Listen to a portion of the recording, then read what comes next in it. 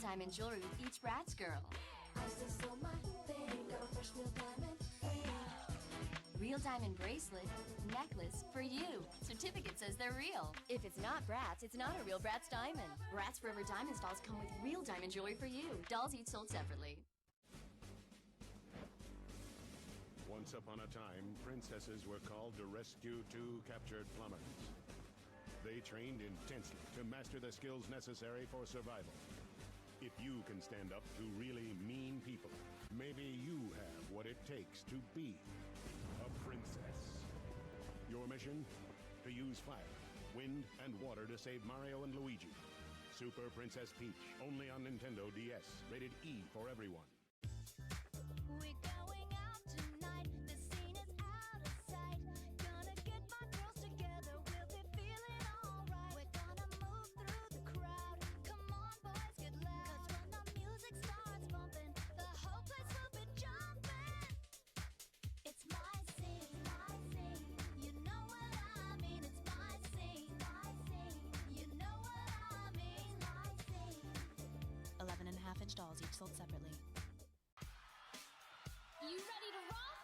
Premiering this fall on DVD. Chillax, girls. Polly Pocket stars in her first ever full-length movie, Polly World, featuring a spectaculous contest at the ultimate amusement park with shopping galore It's so cool. and fabulicious surprises. Off the hook. It's a good thing. Plus, see Polly and the Pockets in their biggest performance ever. It's an adventure you won't want to miss. I'll get you next time, Polly Pocket. Just you wait. So make a date for you and your best friends to chillax with Lila, Chrissy, Leah, Shawnee, and Polly in Polly World. Bring it home only on DVD this fall. This is going to be the best weekend of my life. The new My Scene movie is out. It's a surprise costume party. What will we wear? Amazing costumes. Let's get gorgeous, girls. Barbie medicine, jealousy, noli, masquerade madness.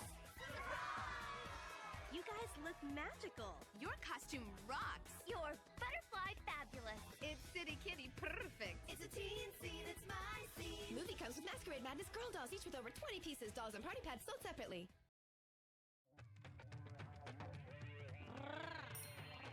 She got a superstar cat.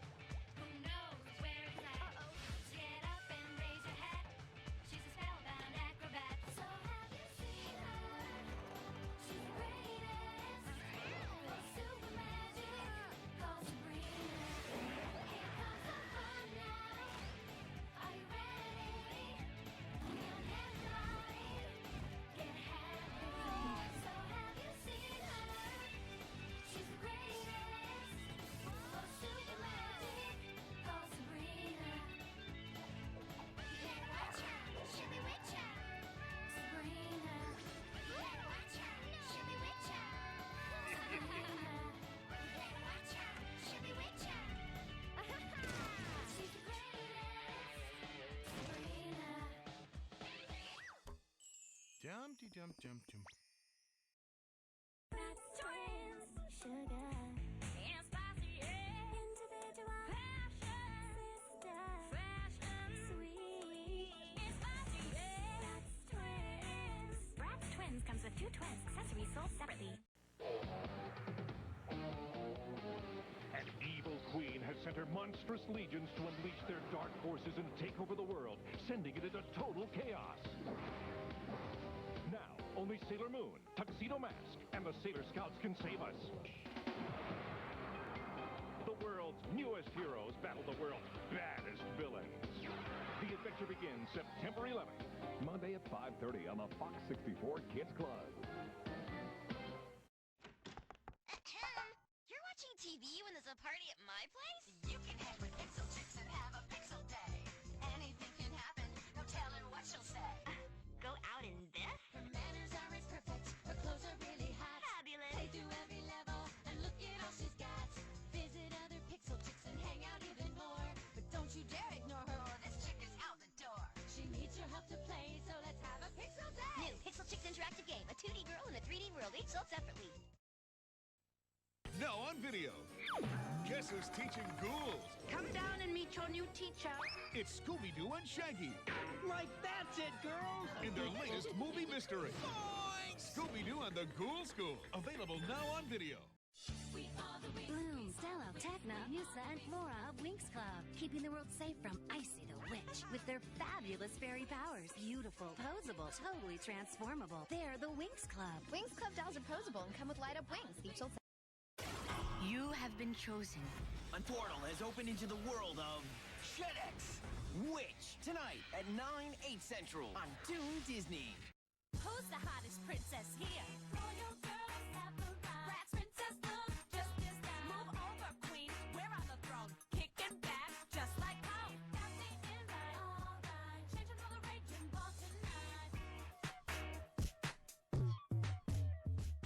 Eagle people party now. Look who gets to wear the crown. Bratz princess. What we're talking about is royal panties rocking out. Bratz Princess Dolls. Dolls and other accessories, each sold separately. Meet the all-new Holly, Hobby, and Friends, coming to DVD for the first time ever. Holly and her friends are throwing a surprise birthday party. This is going to be the best party ever. Join Holly and share the coolest adventures with her Aunt Jessie, her little brother. It's a girl thing.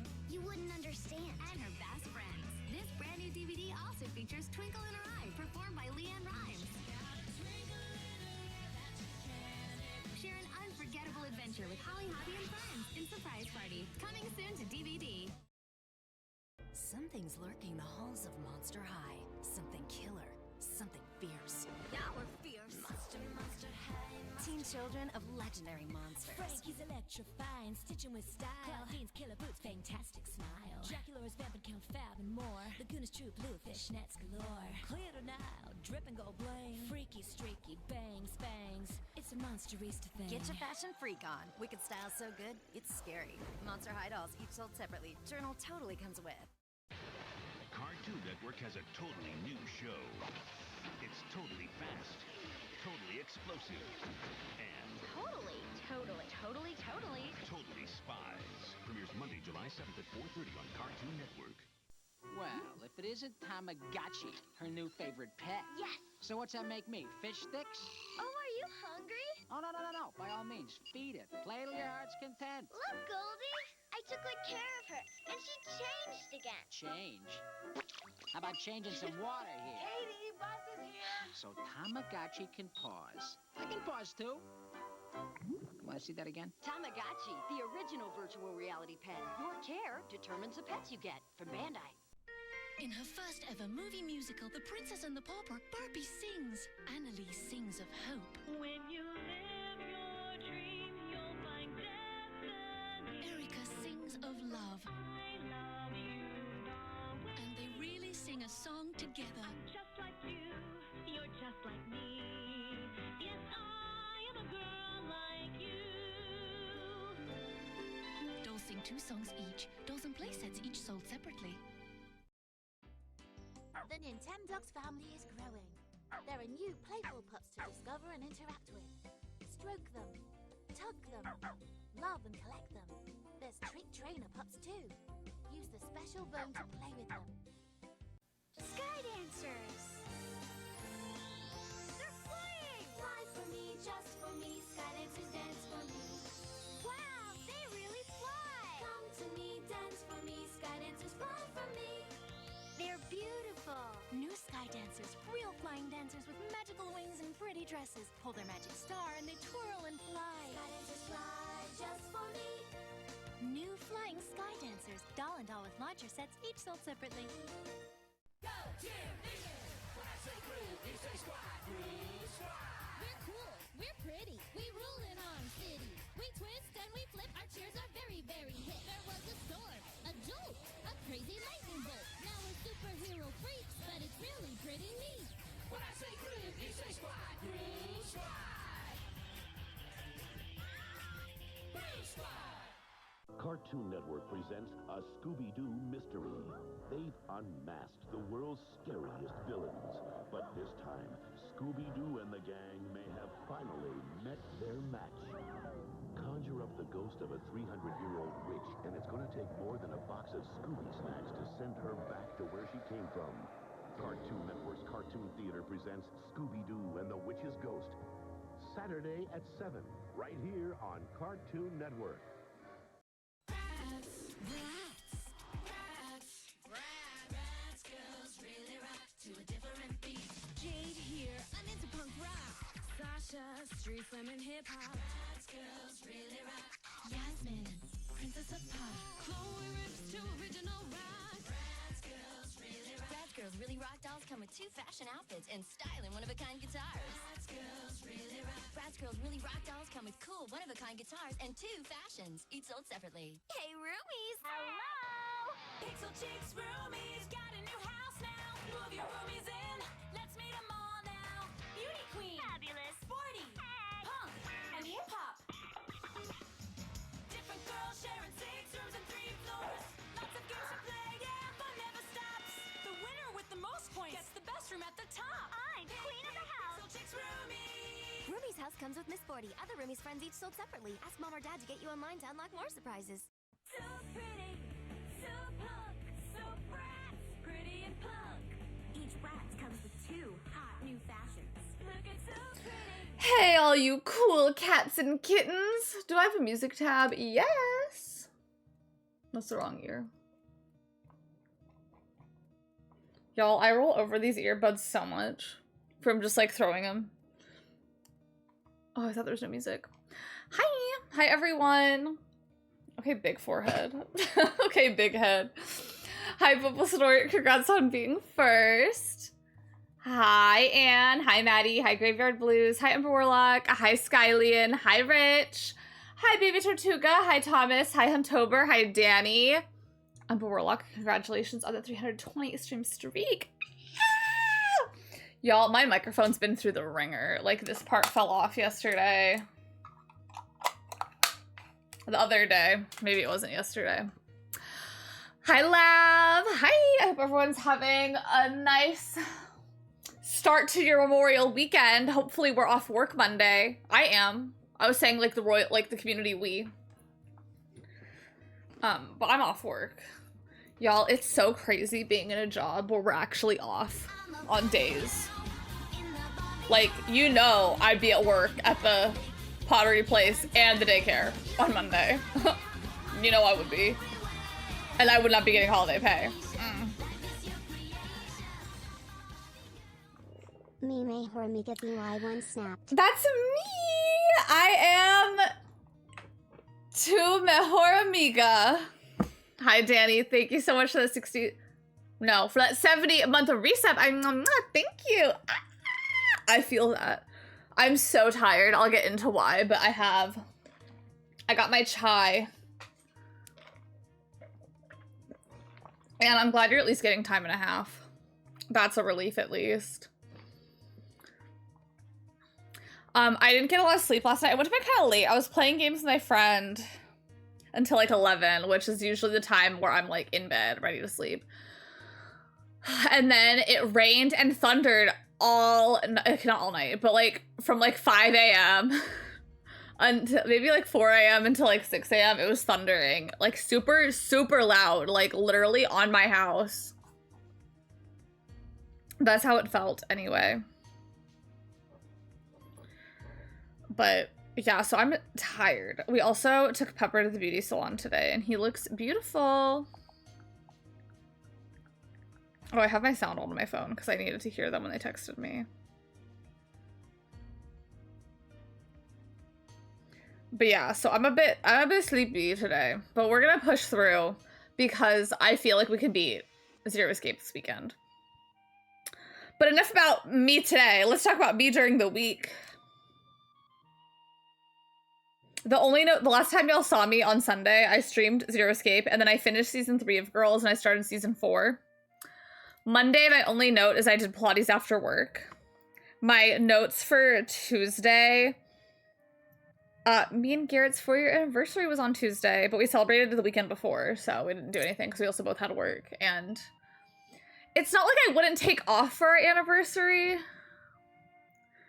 but like I only got 2 weeks of vacation time. So I don't know if I'm gonna do that for a random Tuesday. Like if it were on a Friday, maybe. Congratulations, thank you. Yeah, very excited. He's put up with me and my antics for 4 years. Madly in love with me as far as I'm aware, so that's good. Doing great, going on strong at 4 years. One of my coworkers said my hair looked nice on Tuesday also, which was like not crazy, but I like did less. So typically I didn't, today okay, so I always like round heat brush my bangs just to kind of get them looking normal because otherwise they look really weird. And then I usually go over my hair with like a hot brush. It's just like I don't know. It's one of the Dyson attachments. And then after that, I usually go over it with a flyaway smoother, and that like low-key straightens my hair. I only did the round brush part, and I didn't do the rest. And so my coworker was like, your hair looks so good, and you curl it. And I was like, no, it's all natural. And then I didn't do Pilates, but I did my other gym class. And my gym friend was there, and so that was nice. I always get super excited to see him, because I only see him at the gym. Do you think he has a crush on me? Hey, queen, girl, you've done it again. Constantly raising the bar. What is the anatomy of a flyaway smoother?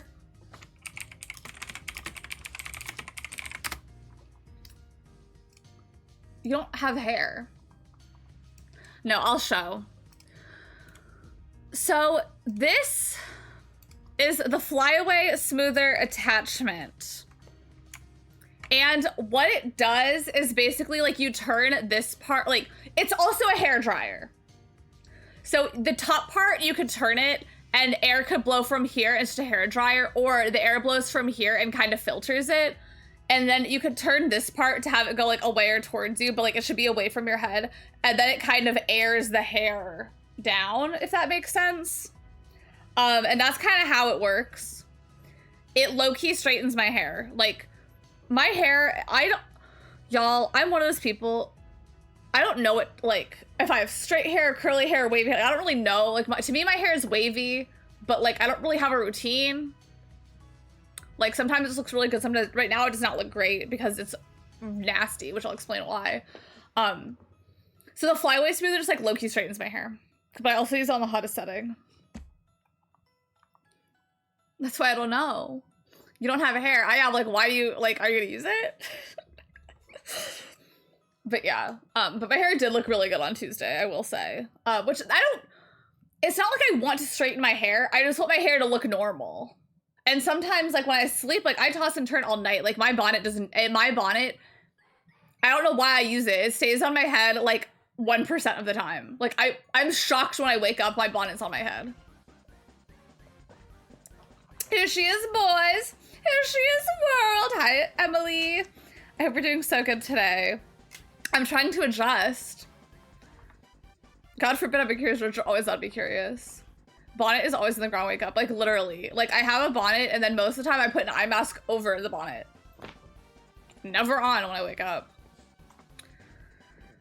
But I still use it in case it does something. Maybe I need a tighter one, but I don't want to like wake up with a dent in my head. And I don't want to like cause traction alopecia like by having it like tied here, but I also don't want like the fabric here because again I don't like wake up with a line on my head, and also like I don't want fabric really on my face because I have to wash it more because of acne and stuff. So I don't know. But I saw my gym friend at work, or not my gym friend at work. I saw my gym friend at the gym, which I literally only see him at the gym. I requested to follow him on Instagram, but I don't know if he uses Instagram enough to do that. Or what? Mainly because I was like, I just want to know when he's going so I can message and be like, hey.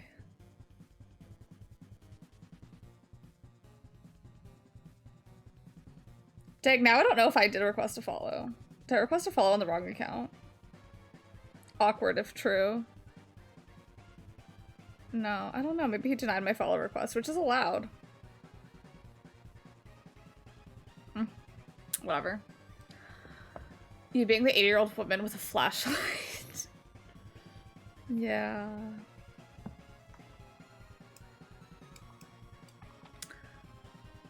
That's me. Did you tell him you were sending one? No, because I didn't. I thought I sent it. Maybe I didn't send one. But if I did, I sent it during the day. So then that way I could be like, hey, I'm going today. But I don't remember if I did or not now. I'm just gonna follow your accounts to support, by the way, because I don't want to be fake. Thank you. Go for it. Follow all my accounts.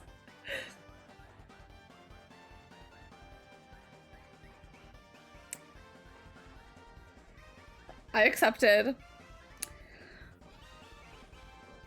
I wonder, like, all of a sudden, like, I don't know, but like all of a sudden everyone like found my actual Instagram account. Not like I have my streaming one like warupeachie, but then I also just have my Instagram that I've had since like high school, middle school time.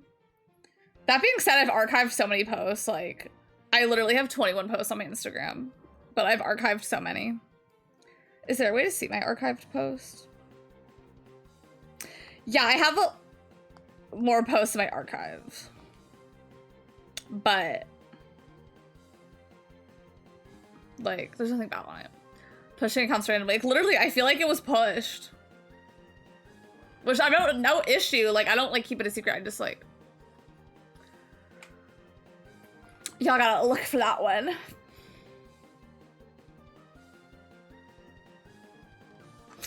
My notes for Wednesday. Oh my god, I did Pilates this day. I didn't even note it.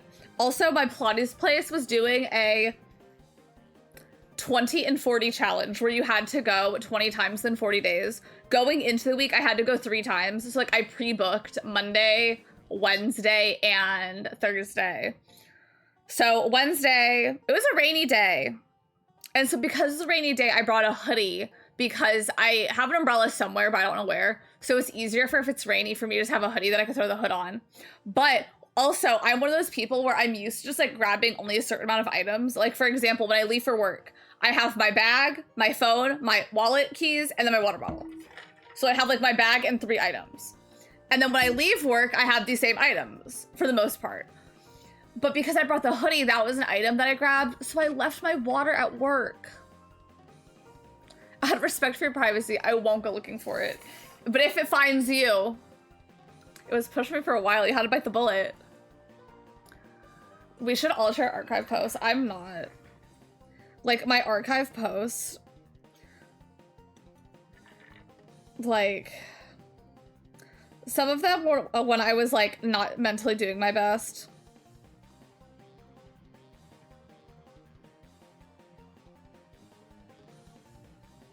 Not that not mentally doing your best is, like, not a problem.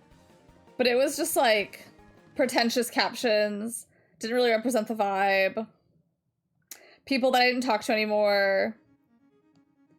Like, not thirst trap, but like thirst trap adjacent. What Instagram am I looking at? Okay, no. I'm looking at the right one.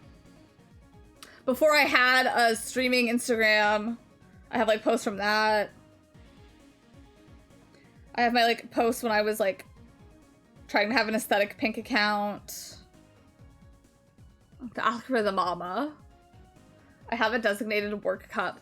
See, one of my friends has a designated work cup and she just leaves it at work.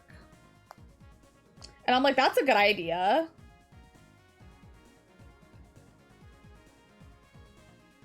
I also have some posts that were like, I don't know. I just, at a certain point, I was like, do I really need to have the pictures I took when I was like 14 on my Instagram? Probably not. It's like the oldest post is from 2018. But like, the oldest post in my archive is from, I can tell you when the oldest post from my archive is.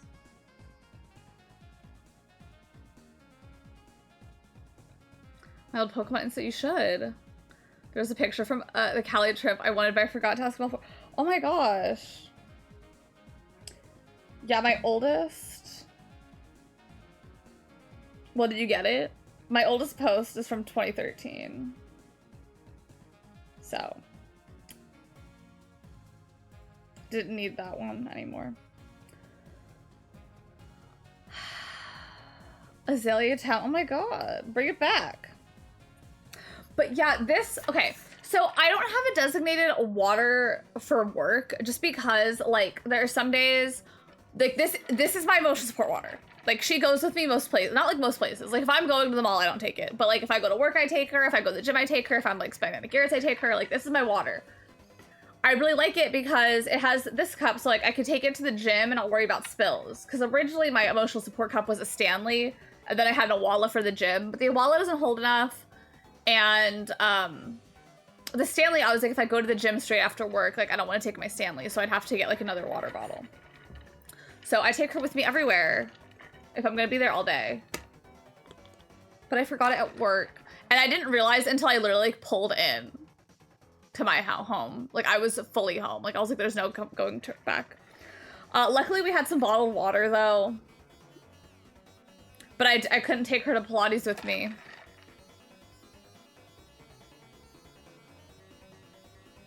But that's okay, because Thursday, I was reunited.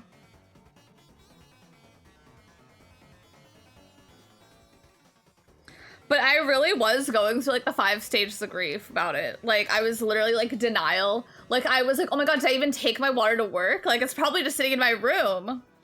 Yeah, I'm so glad you could archive posts, because it's like, I don't want to delete the photo.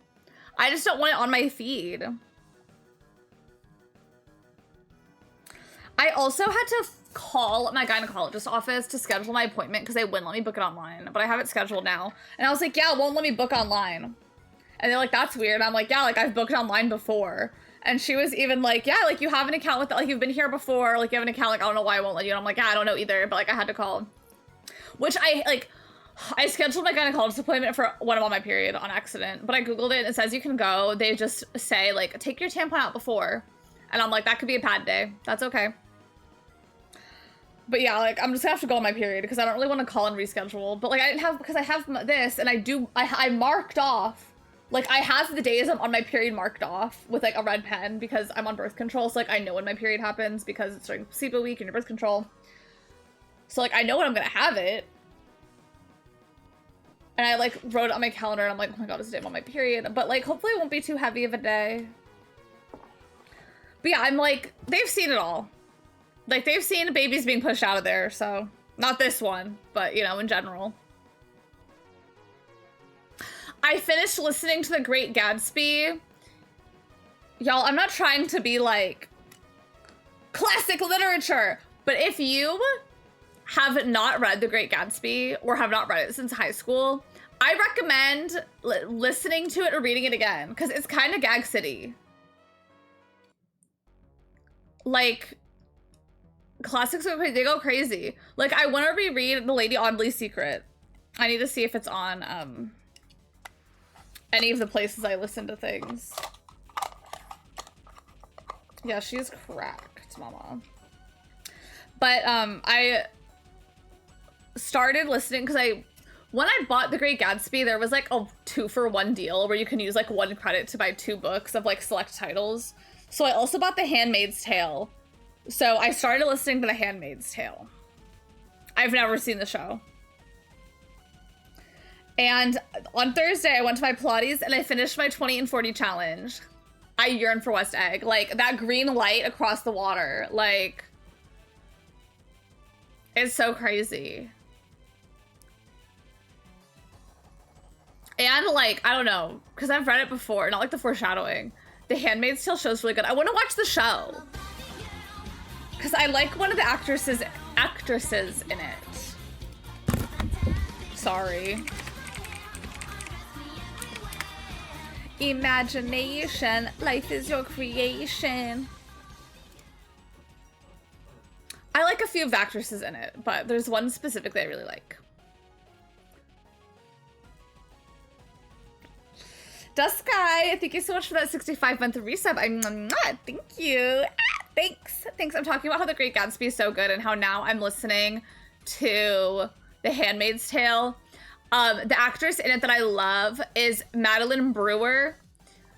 She was in the last season of You, but me and Madeline go way back. I saw her in Cam, and I saw her in Braid, and obviously I saw her in Orange is the New Black, but I saw her in Braid and I saw her in Cam, and it's kind of crazy. She is not like an it horror girl to me.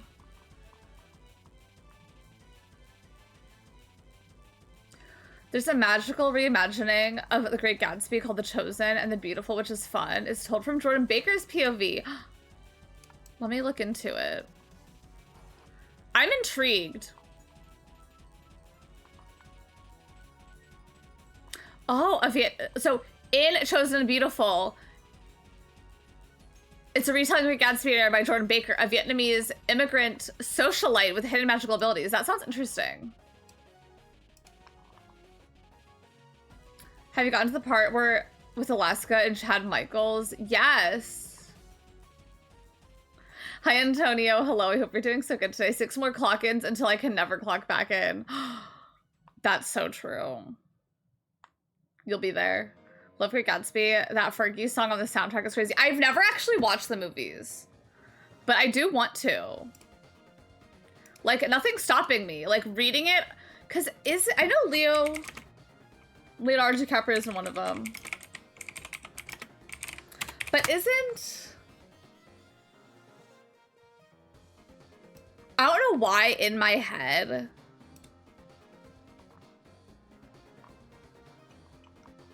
there's 2 Great Gatsby movies.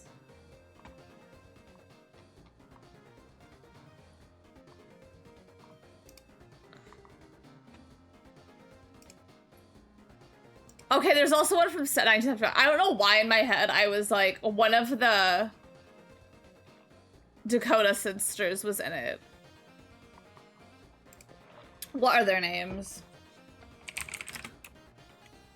The Fannings. One of the Fannings is in it. I'm sorry. Like, I don't know why in my head I was like, Dakota or Elle Fanning is in this film. Because of the format. Like, I don't know what was happening a lot. That's kind of like how I feel a bit with The Handmaid's Tale. Like, I don't know. I'm a bit confused on the timeline because she's like, I remember the time I used to dress like that. And I'm like, how old are you if you remember the time before this and we're dressing like this? But are also like, I don't know. Like, I'm just a bit confused. But I'm also listening to it while I'm in the car driving. There's a few. Leah's the newest. Yeah, I don't know why I was convinced a Fanning was in one of them. Of Carrie Mulligan. She's also Blondie. Probably. I think I'm also just thinking of like one press photo of Elle Fanning where I'm like, yeah, that's Daisy Buchanan right there. And no, that's not Daisy Buchanan right there.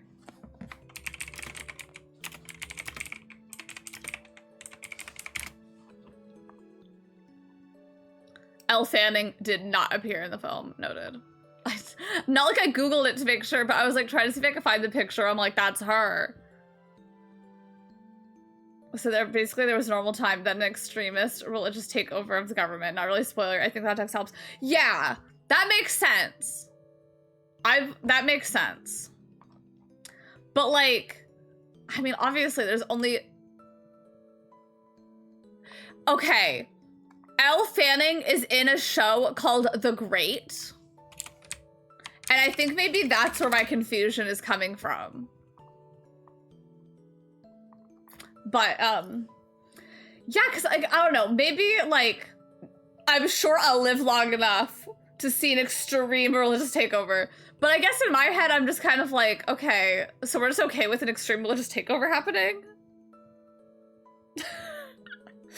Which, like, I don't know.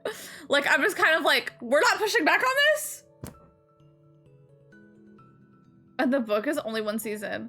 That's crazy, because I was like, I know there's multiple seasons of the show, and I was like, clearly this is like a book series, right?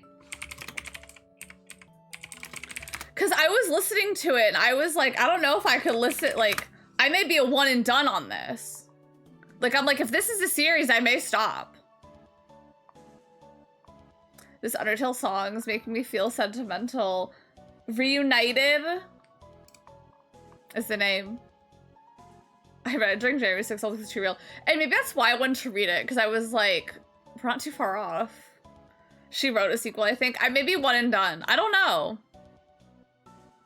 We'll see how I feel as it goes on. I feel like sometimes, especially listening to books, especially if I have never read them before, it's kind of a bit harder for me to get into it. Because, you know, like, you can reread and, like, go back in the book. Like, if I'm listening to an audiobook, I could hit rewind, you know, but, like, I don't know. it's kind of something like I can't go back and be like, what character is that? Please don't try to run. I will at some point. At some point. One day, oh, what's okay? I found the sequel on the Wikipedia page. The Testaments. Well, I don't want to spoil, so I'm not gonna look into that. It's called, but I'm not gonna look into it. Okay. So I finished my 20 and 40 challenge and my Pilates. Friday, we know there's dead ass nobody at my job on Fridays. So because of that, we're kind of trying to treat ourselves a little bit. So we got sub sandwiches yesterday, just like from our HEB order. Not yesterday, last week. But then apparently like something happened to where my boss is like, I'm upping the budget for Friday. So, because one of the employees has been really pushing for sub Fridays to like bring it back. So we're like, we'll bring it back. And I was like, let's get Firehouse. And because the budget went up, she's like, Lauren, get that Firehouse. And I was like, okay, so I got us Firehouse subs at work. And everyone loved it. Huge hit. Everyone was like, thank you, Lauren. And I'm like, okay, you're welcome. Now the sequel's getting shown. That's crazy. Good for the cast, though. Like, I'd love if the cast is in it. I don't know. No one say anything. Like, I guess have a whole new cast. Like, I don't need to know that other characters are in it. But like, I'm intrigued. Love a treat. Yeah, so we got a little treat of that. And I was like, I'm going to Pilates after work because the Pilates classes are like askew by 30 minutes. So typically I go to the 6 p.m. Pilates class. But because they're askew, there's a 5:30, there's no 6:30, there's a 5:30, and I can go to it after work. But I left work early because they're like, Lauren, you should not be working more than 40 hours. Like, take longer breaks. And I was like, okay. So I took a long break and was like, I'm gonna leave 30 minutes early. So I'm at 40 hours. Because also, like, nothing happens on Fridays to where, like, I told my boss, like, I may leave at 4. She's like, that's fine. Like, there's nothing happens on Friday. And like by 4, like everything that could be delivered was delivered.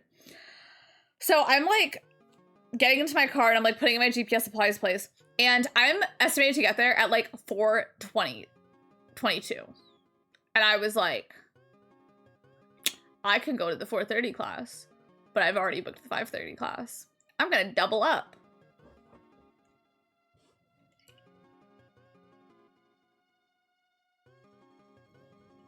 Look me in my eyes. Don't ever do that to yourself. Loca. Loca as fuck. During that first Pilates class, I was like, I know, I wish I was like looking, I was like, do I still have a Zoom button? I don't. That was one of the, not like it wasn't fun, but that was one of the least fun Pilates classes I've ever had. Everything I didn't like, we did. Luckily, not because of me, but I was like, you know, I went to the bathroom because like again, the class starts at 4:30. I walk in at 4:28 and I'm like, hi, I have still my work clothes I have to change. Didn't have time to go to the bathroom, so I'm just like stressed. Are they an hour? Technically, they're like 45 minutes. But it's like an hour block. Like, the class, like for example, the 4:30 class ends at 5:15 because that like allots like 15 minutes to like, you know, everyone to like leave and come in, blah blah. But yeah, it's 45 minutes. But we did everything I didn't like. And then after, you know, like I went to the bathroom and came back around the corner and I was like, I'm doing the 5:30 also. And she was like, oh, I may change it up a little, I don't know. And luckily she did change up like one of the things that I really did not like doing. So I was very thankful for that. And after the class, I said, thank you for changing it up a little. She was like, I may not. And I was like, don't change it for my sake, like whatever. So I'm a bit sore right now because literally during the first class, my legs were shaking and I was like, I have to do this all again. So, but I'm not going, but I felt real good after. So I definitely treated myself to some dumplings because I felt real good after.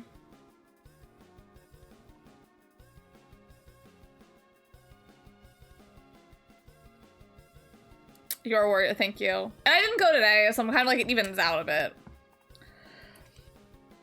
And then I played some games with my friends a little bit. We did like some Bloxy bingo, and then it's my friend that I play the other Lauren who I play games with sometimes. We played a little bit of Wizard 101, and we got to the point where we can't progress at all because everything's now like paid for, so that sucks. You're the strongest person in the room right now, literally. But yeah, my like arms hurt, and we took Pepper to the beauty salon today, and like holding him in the car, I was like, I can't hold my arm up right now. Which, that also being said, I was literally bitching to my mom about how if you can double up and take multiple classes in a day, you're clearly not pushing yourself hard enough in the first class. Because in this 20 and 40, like, again, also Friday was I did 22 and 40, thank you. But in this 20 and 40, some people were literally finishing in like 10 days. Like, these stay-at-home moms literally just did Pilates all day long. And I was complaining to my mom because I'm like, if you can do that, like, you're clearly not working very hard. Like, you should be like, and gym classes in general, like if you could double up on gym classes, you're not pushing yourself enough in the first class. I'm a hypocrite though. I did another class because I have Final Fantasy Online related item that I probably use. I don't play it. I'll look at the item though. I'll look at the item. But like, if you would know other people that are like more passionate. My man does still, so I could offer it to him. I'll get in touch with him too. I just was like, cause you know, like if I didn't want it, my man is like, you know, like there's a degree of separation, like you, me, my man. Like if you had a 1 degree of separation, like if you had other friends that were like really into it, like I would say offer it to them first. But like I will ask him. I just didn't want to be like, I don't want it, but like someone you don't know may. But I will ask. I just didn't want to like, if there was someone else you knew first. If that makes sense. But I will look for sure and ask if he wants it. Because he plays regularly. He he's playing right now, I'm sure. I was going for him as, okay, cool.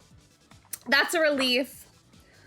I try really hard to not be a person that like shoehorns my boyfriend into everything I do. So like, you know, if you're offering me something, I don't want to be like, he'll take it. I was like, well, I can offer him.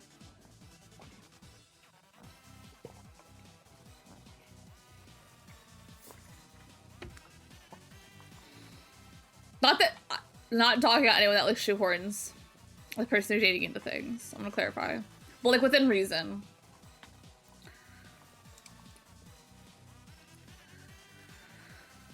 Me seeing the TikTok of my friend that invites her BF to all the girls' trips. Like, I haven't actually seen that, but yeah, it's just like one of those things like a time and place to invite your boyfriend, but on the girls' trip, I don't know. It is always intriguing though. Like, I feel like my dad does it. Like, I'll be talking about doing something with someone and then being like, are you gonna take Garrett with you? And it's like, no, why would I? Like I wouldn't even think to invite him, you know? Not think to invite him, but like, for example, I got lunch with like, when Garrett drove me around town, you know? And it was like, oh, are you gonna have him go to lunch with you? No. Like, one, he doesn't want to. Like, he's strictly driving me around. He's my chauffeur today. Being, well, I like my BF. I want to hang out with him. Like, she's missing the message. Yeah, like...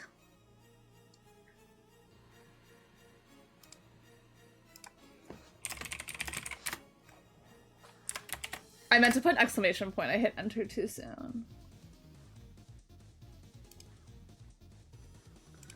Do you not want it, or do you have two?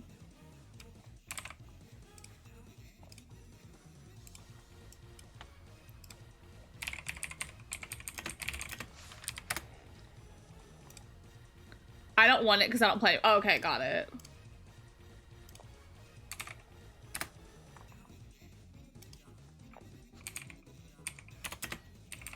I'm asking.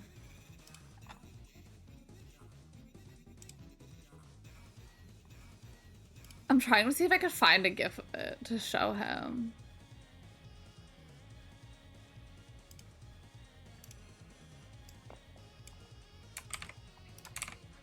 Okay, I'm asking. I wanted the stickers mostly. That's how I feel sometimes. They have some cute stuff though in this. Doing stuff without your partner is really good to have a healthy relationship more than bringing them around. That's what I think too. Because like, you know, obviously I love my partner and spending time with him, but it's just like, I am so aggressively like, and this comes from like years of experience, not like years of experience, but like even before like me and him started dating, like, you know, going out on dates from Tinder, I think it really, not like kind of helped me figure out what I want, but it kind of helped me figure out things that like are no-go for me. And like, I very aggressively am like, obviously we do things together, but like we are allowed to do things separately. Like we're allowed to have our own friends. We're allowed to like have activities aren't the same. Like we don't have to do everything together. Like obviously there are some things where it's like, I'd love for him to go do things with me and like whatever. And just like spending time with him, you know, like if there's something, for example, where like I could go with someone else or go with him, like I wouldn't go with him. Like, for example, like he doesn't want to go to the rodeo next year. And he's like, I can see if my mom wants to go with you. And it's like, I wouldn't go with you though, not your mom. Like love his mom though, but like, you know what I mean?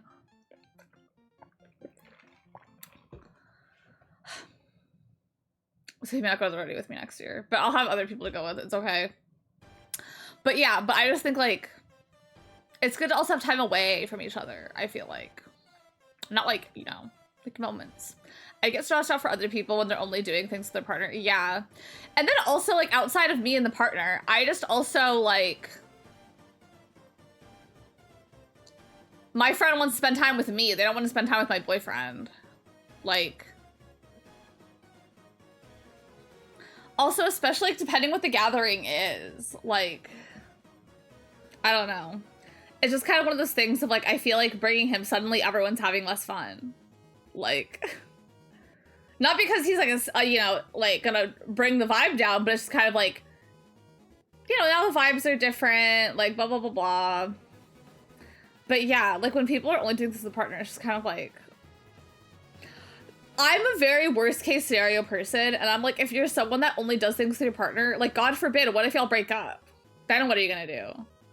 Because, you know, I've been someone who, like, obviously I do prioritize hearing and things, but, like, I've been someone who's, like, definitely prioritized, like, specific people, like, the person I'm dating over friendships, and then we broke up, and suddenly I'm, like, shit out of luck, because I don't have any friends anymore, because I put all my energy into who I was dating. And then it's like, well, fuck, I have no one I could cry to about this now, because I got myself in this pickle. I hate if he just sits there and doesn't talk pursuit or anything. That's horrible. Yeah, I would hate that. Like, we both gotta be on.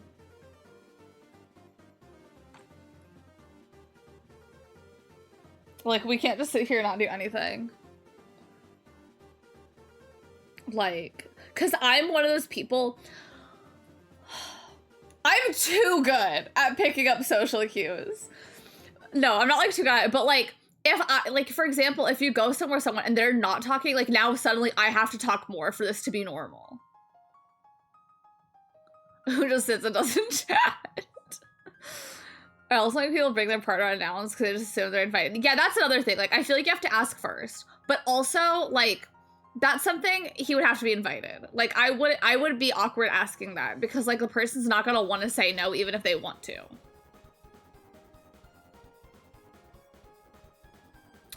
Yeah, being the third wheel of the couple, it can be really uncomfortable depending on the couple, for sure. My work friend wanted me to have a housewarming, so I made one and invited them, and one guy just showed up with his boyfriend. I was like, oh, you're probably blah, blah, and he was like, oh, was I not supposed to? And I'm like, well, he didn't tell me he was coming. Yeah, like, because it's also depending what it is. Like, for example, if you're planning something with your friends for 4 people, and suddenly they all bring a +1, like, damn, I only got enough food for 4 of us. Is a lot of time. It's just me being out of my apartment is enough for me. And sometimes that's what it is. Which is like, depending on the situation, okay. But like, you know, like...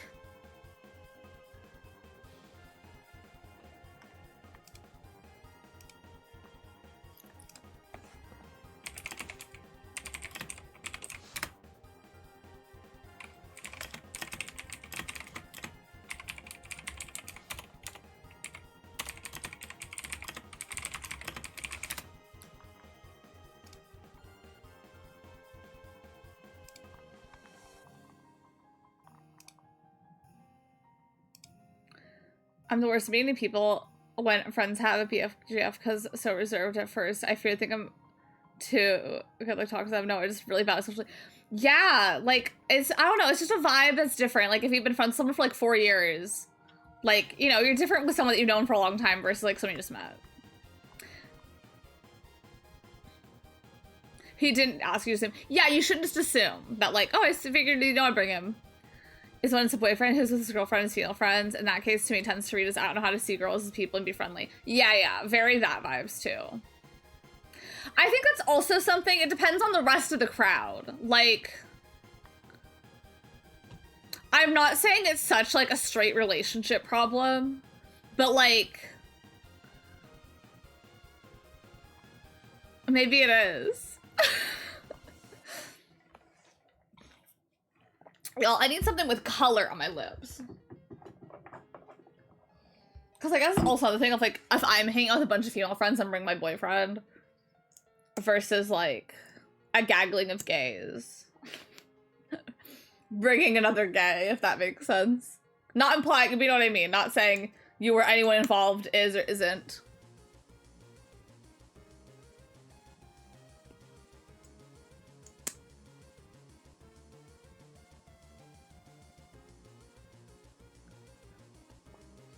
But even to other friend groups, like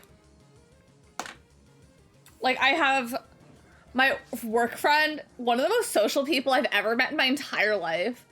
I went to the book fair with her and I went to her birthday party and there was like, you know, a variety of gender identities there. And like, I wouldn't invite my boyfriend to that. Not because like, obviously he's okay. Obviously he's no issue with other gender identities. And sexualities and stuff, but like I barely know these people and I'm fighting for my life. Not like I'm fighting for my life, but you know, it's like I'm already on. I'm not gonna be worried about him. Now imagine all this being polyamorous. I'd rather die than imagine myself being polyamorous, but I get what you're saying. Yeah, the social dynamics are just different. Okay, so I shouldn't say straight people versus a gaggle of gays. No, I take it.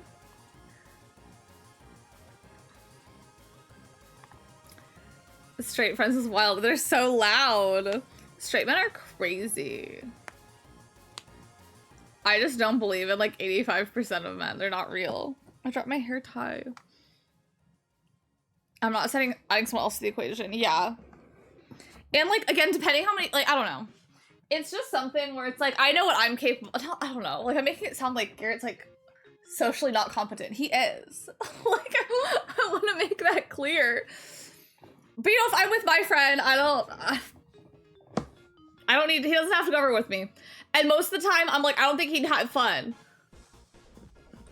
Like, I think he jokingly said something, and I was like, I'm sorry to invite you. Like, would you have wanted to? And he's like, no. And I'm like, okay, there we go. You don't want to go.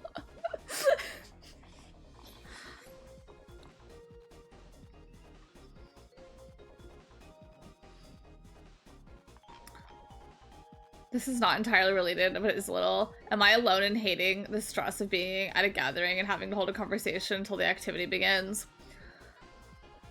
I have a similar but different thing that I want to say about that, but I agree. I do agree. Because it's something where it's like, I don't want to be too early because I want to avoid that situation. To a whole friend group at once versus meeting someone. That too. Because it's like, you gotta be on for so many people. We've heard him talk on stream. I think we get his vibe. Yeah. Yeah, y'all get the vibe.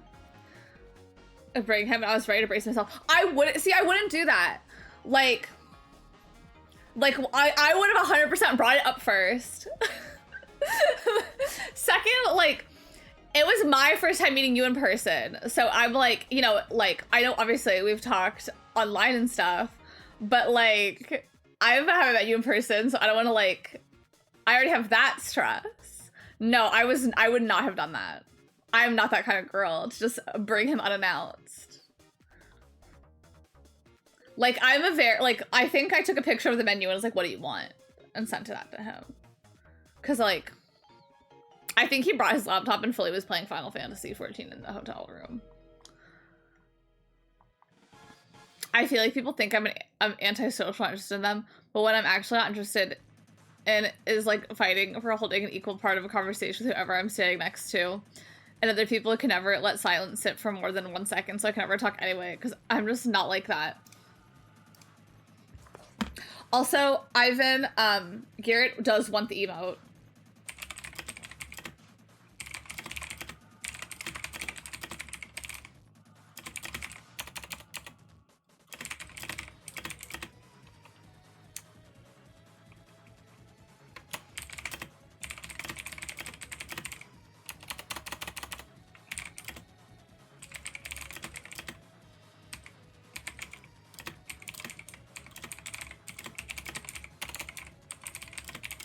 Is that a pick? And he can stand. Okay, slay. Thank you.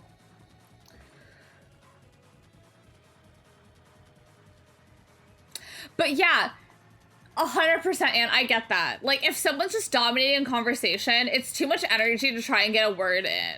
That's, like, my issue with my one coworker that talks too much, is, like, the conversation's being dominated so much, and the conversation already goes on so long, like... I'm not gonna fight for my life for this. Also, my slightly related thing, but not completely related, the stress of holding conversations activity begins. Not the same, but it made me think about it. My current issue, which y'all need to hear me out first. I believe there is such a thing as being too early for a meeting or an interview. There have been a lot of interviewees come in for an interview. The interview is at 10 o'clock. They are there at 9:30. And so now they have to sit here until 10 o'clock because the interviewer is ready at 10 o'clock. Let me elaborate. I think you should get to places early. Like, I 100% would park at an interview 30 minutes early, but I'm going to sit in my car for 15 minutes, so I only look 15 minutes early. Because, like, again, they're sitting in a reception. I'm just kind of, like, awkwardly sitting there, and it's, like, a lot, like, obviously I'm the receptionist, but, like, there's a lot of things I have to do for my work that involve me not sitting at my desk, but it's, like, now I'm kind of forced to sit here and kind of, like, hey, not, like, talk to them for 30 minutes, but, you know, it's just kind of, like, they're awkwardly sitting there, like, I'm kind of awkwardly sitting here. The interviewer is not ready for another 30 minutes because that's when the interview is scheduled for. And there was one time, I don't know why, but a person had to come in for a virtual interview. Like, the person they were interviewing with was just joining online. And they got there early, and the meeting room wasn't available until it was time for the thing anyway. And it's like, because it was the whole thing, but I was telling someone, it's like, either they awkwardly have to sit at reception, or I have to awkwardly set them up on the Teams device. And just have them sit in that room. Do you want to look around the shoes and clothes while you wait? And that makes sense.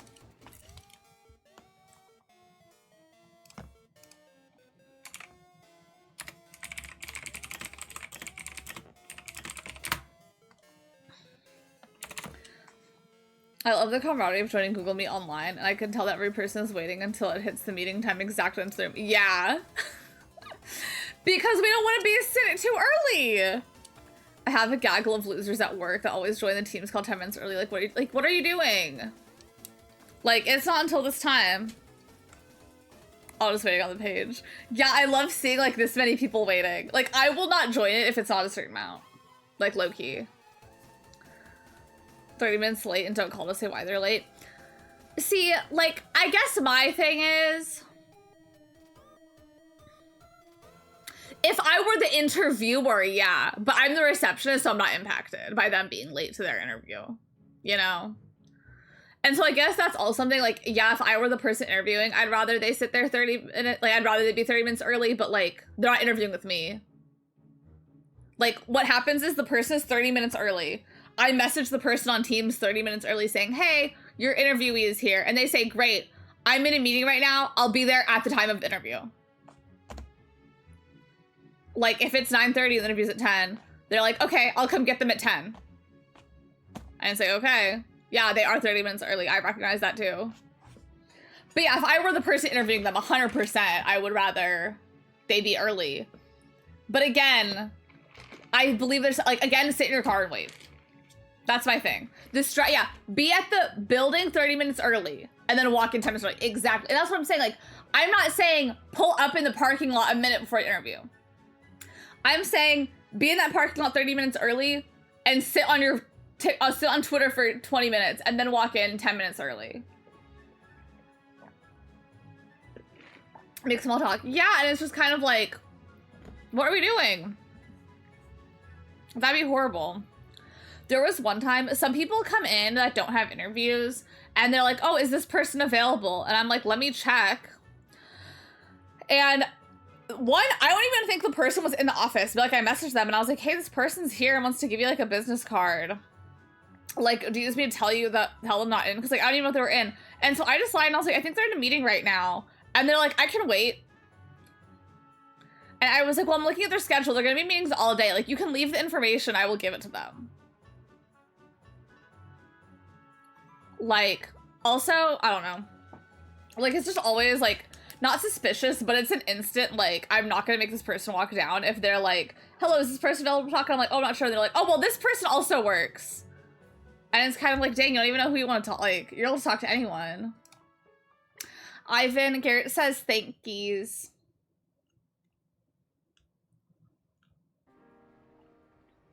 Can't take the hit. Yeah, it's like you don't have an interview.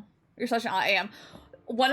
There's a few people in the safety department at my job, and one of them like just came back. Like I've my entire time working, I've never seen her. I don't know if she was on like maternity leave or what kind of leave she was on, but she's back.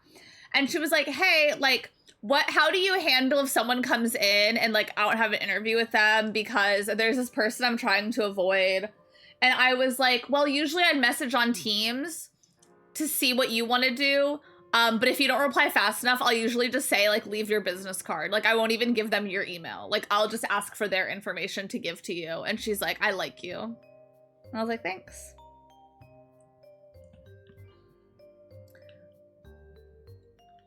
Because it's true. Like, I'm like, I'll have them get in touch with you. And they're like, do you have their business card? And I'm like, no, but, like, if you give me yours, like, I'm literally just the receptionist. I kind of am like the Devil Wears Prada movie. Like, I really, like, for the most part, I nailed the reception part of my job. Like, again, I think I should be aiming higher. And obviously I do aim higher. Like, it's not my end goal, but, like, I do think, I didn't even question the Beats Prada. I do think I was kind of born to be a receptionist. Like, I really do think I have that dog in me. I need to put my nail oil on. I need to buy more nail oil. My typical one ran out, so I'm using this one that's like the birthday cake scent, but it does smell good. But it's not my usual scent. I also think so, but I think you can do literally whatever you want. Yeah. But you're just so naturally organized person, so it makes sense. Thank you. Yeah, like, not to toot my own horn, I'm reasonably organized, and I do think I'm very personable. Like, not to toot my own horn, but like, it's not like I'm holding these like long conversations with people, but like I'm very friendly in person. Like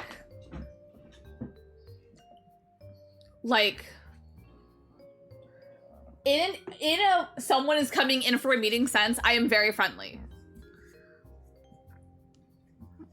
Like, I'm not the friendliest person alive, but you know, like I could have a little water cooler conversation with fellow employees. Like, I match the vibe.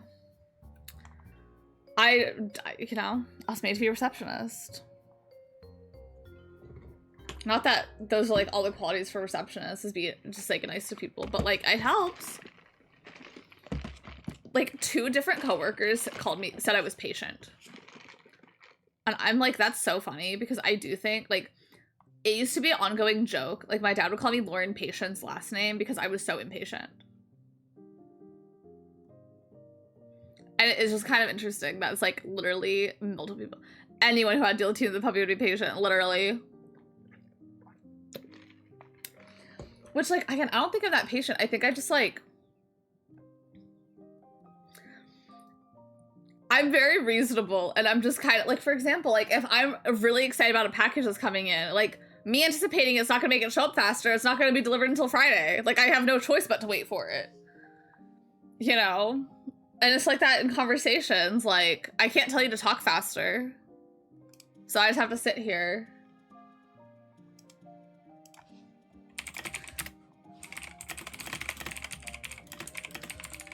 Apparently, the Jollibee has follow-up questions after you scan the QR code.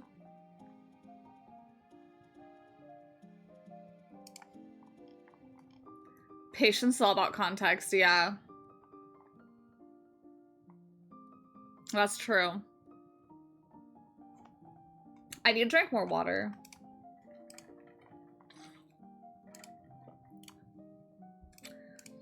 Ivan, I'm sending you this message of the follow-up questions it's asking Garrett about.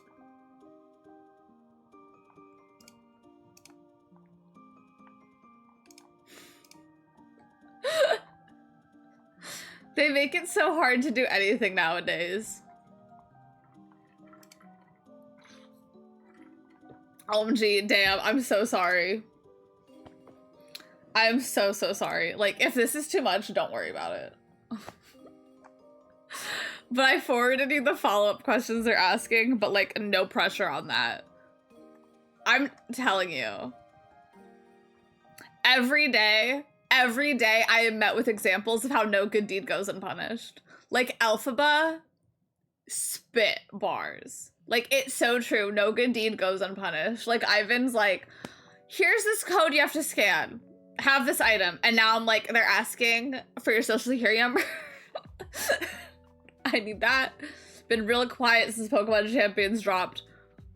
No. I'm still seeing them. They're banned here. All helpful urges should be circumvented. No good deed. There was one of my coworkers, the one that made me fold 150 zines, literally asked me to buy like a laminating paper that was like not the standard laminating paper size, a lamp for her desk, different color markers, and something else. She got fired like she quit like 2 weeks later. And it's like, damn, now we have a desk light that no one wants. All these colorful markers that no one needs. Like, laminating paper in a size no one's gonna laminate in. Because, like, for example, like, there's standard size, there's ledger paper, there's legal paper. This is, like, legal size laminating sheets. Why aren't you playing the hype new game, Yoshi the Mysterious Book? Is that out? Didn't even take advantage of the company freebies. Like, damn. Dang, it came out 2 days ago. I may sit that one out.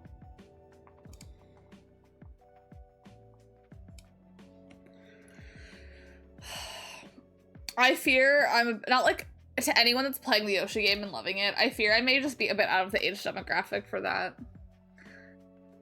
With that being said, obviously I play games for younger age demographics, but they're games that I feel like are a bit more nostalgic for me in some way. And like, I've never played any of the Yoshi games as a kid, so to me I'm just kind of like, okay. Renee is the only person playing it. I'm saying this in a way of like, yes, she plays a lot of Nintendo games. That's what I'm saying when I say I'm not surprised. My following list has not been showing me everyone that's live lately. And it's really annoying. Some Nintendo has been flopping lately. Can you name someone who's hyped on Kirby right now? Not me. No, I love Kirby. My mom and I went to this Target today while Pepper was at the beauty salon. And they had a Sprigatito plush and then that emote is so funny. And then they had a Kirby plush and she's like, is this also Pokemon? I was like, no, that's Kirby. And she's like, why is he squished? And I was like, I don't know. It was cute. Lincoln was with her a bit. Oh, I saw Lincoln on the Jay Witt stream with Tina the Puppy. And Lincoln came in and I was like, Tina the Puppy, you better pull it together. And Tina the Puppy did not pull it together. Tina the Puppy was like, how does your child feel about your reckless spending? How does your child feel that you're a shill for Nintendo product? That you're Nintendo's bitch. Like, that's literally what Tina the Puppy was doing in Jay Witt's stream. No, not those words, but like low-key. Huntober, back me up. Tina the Puppy was literally like, how does your child feel that you have a Switch 2 versus a Steam Deck that saves you money? How does your child feel that you're irresponsible with money? I worship at the altar of Tina. My parents from Nintendo shows, I'd be so happy. Yeah, I'd be like, who give a fuck? Yeah, it was also, thank you. Thank you. Like, not to quote verbatim, but like low key. The way you can't even buy a Steam Deck. Are they out of stock? My mom has one. I bought it for her. You can't buy them? Are they out of stock? Like a dead ass? Oh my god, they're out of stock. I bought her one at Christmas time. Was it even last year? Maybe the year before.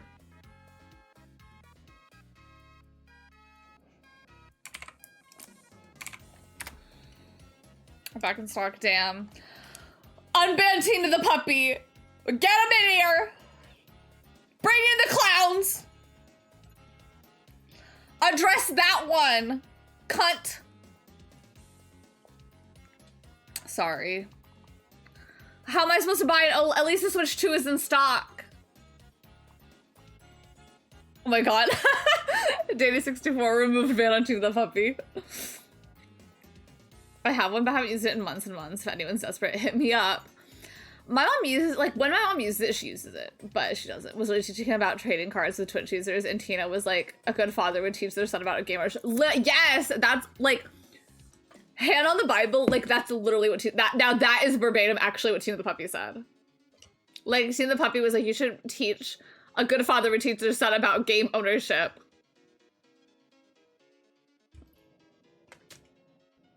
Tina the puppy is one of the most out-of-pocket people I've ever witnessed. You need to play Nintendo. I know, I switched my game. Game ownership is not a real phrase, it's crazy. Like...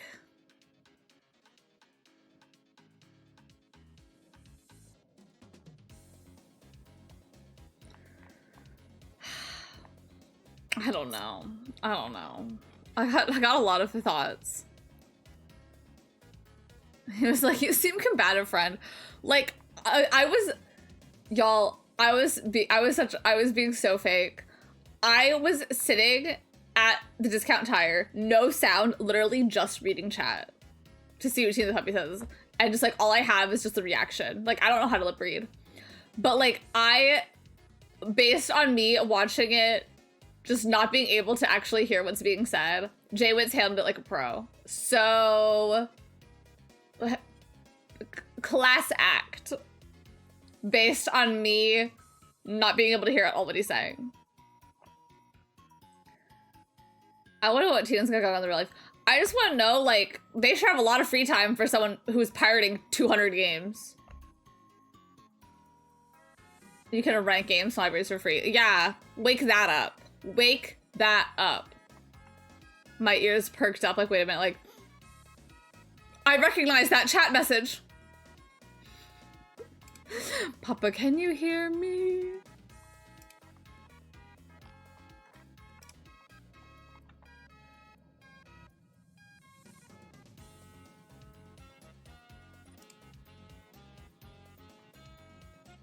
Papa, can you hear me? You know what we should do? Play Zero Escape. You know what we should do? Yug into it. Has 200 ROMs that she stares at rather than playing games. Yeah, and it's like at that point, like, what are we doing? Like...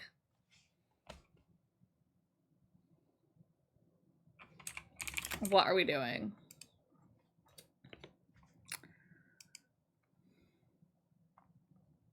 Launch 9 hours, 9 persons, $9. Also, I want to also rehash. It was brought up last time of like, sometimes you call it Zero Escape, sometimes you call it 9 hours at percentage doors. I also didn't even mention, this also technically is like, hold on, let me exit it, because like, not only that, it also goes further in that this specifically is like Zero Escape, the nonary games. So, like, I could really be annoying and be like, we're playing Zero Escape, the nonary games, 9 hours, 9 persons, 9 doors. The most ironic part was he was literally playing a ROM, and I was like, yeah! Like... You're preaching to the choir on this! Okay. Did I pick... I think I picked the route we were doing. Option A.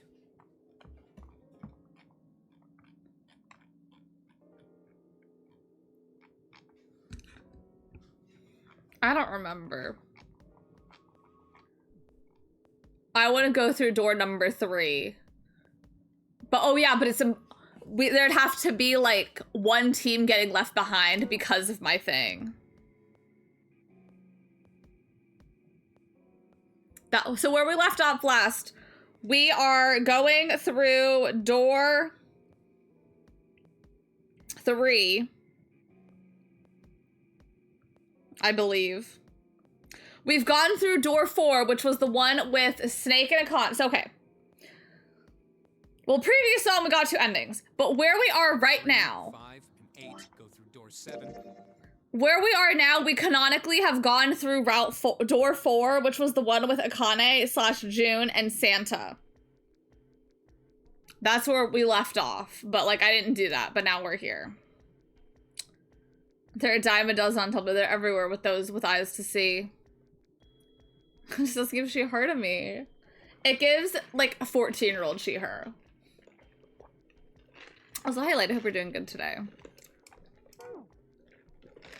But since we're going through door 3, it's not an even split of people.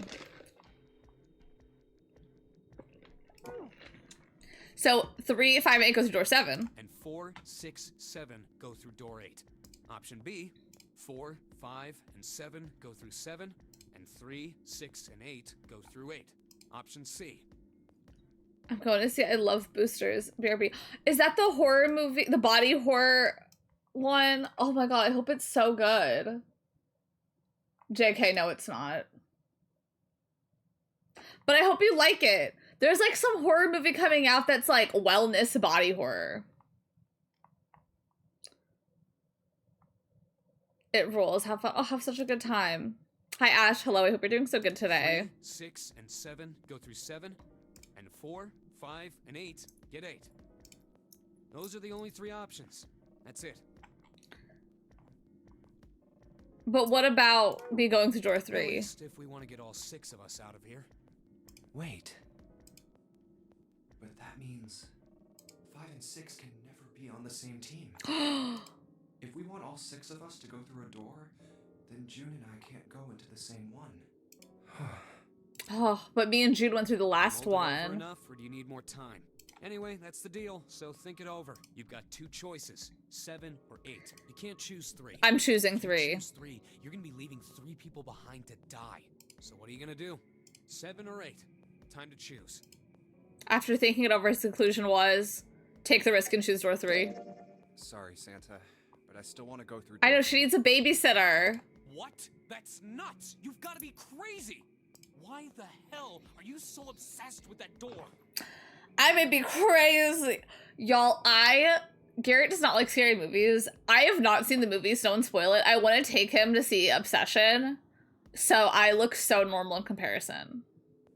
I'm already so normal, but I just want to be like, look, I could be like that. Aren't you so happy I'm the way I am? But I do really want to see Obsession. Everything I see about it online, it looks so good. Like, I keep seeing, like, the Uncanny Valley makeup they did on her, and I'm like, this is incredible. You're so funny, thank you. Need to watch Obsession, too. I want to see it so bad. But, like, I honestly just need to get over the hurdle and just go to the movies by myself. I'm just curious about door 3. Because there are so many movies, not like so many, but like there's sometimes like movies I really want to see and I'm just like, I know no one that I typically go to movies with is passionate enough about whatever it is. Because I try and be apparently, Garrett's running a tight ship where he is like, I will only see X amount of movies with you a year. Which I think is like 6 movies. Which is fine. I think I'm only at 2 right now for the year. So I'm like, I can't waste it on that. And then my mom, I don't think would like, she'd go with me, but I don't think she's like passionate about it. Plus we're gonna see the Devil Wears Prada too, so. Does he have cinema trauma? No. This also, I want to clarify, that 6 movies includes like watching it at home and watching it in theaters. Like they're all bundled together. And he was like, you've already wasted 2. And I was like, on what? How to Train Your Dragon 1 and 2?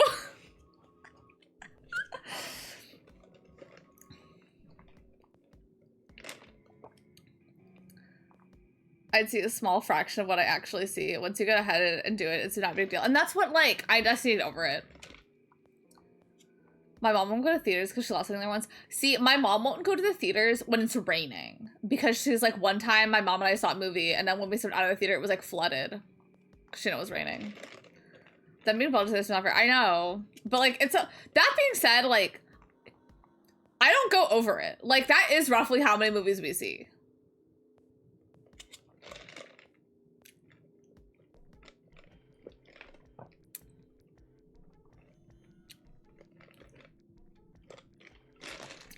Plus, I feel like we're, like, not his fault. I feel like we're both just, like, me specifically, because, like, if I want to see it. I'm really bad about seeing things in a timely manner because, like, movies are literally in theaters for, like, 2 weeks, and then they're out. So it's like, oh my god, like, for example, I really wanted to see Wicked 2 in theaters. I just didn't go see it, and then now it's not in theaters anymore. And I like doing that. I want to see Hokum. But I'm, like, scared. What if I'm too scared? Honestly, one of my friends, my friend that's my coworker, I know she likes horror movies. I just need to start being like, do you want to go? Let's go.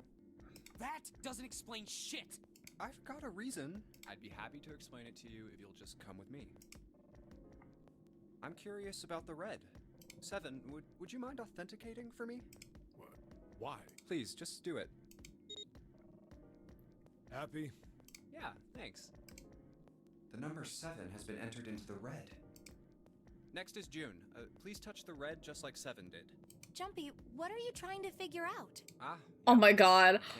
I'm gonna fuck them all up. I might have found another way out. 7, 8, 9, 10, 11, 12, 13, 14, 15, 16, 17, 18. He's gonna have her scan it, and then pull the thing real quick. What? Really? Now please, June. Oh, okay.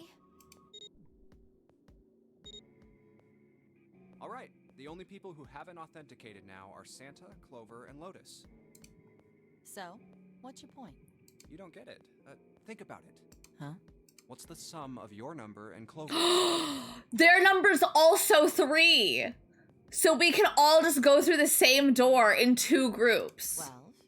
And what's the digital root of that? 3. Which is Santa's number. By the way, Lotus, what's the number that's currently in the... 7 plus 6 plus 5 equals 18. It would be 9, right? Or not. Yes, and what will the digital root be if you add 3 to that? 3. The door's number. There you go. Hey, wait a minute. What the hell are you up to? I'm not up to anything. I'm just waiting. Waiting for what? I'm waiting for the balance to shift. Santa, or Lotus and Clover. Once one of you moves, the others won't have a choice. Wait, hold on. I think I'm confused. Hold on. I did not do my math right.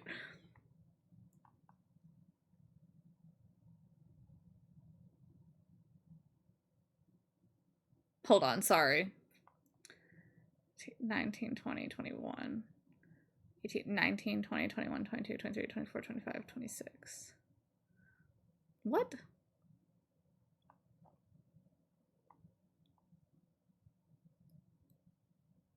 $19, 20, 21.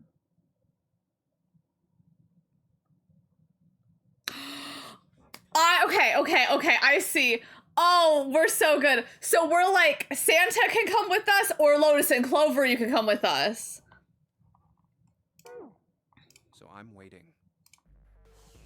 That's kind of gag. You tricked us. That's kind of gag. All that stuff you were going on about is all bullshit. Okay, so we can't all go through it. Bullshit. Never mind. Huh. I don't think so. Didn't I tell you I'd figured out another way to get out of here? This is it. Oh my god. I read the message from Moving with Sailor Jupiter for it, and I think I misread it, but I was like, oh my god, what's the context of this? And I was like, what did I miss? Who's Sailor Jupiter? It's in Tomodachi Life. That's so fun. I'm shocked I haven't made any of the Sailor Scouts yet. Danny, it's been, last night it was thundering, like, I'm so tired. It started thundering and lightning at like 4 a.m. And Pepper woke up, like, everyone's house woke up. It was so loud, like, I literally, like, the house shook. Like, it was right on top of me. And I was so tired. Why the hell would you do something like this? Jumpy. You did this just so you could go through the same door as June. Who give a fuck? That's it? So, who's it going to be? Santa or Lotus and Clover? This is kind of crazy. Shit! Let's go, Clover. Divas. Divas. Fuck! That gag. No, wait! Ah! This is insane! This isn't right! Yeah, well, you may be right. Hold on, I need to get my notebook out.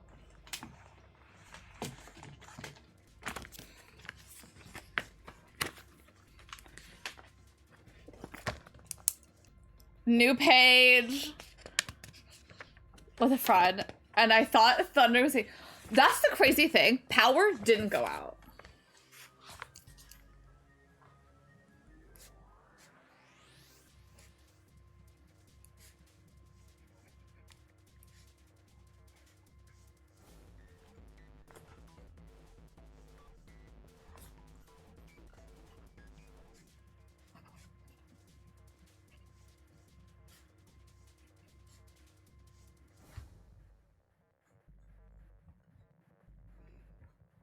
Okay, sorry. But we're going in. Trying to break up Blaze the Cat and Joker because I finally was falling in love with guys. I forgot to make him pan. Ah. Well, apparently if you sit one of them down on a bench and have them talk to someone else and have the other person come up, they'll be jealous. No. This is out of pocket. You son of a bitch, Junpei! This isn't fair! Do you realize what you just did? You leave them out there, and they can't... Shut it! That's enough! We gotta find the dead or none of this is gonna matter! We got less than a minute left. No time for screwing around. Get moving! Damn it! You and I are not done yet, bastard! Where the hell is it? Over there! It's gotta be behind the door! That's crazy of us. Damn, it's pitch dark inside. Can't see a thing.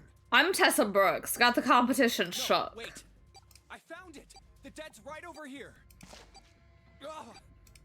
What? The floor's slippery. Hey! What the hell are you doing? Oh my god, I'm in the wrong mode.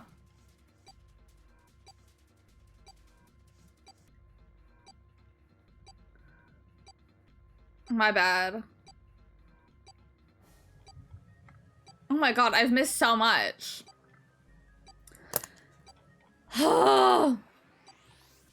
Okay, once one of you moves on, there's no choice. Santa was furious. His face was red and flecks of spit flew from his lips as he spoke. Junpei closed his eyes calmly, then opened them again. Lotus up forward. She grabbed Clover by the sleeve and ran for Junpei the door. Fuck. Caught by surprise, Santa froze for a moment, then shot forward like a bullet from a gun. Lotus had a head start, but Santa had the advantage in size and speed. Almost immediately, he passed Lotus and Clover. Santa did not hesitate. He slammed his hand down on the red. Junpei turned to the red and pulled the lever. With the sound of metal on metal, the door opened. It would only remain for 9 seconds. There was no time to think. Go. Junpei and his 3 reluctant companions jumped into the door, gaping mouth one after another. The doors gaping mouth one after another. No sooner did they enter than an all too familiar noise sounded from the left wrist. The detonators had activated. Junpei looked back only once, saw Lotus and Clover on the other side of the closing door. They stood still, stopped where they had been when Santa reached the red. The defeat and desperation on their faces tore at Junpei's heart. Then the door closed and they were gone. Blah, blah, blah, blah, blah, blah. The clock was ticking. The dead was the only chance of survival unless they could find it, deactivate their detonators, then all 4 of them would be. We all said in a minute. They scattered and began to scour the room. The deactivation device was nowhere to be found. Where the hell is it? Corridors stretched out in 3 directions, but everyone was blocked off by a wall of metal. There's only one way out, only one door. 7 ran for the door. A rusty iron thing. His large hands grabbed hold at the handle and pulled. It's pitch black inside. Junpei stuck his head through the door and looked around the room. Almost immediately, he spotted the blinking red light on the right wall. He stepped to the room. Floor slippery. What the hell are you doing? There's something. Get over there! It's the blood. Junpei felt 7's heavy hand against his back and stumbled across the room. The other 3 piled in behind him. They all felt immediately that something was wrong. Nothing that could be easily identified, only a sense that something terrible shared the room with them. but there was no time to say so. Quick! Get to the dead! They all started running. In the dark, it was hard to tell where the wall was. All they could see was the tiny red light blinking at them over and over and over. There it is! In quick succession, they all slammed their hands against the scanner panel.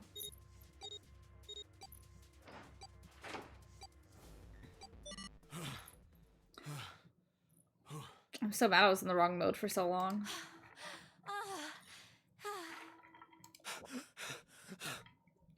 But see, things like that with added context make so much more sense of, like, Santa just running faster than them. Because in that picture they showed, like, they clearly had a lead on him. Seven leaned against the wall, gulping air. As his breathing began to return to normal, he glanced at his left wrist and grunted. It stopped. It stopped.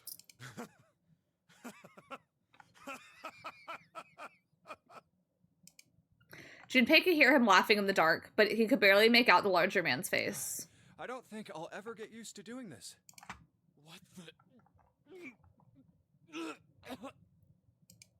The sound of retching came from Santa's direction. What the hell is this smell? This is vile.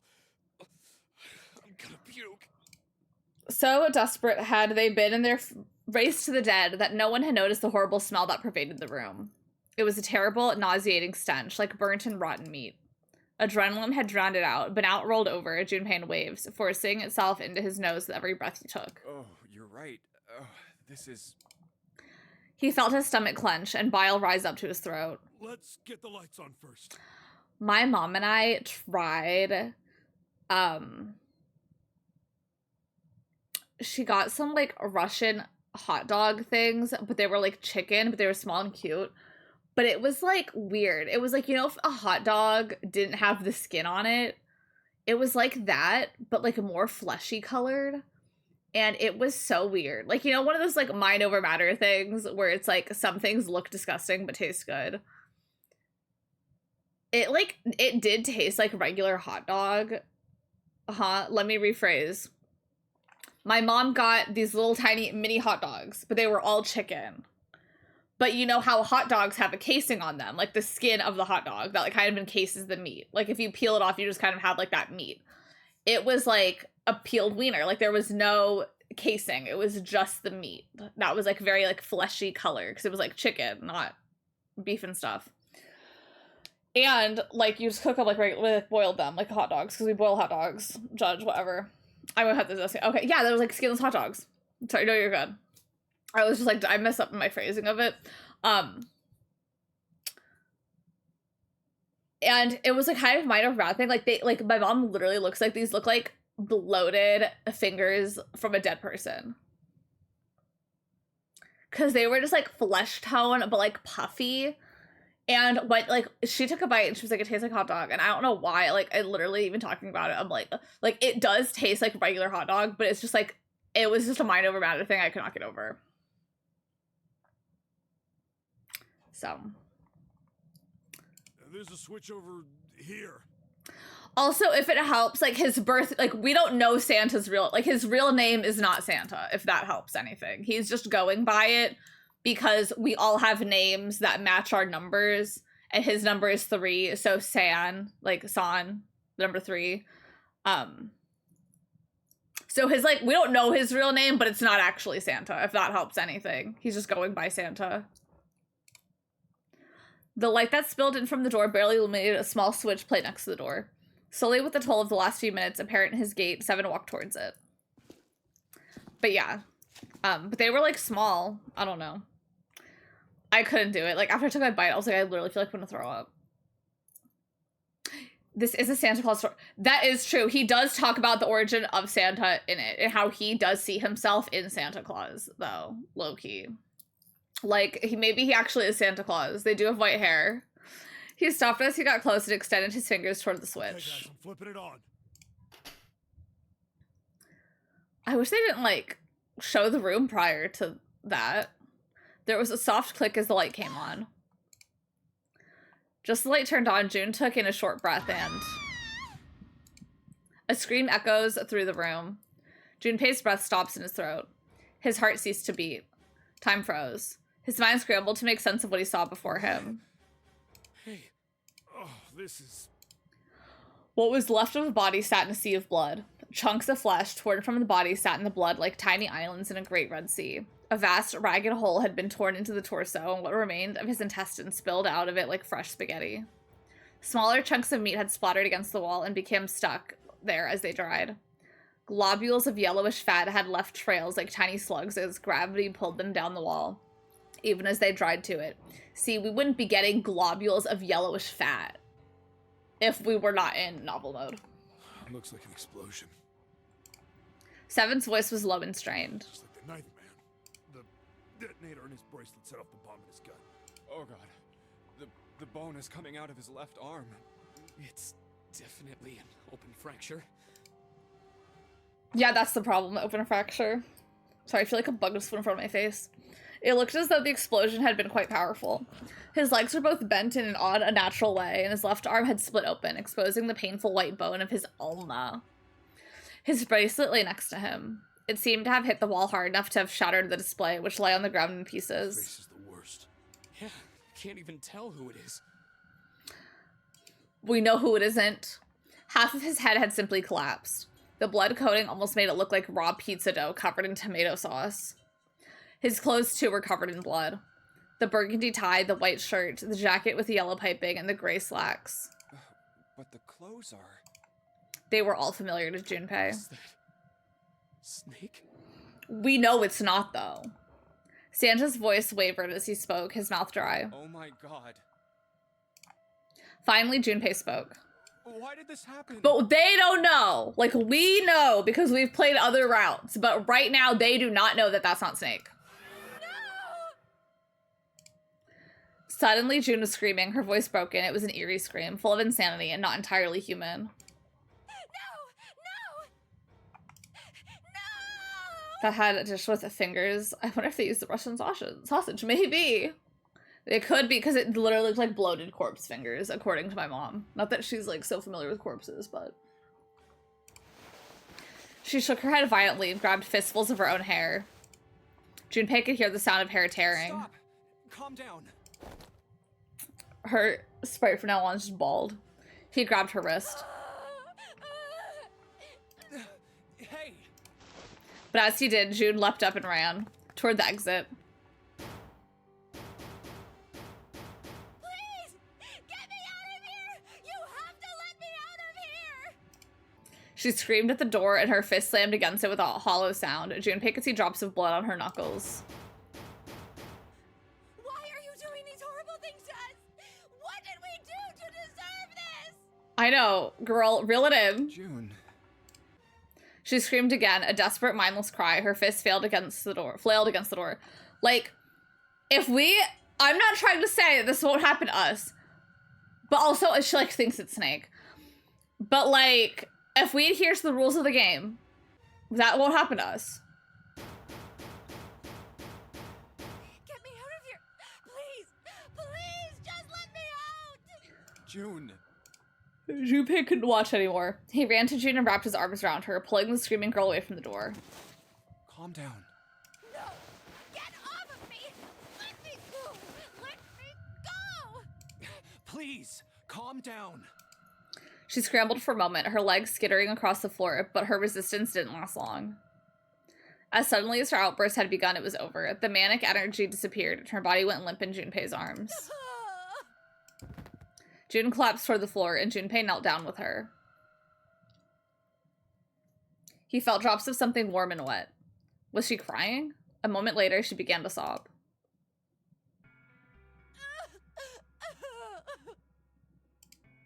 Her shoulders shook, and great hot tears rolled down her face like rain. We're gonna be fine. It's gonna be alright, June. It's going to be okay, Connie. Her name was a whisper. And remember, in the last one, he didn't want to call her by her nickname. Did I make a note on that? But remember last time she was like, call me by my name, and he didn't want to be like Connie, because it was like the childhood nickname. Her name was a whisper. I'm here with you, okay? She nodded once. Thank you. Thank you so much, Jumpy. Her trembling voice pulled at Junpei's heart. He stroked her hair gently. Her face was so close his face was so close to her. The scent of her hair was nostalgic. Do you feel better? Yes, but I'd like to stay here for a little while at least. Jumpy's body is so warm. Seven and Santa are just watching this happen.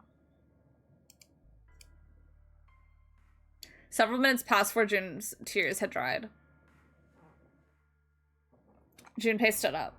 He bent down, put his arms under June's, and helped her to her feet. They didn't speak. Yeah, kind of awkward. And that's why you don't bring the person you're dating everywhere. Neither did Seven or Santa. A person was dead. They had died in that room in a terrible way. Junpei knew there was no way he could make himself forget that. There was no way any of them could forget it, but morning would be no good. They spread out to search the room, but each felt as if their heart was made of lead. We better get to it. We're in a bathroom. From one laboratory to another. Shower room. The letters LLR. Do you think there might be some sort of dying message from Snake? That's impossible. You saw the blood, the body. You aren't doing anything after something like that happens to you. And this, the way this blood is dried, you can tell it's real old. Whoever's blood this is, it ain't Snake's. And you're saying this blood was put here a long time ago? Yeah. Okay. Old message written blood, LLR. That's where we came in. I guess it's not locked, but there ain't really any point. All that's out there is the numbered door. We can't go back through the numbered door even if we wanted to. Nothing, not even a drop. Is the pipe clogged? Okay. Bucket. Grab a bucket and a mop. Junpei reached for the broom, and as he grabbed it, he heard a soft voice from behind him. It was June. Rabbit hutch. Huh? He turned around.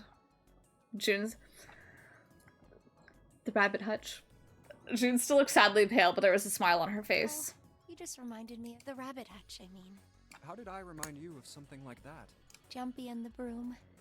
You were always playing around with the broom in front of the rabbit hutch. I was. Don't you remember? Junpei stared at the broom in his hand. You mean you don't remember that summer either? She looked very sad. He shook his head. Of course I remember. How could I forget something like that? It was terrible. They were in the 6th grade. Junpei and June had been assigned to take care of the classroom pets, the rabbits. Their chief duty was to clean the hutches every morning. On the final day of school before summer vacation began, Junpei overslept. He rushed to school and found June standing in front of the rabbit hutches. No sooner had Junpei arrived than June began to cry. He had no idea why until he looked behind her in the rabbit hutch. The first thing he saw was blood. The hutch was filled with the dead bodies of the rabbits. Even after their teachers and friends came to see what the commotion was, June couldn't stop crying. I just kept crying and crying until you came over. What the fuck? Yeah. And you looked very serious and you said, "Don't cry. I'm gonna catch the person who did this." After you told me that, I finally stopped crying. So who did it? Well, the real fun started after you quit crying. You told me we were gonna catch the killer together. And we're doing that now. June smiled and a little of the flush of life returned to her cheeks. Then we decided that we'd ambush them. Yeah, I remember. The school also kept roosters and guinea pigs. Junpei and June had decided the murder would likely return to finish off the rest of the animals. They would ambush the killer at night. Junpei and June hid behind the hutch at dusk and waited. It was a warm summer night. The quiet sound of crickets whispered through the air. As the sun went down, the stars began to wink at them from the sky. And June's, Akane Kuroshiki's face. That night was something Junpei knew he would never forget as long as he lived. But the murderer never showed up. We waited for them all summer vacation, and they never showed up. Yeah, but the animals didn't get attacked either. I think all that work amounted to something, you know? He'd felt the same way, but it was good to hear her say it. You know, if you think about it, we were probably taking on a lot more than we could handle. What do you mean? She looked up at him confused. Come on, we were just kids. If whoever killed the rabbits had actually showed up, they probably would have had a knife or something. I mean, you must have been pretty worried, right? I wasn't worried because you were there with me. Oh, diva.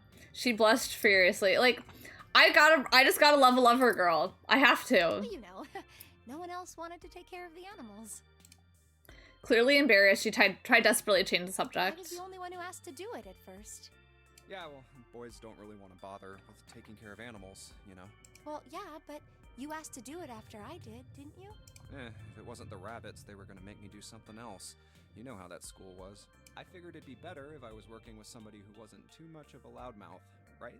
Somebody who wasn't gonna tell on me if I felt like blowing it off. Really? That's why you volunteered? Bro. Yeah, it is. Junpei. He nodded quickly and much too earnestly, and then quickly looked away at something very important. Really? Of course. That hadn't been the reason, of course. He had asked to take care of the rabbit so he could be near June. But it had been so long ago, he couldn't bring himself to tell her how he'd felt back then. It would be embarrassing. I know, Junpei! He took a quick breath to clear his head, tossed the broom up, and then snatched it out of the air. Well, we don't really have what time if he to dropped be it? walking down memory lane like this, you know? We've got to figure out a way out of this room. Otherwise... Yes. I'm gonna look over there. It'd be embarrassing, but now her feelings are hurt. Yeah, like... Dude! June nodded curtly, then turned and walked away. I have a broom now, though. That's right. The pool of blood. Junpei turned around and looked at the room. At Snake's body. Chunks of flesh and organs still lay on the floor. Going on and on about old times right next to a corpse? What were we doing? Well, maybe it was because we're in this mess. Despite such a situation, or perhaps because of it, the mind turned to the furthest thing from death that it could find. Still, it turned to the farthest thing from death it could find. It turned to rabbits dying. No, I know that's not the point. Still, Junpei couldn't help but feel a twinge of guilt at wanting so desperately to live when Snake lay dead before him. Survive, no matter the cost. I need to make sure she gets out too. As he stared at the clumps of blackened flesh, all Junpei could think of was how much he wanted to live.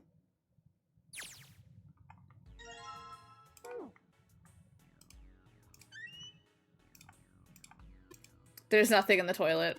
If there was, that would be gross. There might be something in the tank. Let's open that shit up.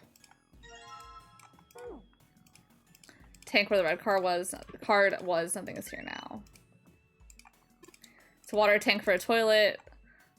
They figure something clever too. I mean, I know peace. What's the OC? Organized crime. What is that? Some kind of police slang? Huh? Probably. What I say was he looking. I wish I didn't skip past the first text. It's not really important right now, guys. Let's just check it out, all right? Well, he's not wasting any time.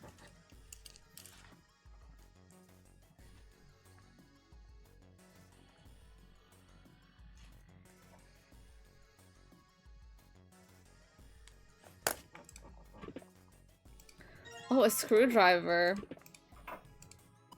What do you think that is? It looks like tar. It's kind of sticky. I don't think we can just wipe it off. What about hot water? Hot water? If we just had some hot water, then that would wash it off. Okay. Well, I don't have that right now. So. I already checked all three. Nothing unusual. Okay. Well. There's a piece of paper tied to the pipe. Drainage valve operation. Please not flush the water in these pipes. Doing so may cause the drain to overflow.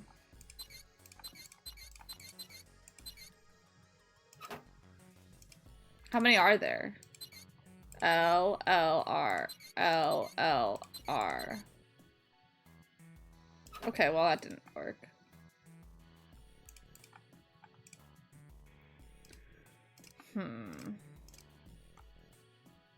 Do any of these work? Please turn on the shower. I'm gonna put the bucket under the head. Okay. I thought the water wasn't working. So that's why I was like, okay, let's clean the toilet, I guess. Oh my god, that smells toilet paper though. Is that important? Probably not. If I flush the hot water. Okay, do I put it in here? Now you should be able to flush it. There's probably a handle somewhere. You think so? Serious? Yeah, I'm pretty sure.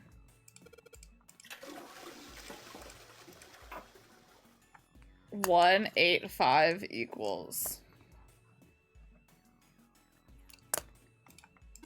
That stuff washed off. Looks like the writing was number 185 equals. What is this? You got me. It just looks like numbers.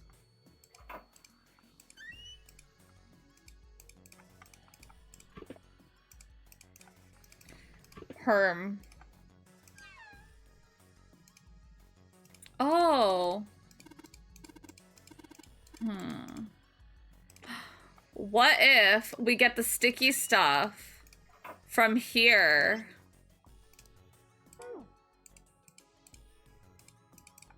Like, you know, like maybe I could just unscrew it. Maybe I'm thinking too far. I could just unscrew it. Okay. Is that card like the red card? Let's grab it. Oh, it might float.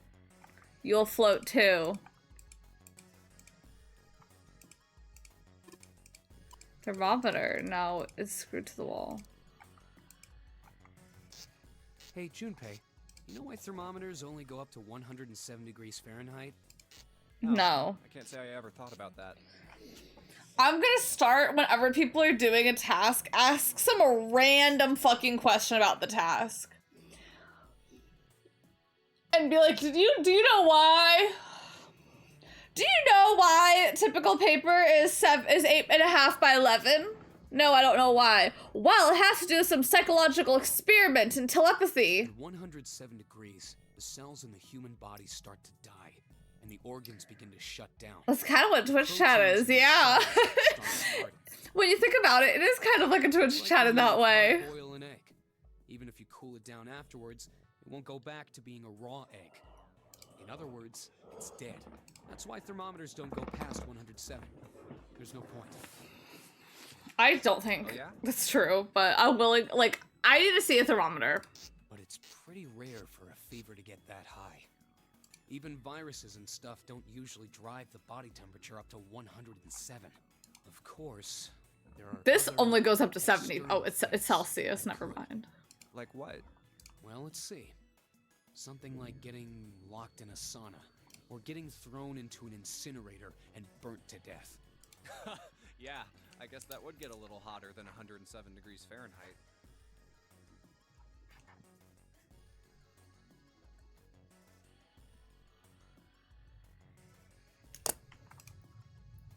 All right, I got it. Huh? What's up? Nothing. Forget about it. He looked up and saw Santa glaring at the blank section of the wall. Oh my god, I hate when it just doesn't put me in the right mode. Could she work on the screw? Junpei gave a short barking laugh. Screw, a small tug, blah blah. Santa spun around and walked off away from Junpei. But as Junpei watched him go, he didn't look angry. He looked very, very sad.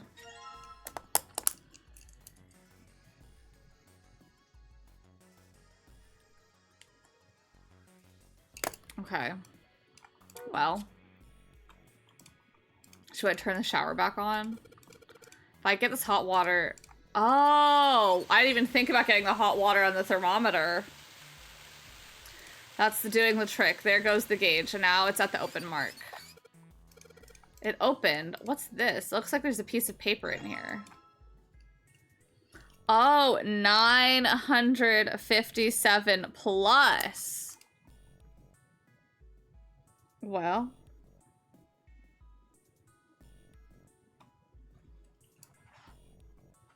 This may be a negative number for that equal.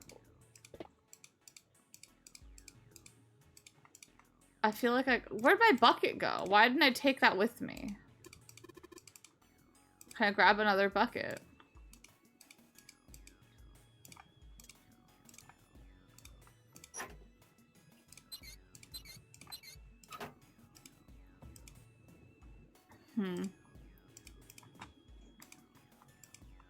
A wooden box or something in here. Okay. Okay.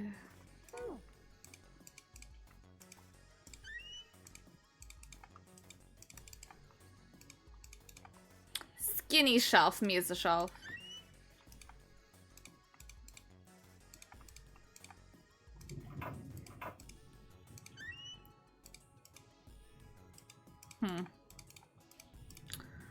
Okay.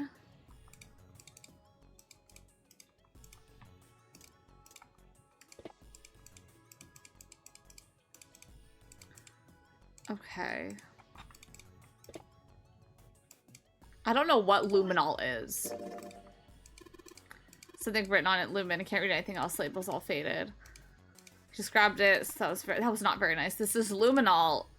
They use it at crime scenes. That's stuff that glows blue when you spray it with blood. Even though blood's been wiped off, it still glows. Wait, oh my gosh, I do think, because there's gonna be more.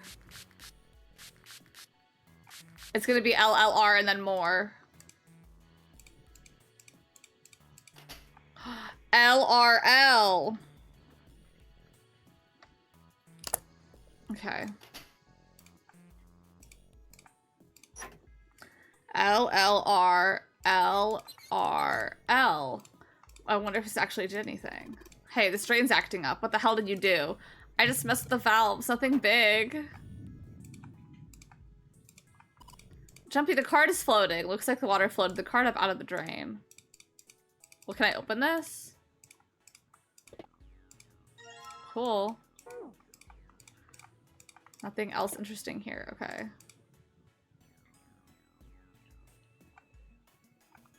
Well. The blue light just came on. Huh, the blue light was on, but now it's off, and the red light is on instead. We have to swipe the red card. Okay.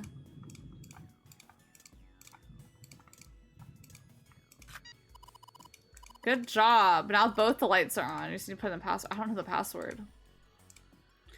Because all I have is 185 equals 957 plus. So don't I need a negative number?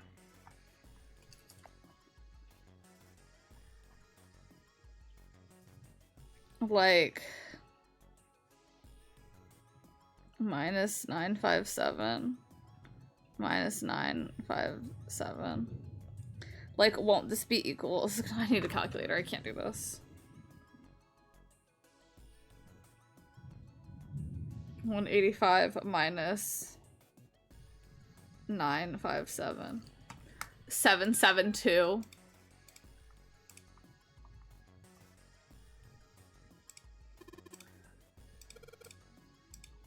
That's enter and clear.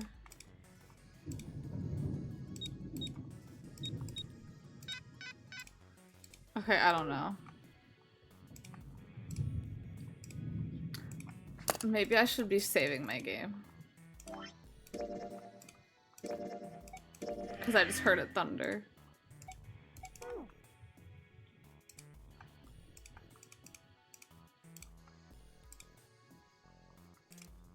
Oh, I don't know what's going on with this toilet paper though.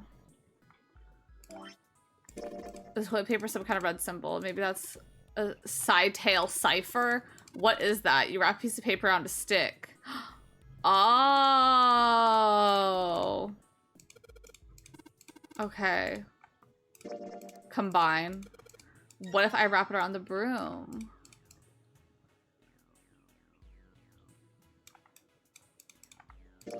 What does it say on it? It looks like the symbols line up. It says 634 plus.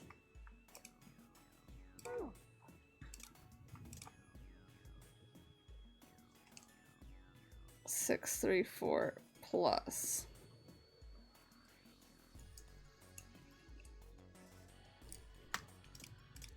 I guess I'm a bit confused by the equals. 957 plus 384.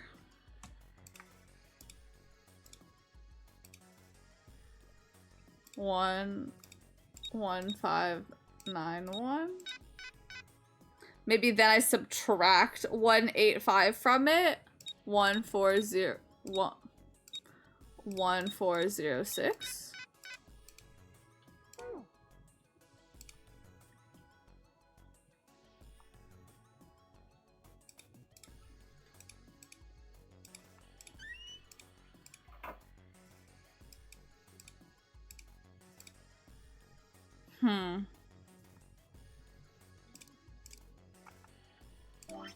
What if I combine these? Okay. Oh, an ad's gonna start soon. I am just gonna run to the restroom really quickly. It's gonna start in like 2 minutes, but like I'm just gonna start it now because I gotta go. I drank that entire chai, pretty much. I've drank that entire chai. I'll be right back. How do I switch? Dolls and other accessories each sold separately. Meet the all-new Holly, Hobby, and Friends, coming to DVD for the first time ever. Holly and her friends are throwing a surprise birthday party. This is going to be the best party ever. Join Holly and share the coolest adventures with her Aunt Jessie, her little brother. It's a girl thing. You wouldn't understand. And her best friends. This brand new DVD also features Twinkle in Her Eye, performed by Leanne Rimes.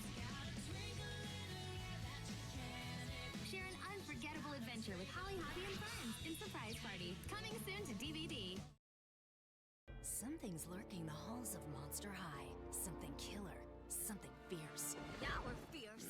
Monster High. Teen children of legendary monsters. Frankie's electrifying, stitching with style. Claudine's killer boots, fantastic smile. Dracula's vamping count fab and more. Laguna's true blue, fishnets galore. Clear to now, drip and go bling. Freaky, streaky, bangs, bangs. It's a monsterista thing. Get your fashion freak on. Wicked style so good, it's scary. Monster High dolls, each sold separately. Journal totally comes with. Cartoon Network has a totally new show.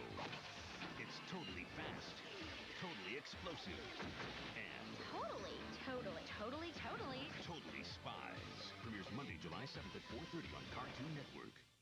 Well, if it isn't Tamagotchi, her new favorite pet. Yes! So what's that make me? Fish sticks? Oh, are you hungry? Oh, no. By all means, feed it. Play till your heart's content. Look, Goldie! I took good care of her, and she changed again. Change? How about changing some water here? Katie, Buzz is here. So Tamagotchi can pause. I can pause too. Want to see that again? Tamagotchi, the original virtual reality pet. Your care determines the pets you get from Bandai. In her first ever movie musical, The Princess and the Pauper, Barbie sings. Annalise sings of hope. When you live your dream, you'll find destiny. Erica sings of love. I love you, darling. And they really sing a song together. I'm just like you, you're just like me. Yes, I am a girl like you. When a girl's gotta go, she's gotta go. Also, many notes. One, it's so important to stay hydrated. I love when my pee is clear. Other point, to all my divas that wear lipstick or lip color or lip things and have an animal, I love when you kiss your animal and there's like a little mark. Like Pepper has a kiss mark on his head often. I had other things, but they're so unrelated. What's that movie that has Keanu Reeves in it, but it deals with eating disorders?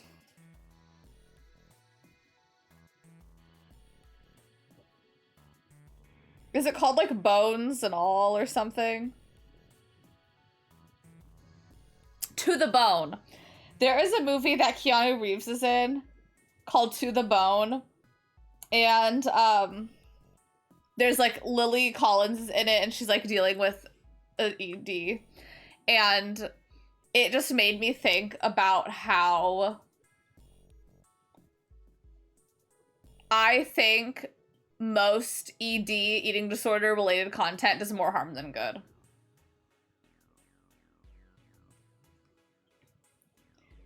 Because I think anything that not everything, but I think a lot of things that bring awareness to it, not even like they glamorize it, but I fear that they show you a bit too much how to do it.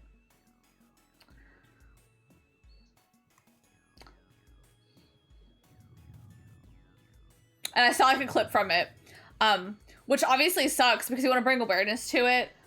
But I really do think like with eating disorder related content, you really just have to focus on the absolute worst things about it and not do anything else. Because a lot of people who are like in recovery and stuff, they'll be like, when I was at my worst, I was only eating this every day. And it's like, there are probably so many people that watch you and they're like, okay, I'm only gonna eat that every day. Yeah, like a lot of them are just a tutorial. Because like, you know, like that's what it is. Like a lot of these people that are like, when I was at my worst, I was doing this and this and this and this. And it's like, okay, you're just telling people how to do it. And truly, I do think really the only, like, I don't know how to explain it in a way that makes sense, but I really do think the best way to combat eating disorders is to really talk about all of the absolute worst things about it. And that's really it. Like, a lot of people that don't eat enough food and have that ED, like dealing with anorexia, they like literally smell like they're rotting because they are. You don't want to smell like you're rotting. Eat some food. It sucks when things, even in the name of awareness education, it's better to not give people ideas. Yeah, like, it's true. It's so true. Like, and it's tough. Because, like, you know, it's obviously good to bring awareness to education, but I think a lot of, like, people that are really, really struggling with these things see it and are like, I'm going to use that. Because, like, on the clip I saw on TikTok, I literally saw people being like, I saw this movie at the worst of my ED, and it just gave me tips. Sorry, so unrelated. I have no fucking idea how to get out of this room, if I'm so honest. I'm confused. Can I turn this paper upside down a la Leon? I don't know. Like, I'm confused why it says equal. Like, is there something else with this in the room? No. But yeah, sorry, really off topic, but again, like, I just saw that clip. Like, I've seen that movie, but I just saw that clip online, and I was thinking about it.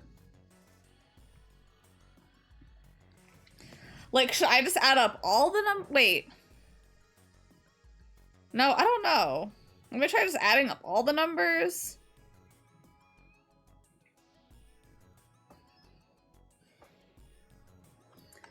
Which would be 1776. Oh my god, you just add up all the numbers. Why is there an equal sign then? Why is it 185 equals and then these with pluses? Oh, I'm an idiot because I'm not reading it right. That's why. Like, this plus this equals. That was on me for being a bit dumb.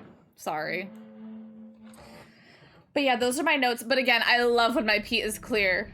My pee has been so clear the past 2 days. At work, we actually did have to put up hydration signs with like different pee colors. Well, my pee has been so clear. Me and Hydro Jug have had a lot of bonding since I left her at work.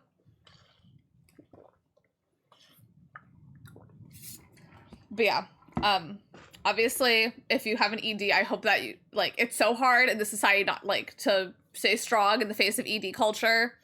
If you have an ED, my heart goes out to you. They're very hard. I feel like you're never really ever 100% like fully done with it. Like, you always kind of have that mindset.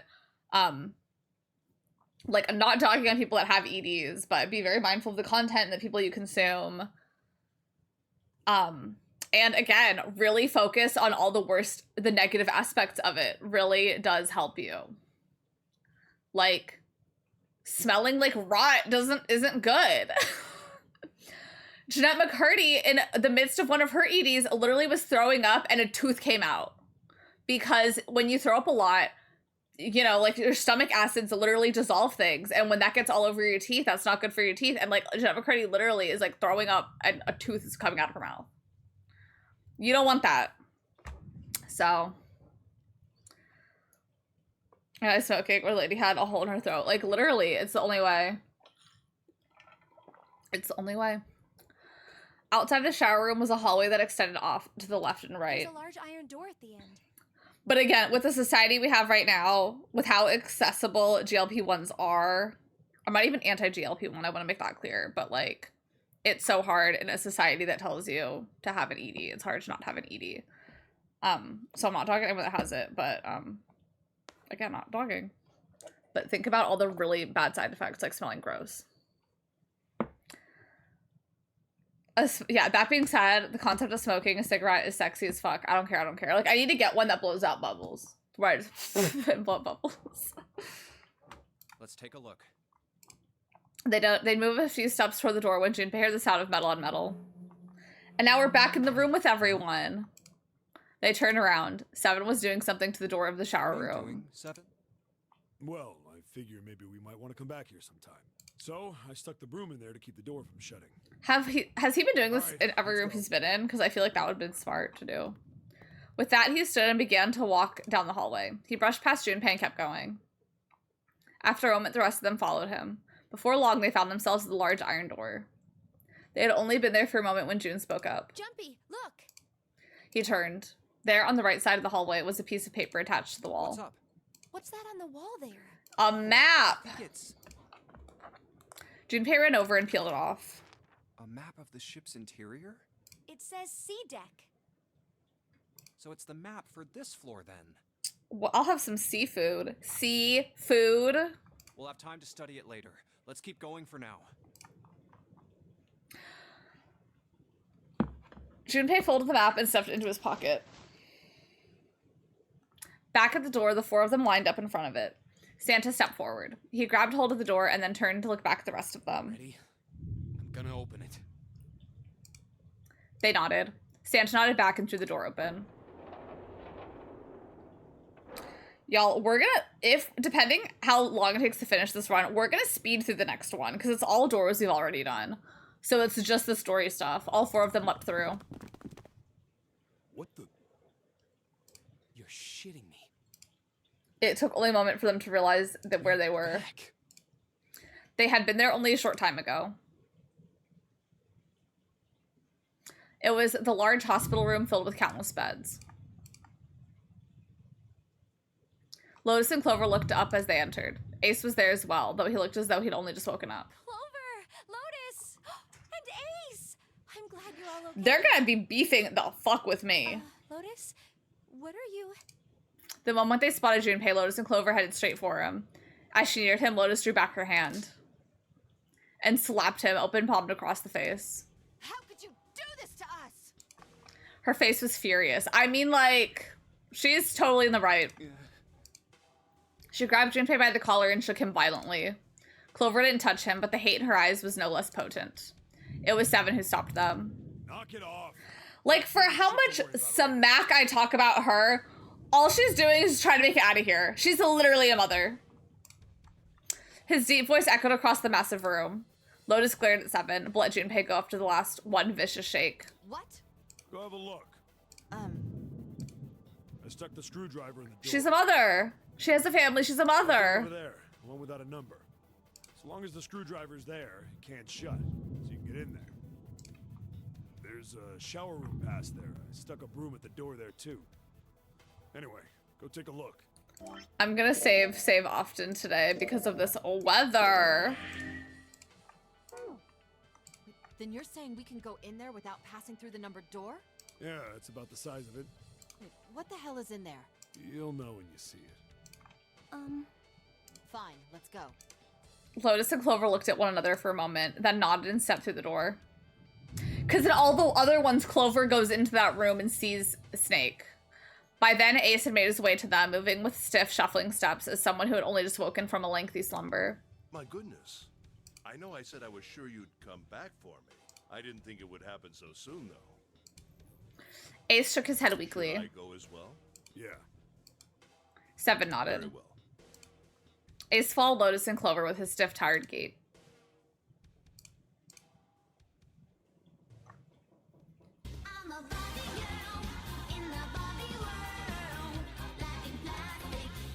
It's fantastic.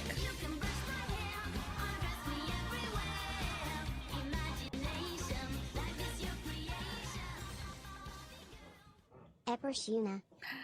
Jargon, thank you so much for that 38-month resub. Thank you. We just got out of a different kind of laboratory. We were in the shower room. Although there were toilets in the shower room. But I hope you're doing so good on this fine Saturday. The squeal of tortured metal made June... Thank you so much again for that 30-month resub. Thank you. The squeal of tortured metal made Junpei's teeth curl. It sounded like the noise of a ghost would make. No matter how many times he heard it, he never got used to it.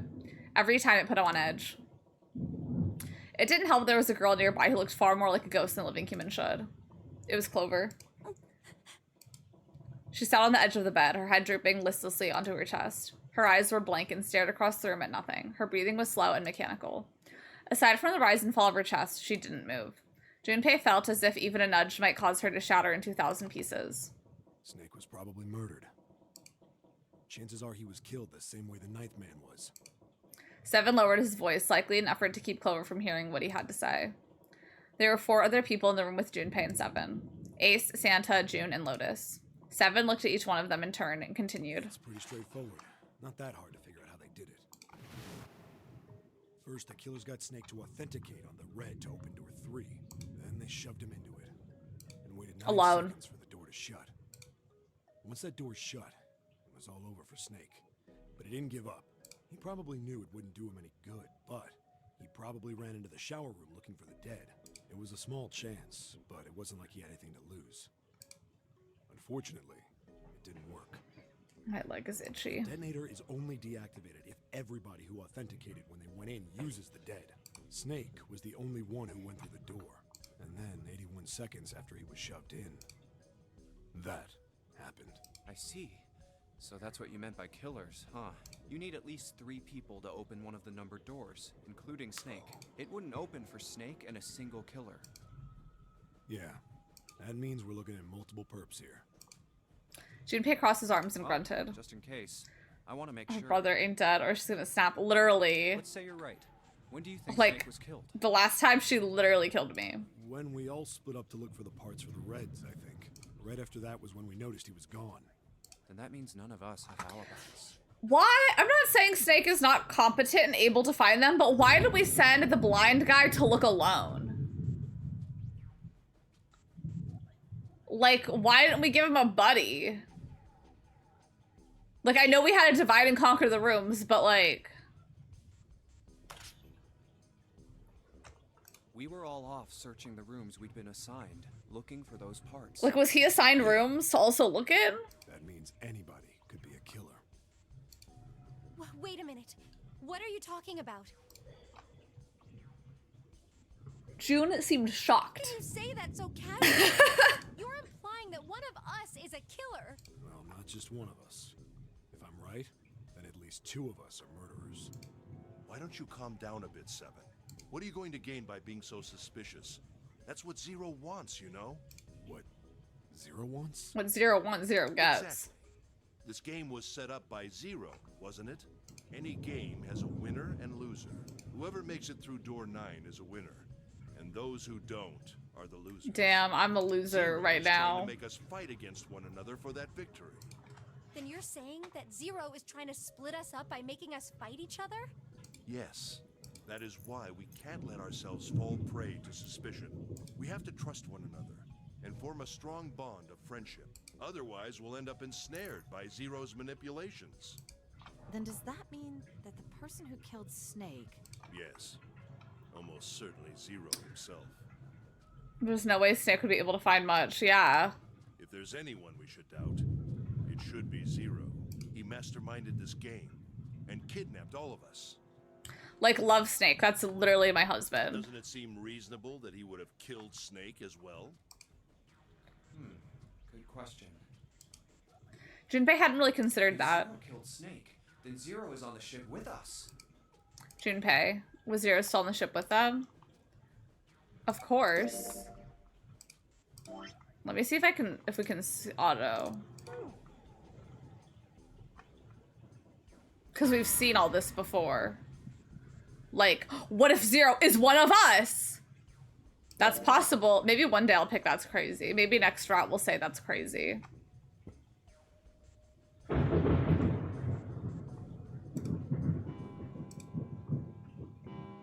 Let me save, please let me save my game. Again, if my power comes out, I'll try and come back, but like, we will see. It was the clock at the central staircase. It's 3 in the morning. Wait, can I? Yeah. We've got to move. OMG Thunder Twins. They stood in front of the elevators next to the stairs that led to the casino and the kitchen. Oh yeah, we got a new thing. Between the two elevators, there was a card reader with a Mercury symbol engraved on it. Junpei stood in front of it with a Mercury key card. That's the... Yeah, I found it in the shower room. Oh, I see. It's got the Mercury symbol. But because we didn't go through the other doors, we don't have the ones to go downstairs. Or, yeah. He slid the card through the reader. It made a small beep and the lights of the reader blinked to life. Now we can go. Like, we just have the elevator, but we don't have the other key cards. Or the other keys. 7 people, including Junpei, climbed into the elevator. Being struck by lightning within my house, though. Looks like there's only 2 floors. What are the chances? Who up using thunder in the rain? Unfortunately, me. Bottom. The rest were destroyed or did nothing when pushed. Head down then. Bottom. The door closed. Slowly, they began to move downward. Sometime later, all 7 of them stepped off the elevator onto the bottom deck. They stepped off and saw that the hallway to their right ended somewhere between 20 and 25 feet from them.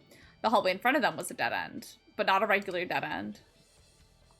This is a numbered door. Yeah, it's door 2. Immediately, they began to discuss who would go through it. So who should go through the door this time? We don't need to be discussing who we're leaving behind this time, right? Right. It's set up so we'll be able to meet up again once we get through the numbered doors. Then there's no need for arguments at this point. Well, I'm going through it. Figure out who's going in first. Very well. Would anyone like to volunteer? I'll do it. The first to speak up was 7. I'll go 2. Me. And I suppose I Me. need to go too then. Junpei followed suit, which meant Lotus was, by default, the third member. 5 plus 7 plus 8 equals 20. 2 plus 0 equals 2. I didn't feel like doing the math. I knew the game would tell me the math. We're taking off. Okay, please be careful. Jesus. You two are acting like you're married, you know? She's that? gonna gag at that. She's gonna be like, oh! Oh, JK, I should have known better. She's such a lover girl. She's not gonna be embarrassed like that. She's not gonna be like, she's gonna be like, oh, really? You think that we look that way? June blushed. So did Junpei. Don't be silly. I'm the one who's like, oh, God. Perhaps in an attempt to hide his emotions, he quickly turned away to pull the lever on the red. See you on the other side, Diva. Oh, I think she's a crush. I have a crush on her. I hope it's mutual. The door opened. As they'd come to expect, there appeared to be a short hallway on the other side. Let's go. Lotus was the first through the door. Yeah. Let's do this. 7 was next, and Junpei brought up the rear. Where the hell is it this time? Every single time. Every single time we have the same saga dance of, where is it? I don't see it. Oh, there it is. It's right there. Fortunately, it took them only moments to find the dead. It had been placed just inside the room, right next to the numbered door. They gathered around it and quickly scanned each of their bracelets.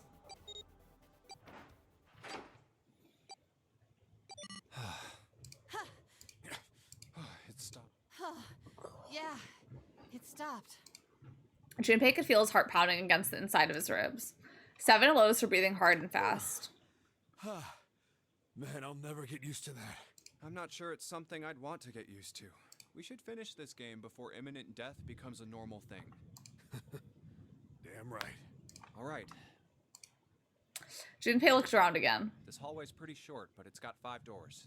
3 on the left, and only 1 on the right. Don't forget the last one at the end of the hall. Yeah. It's got a metal plate over it, so I doubt we're gonna get anywhere that way. After taking a look around, I think the rain adds ambience though, because we're in a sinking ship, you know? Water. After taking a look around the room himself, 7 spoke. All right, let's get started. I think we'd probably better split up. You okay with that? Yes, no problem. Sure thing. Then I'll take this first one. 7 nodded to them and stepped inside the room closest to him. I'll try the one next to it. At last, Junpei was left alone. I guess I'd better get started too. He looked around intently at the remaining 3 doors.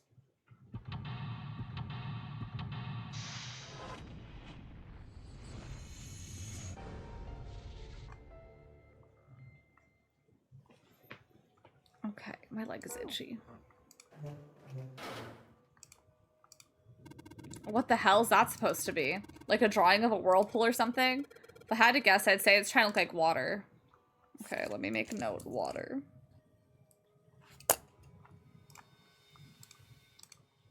Dirty blanket. This is a mess. It's not even a bed anymore. Can't say I want to sleep there. Okay. Symbol. It seems a little fishy to me. It's a sun symbol.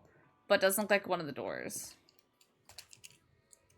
I'm gonna say water and sun in bathroom 1. Or not bathroom 1. Toilet paper tube. I'm seriously doubt I'm gonna need this for anything. This part's thinner. In fact, this doesn't look like the rest of the thing. Maybe I should give it a couple turns. There we go. Dang, thank God I saw that toilet paper. I was like, I'm gonna knock this. Oh, maybe it was meant to be attached to it. Combine. Her. Okay. Well, that felt like a very successful look in this bathroom. Hold on! There's drawers. Let me unscrew it. Be snatched or stream somber. Be snatched. Be snatched. There's nothing in here. Maybe the drawer is what we need. Let me just have a desk drawer in my pocket. Sure. Why not? Okay, this one's a water whirlpool. And then we have water river. They made some wavy blue lines. Is that drawing a blue scarf? Maybe not. Let me also note square drain. Let me go back to the other room so I can note the drain on that one too.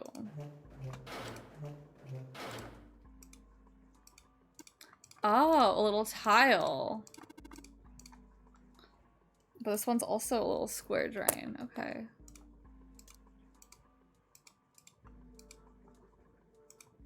Can I turn this on?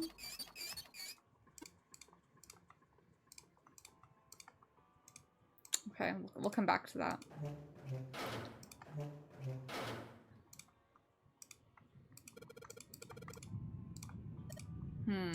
Oh, I know where we could find a knob.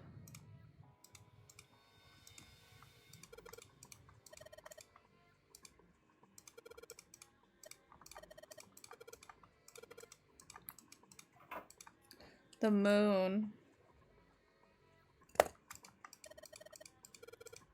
It's pretty filthy, but it's a precious hint. Let's remember it. Oh, it's a towel. Okay. So the water from here will flow into there, is what I'm gathering.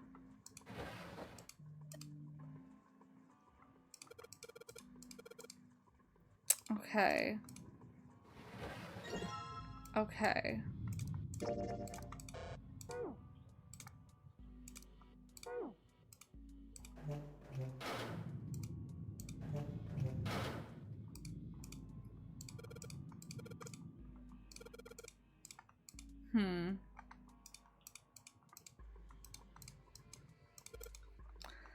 Okay.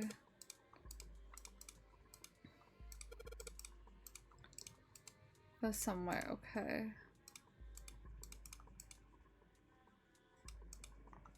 Okay. Oh, I get it. If I shine the light, the mirrors appear. Okay, I'm gonna remember this. Let me draw the sun. And then moon. Okay, what about this one? 4, 7. Okay. No, 6, 7? I'm sorry.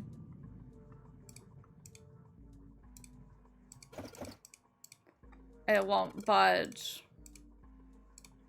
Okay. What if I use my screwdriver?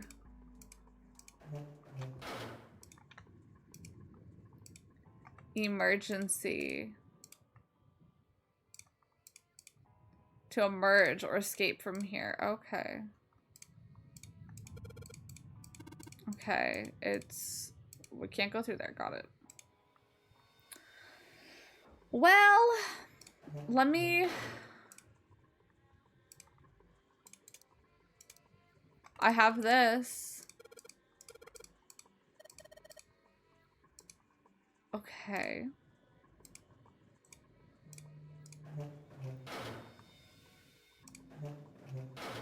Can I put this into here?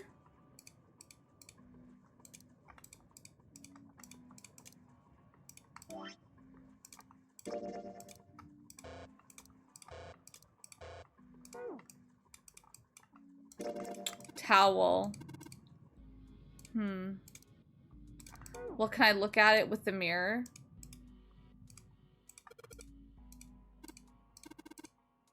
It does look like that. Indicating, but the picture, the sink is all dried out.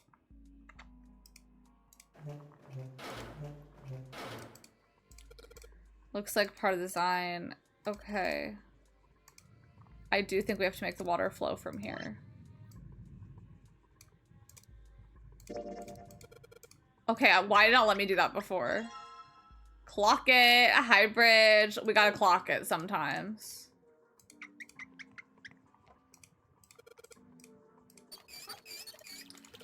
It's pretty obvious I'm running the water. I'm asking you why you're just letting it run like that. Think about it. This faucet didn't have a knob when we found it. Just watch. Anytime now. Water's filling up. The pipes are clogged. Whoops, let's turn it off now. Did anything change? The water stopped flowing. Thank you, Mr. That means not going anywhere. That's what it means by the water stopped flowing.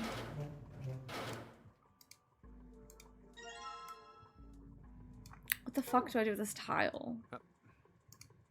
Junpei put the wet tile into his pocket. He was about to turn away when there was a noise behind him. 6-7, it became a thing. I guess more than I know it's a thing, because sometimes at work I catch myself noticing it and pausing for a millisecond. The client who was young enough was also kind of paused for saying them together. It's just such a common thing, because like when you count 5, 6, 7, 8, you know, like it's right there. And it's just a number, you really start seeing it a lot. Like, you know, like, oh, what time do you want to eat food? Do you want to get like 6 or 7? Like, it's everywhere. He spun around to see 7 kneeling on the floor. His face was rigid and pale. Droplets of sweat covered his forehead. Hey, what's going on? Are you okay, man? You're sweating like crazy. Are you all right? He was concerned. He'd never seen 7 like this before. Slowly, the other man lifted himself to his feet on shaky legs. Phew. Yeah, I'm fine. Just got a little dizzy, that's all. His face was pale and his breathing was heavy. Sweat was pouring off his face and staining his shirt. It's definitely more than just a little dizzy. I'm stopping 6, 7 from ever happening. Yeah. Are you sure? You don't look so good. 7 didn't answer. Like when I worked at the pottery place, the paint colors have numbers that match them, and so like literally I've seen kids use the number 67 out of sheer it's 6-7, and it's not that cute of a shade. Hey, Peachy Cobbler. Hi, Alexita. I hope you're doing so good. If we're talking number crimes, I'd stop 7 from eating 9, but you do you. To each their own. He didn't answer. His face was twisted as if distorted by extreme pain, and his eyes were glazed. Finally, he spoke. What am I doing here? Huh?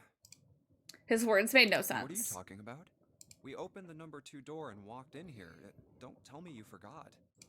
No, that's not what I mean. He shook his head several times, as if trying to clear something from it. It ain't much, but I think some of my memories came back. I think I've been here before. Gag. I said I've been in this room before. You were here? When? Why? Aoi. My Nona. Suddenly, 7 was mumbling to himself. They were words Junpei didn't understand. Aoi Asahina?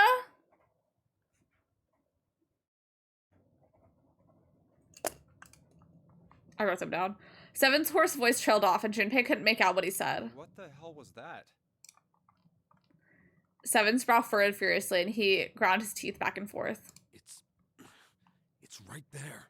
Then you can't meme about it. Well, I'm in the clear. I feel like I'm this close to remembering everything, but I just can't.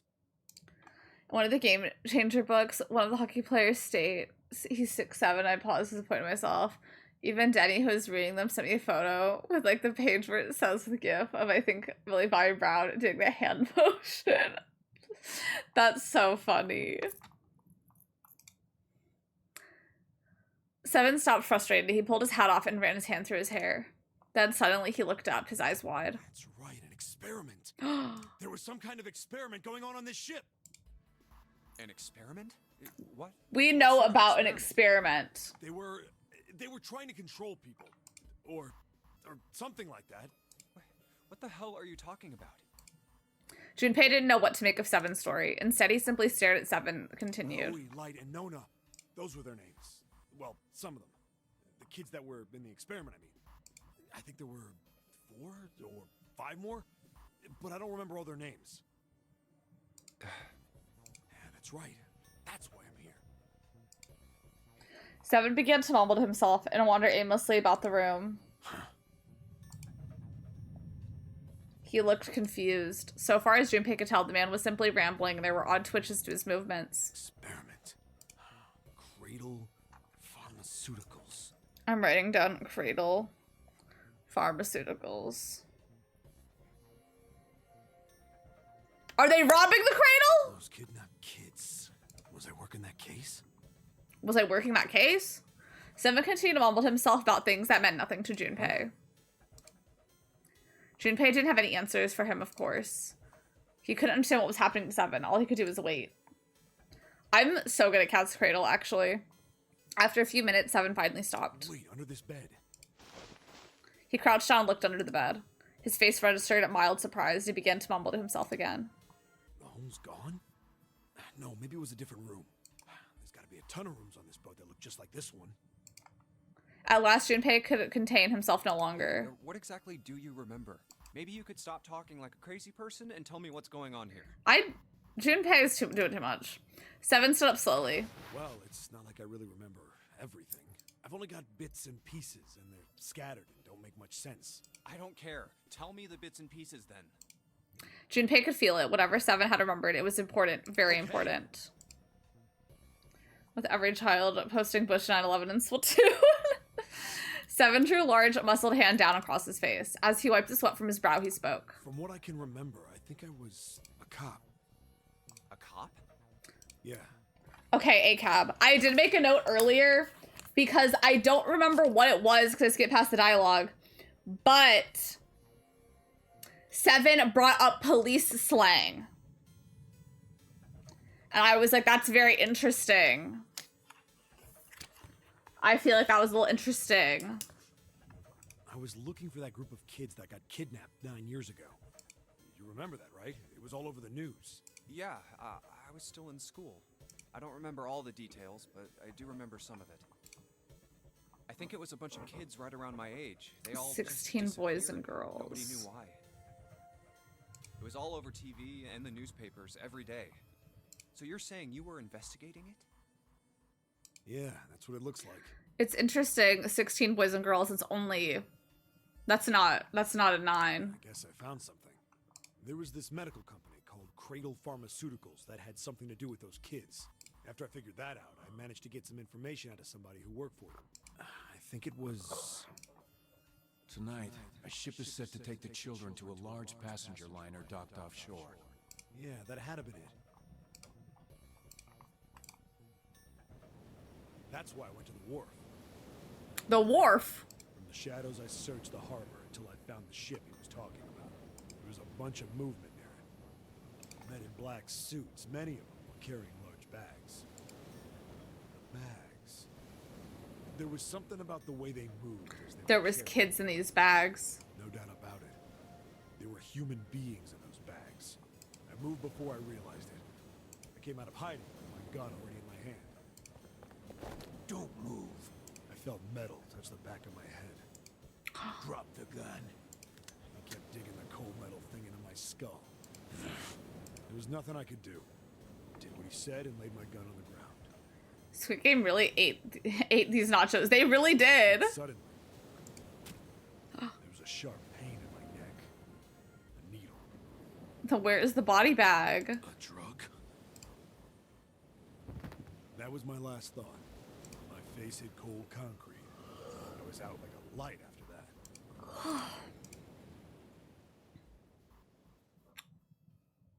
I woke up on a hard floor. Damn it. Shit, my head Did he wake hurts. up in this room? Where am I? This is a crazy outfit. A small, shabby bed, a dirty sink, a toilet with no privacy. I'd seen it countless times as a cop. I'm in a cell, huh? Facing the toilet was a door set into the wall. I was still pretty woozy, but I made my way over to it. I pushed and pulled on it, but... it won't open. Not like I expected much else. Would be dumb enough to put me in a cell and leave it unlocked. Yeah. Threw myself against the door a few times, but it wouldn't budge. I knew it. I gave up and made my way back to the bed and sat down. I sat there for a very, very long time. Who knows how long. Then, I heard a faint voice. The voice was far away. I couldn't understand what it was saying, but I could hear one. It was pretty high, probably a little kid. Huh? No, it was several. I hear 5 or 6, maybe more. Thank God they said 5 or 6, not 6 or 7. Where are they coming from? I pressed my ear to the wall and tried to listen through it. No, that's not it. Left. It's coming from under the bed? I hauled on the metal frame and flipped the thing over. And there it was. The bed had hidden an air vent under it. The hole in the wall was covered by a metal grate. Do they really have prisons on regular ass ships like I this? dropped flat on the floor and peered through the grate. I couldn't see shit. Yeah, what happens if someone commits a crime on a boat? Is there a boat I prison knew it in my gut. on the This was boat where those civilization? voices were coming from. Hold up. Why are there kids here? But then what my inside man told me popped into my head. Tonight, a ship is set to take the children to a large passenger. There's cruise jail. Whoa, whoa, whoa. Am I on that ship? We're on the very ship. It didn't matter. All I knew was I had to get to those kids.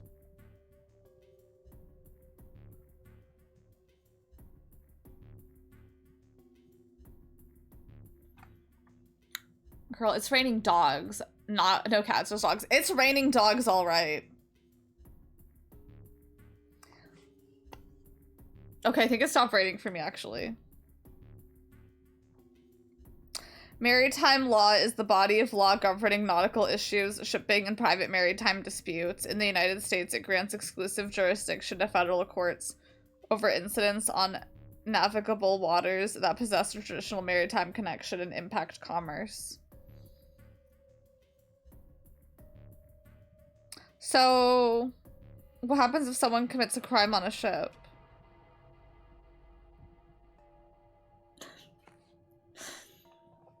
El Nino is here. The boy is here. Pepper's not in here right now. I checked out the metal grate. Could I fit? I stuck my fingers in and grabbed it. I'm not sure who investigates, prosecutes. Like, I know, like, you know, different states, different countries have, like, some different laws and all that. But, like, I think killing someone's legal everywhere. So, like, what if someone kills someone on a ship? Do they go to cruise jail? Do they have to have a cruise trial? And then...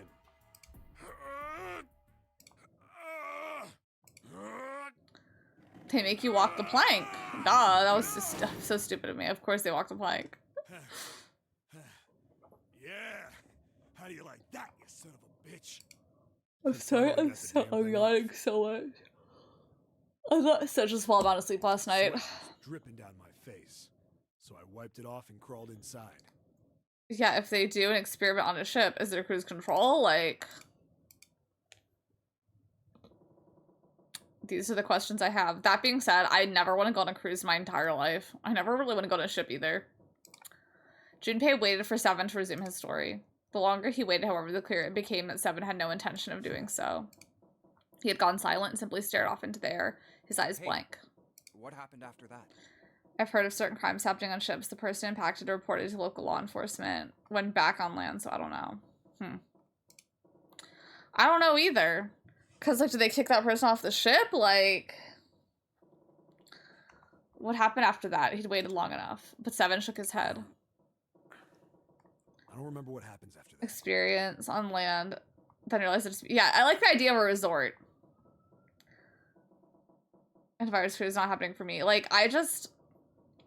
My horror story, like, I think the chance of happening are so low, but there was someone who went on a cruise and, you know, like, basically got seasick and then got off the boat, but the body never adjusted and is now just, like, in a permanent state of seasick. What if I flick my bean on a cruise ship? Like, is that still public indecency?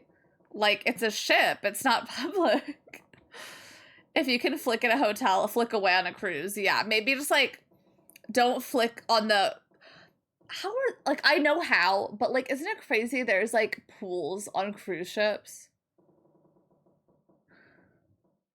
No. I don't mean in my room. I mean on the dock. I mean on the plank. I mean the captain's quarters. On the deck. Oh, go ahead. I mean, you know, it's not public, it's a ship. I think I found some kind of door out of the duct. And I think I found some kids, too. Not good. Why can't I remember what happened next? Ah, man, what happened to the kids, Seven? Junpei, he literally has amnesia. Did you save them? I don't know. Like, I don't know if it was me. Junpei. I've got this feeling. I think anything goes on. Kids died.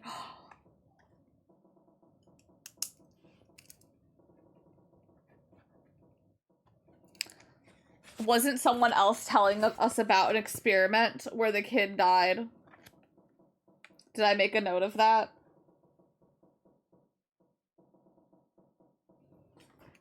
I don't know.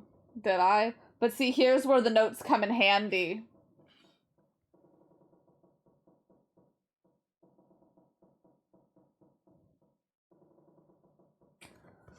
But I'm pretty sure Clover told us about a dead kid in an experiment.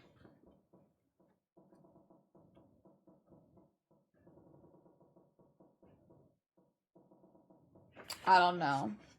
Beautiful boy named Vagine. I saw a post that was like, there are girl-only child. Have y'all ever met a boy-only child?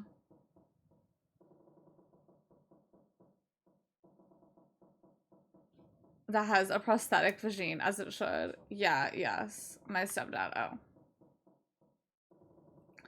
Because maybe I don't know a lot of... Oh my god, I'm so dumb. Literally, my first boyfriend was an only child.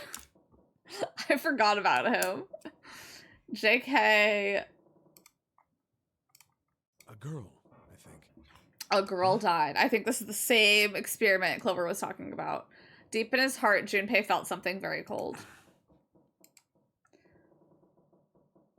Or was it Clover who talked about it? I'm pretty sure it was Clover who talked about an experiment.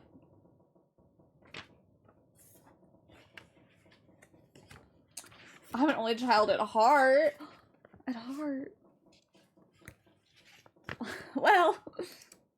Before the large man's eyes blinked rapidly as if he were fighting back tears, and he swallowed hard. His sigh was like the melancholy setting of an old abandoned building. His head shook. He shook his head and spoke. Just please don't ask me anymore, okay? I really don't remember anything else. Okay, noted. Yeah, it's the page I'm on. It's fine. Don't push yourself. Junpei could hardly try and force any answers out of the other man. Going by what he said? Junpei left Seven to pull himself together, and instead began thinking everything over.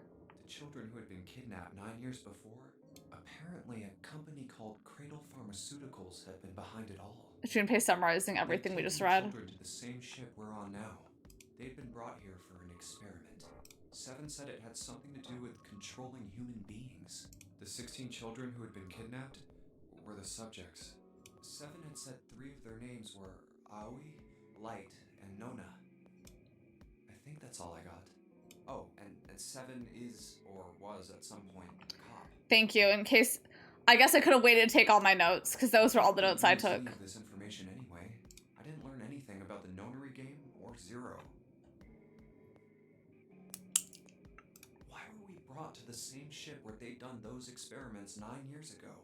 And just what the heck is this about controlling human beings? That's nuts. Did they really conduct an experiment like that? I'm not going to spoil, but I do think we're not getting, like, this... The best canonical end of the game, we are not doing today. But I don't... The ones that we did last time were the bad ends. I don't think this is a bad end that we're getting today. And I'm like, I feel like you can tell because, look, we're getting information. I feel like we haven't gotten, like, solid info dump in a bit. You know what I mean? You're our only child. That sounds like a read. But let me add /pause. Before long... Don't you have a lesbian sister? Before long, Junpei realized he had spent quite some time in deep in thought. Just stand here thinking. I need to get moving. I don't know why I'm, like, specifically a lesbian. Junpei shook his head quickly to clear it and returned to his investigation, thoughts swirling in his mind. Yeah. Ugh. And a brother. I forgot about the brother. No offense to your brother. Forgot about him.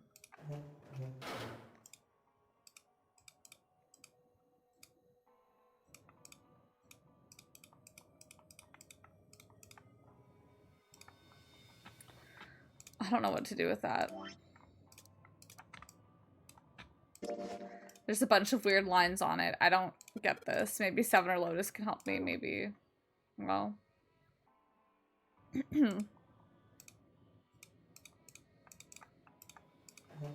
Maybe if I put it in the second room.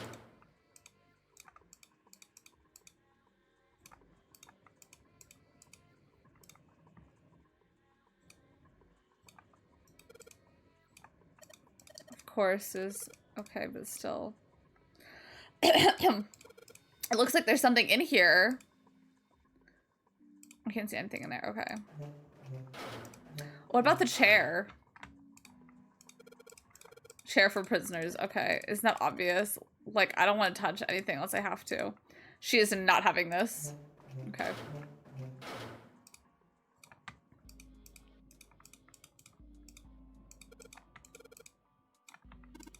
Huh? You say something, nothing at all. I said if you sat on this chair, I think you'd break it. Tile we found, and the tile here is the same size. When I touch the tile on the door, I feel something weird. I can move the tiles. Banana smoothie. Then that means... Maybe if you swap the tiles we got with the tiles on the wall, something will happen. I suppose. Now we just need to figure out what the strange designs on these tiles could mean. I think we all should.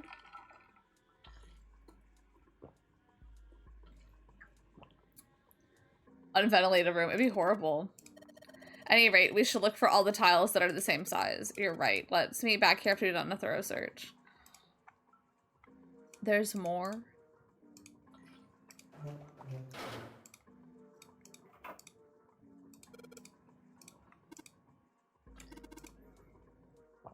No, it's gotta be how many times we flushed. Oh! The only thing is that string. And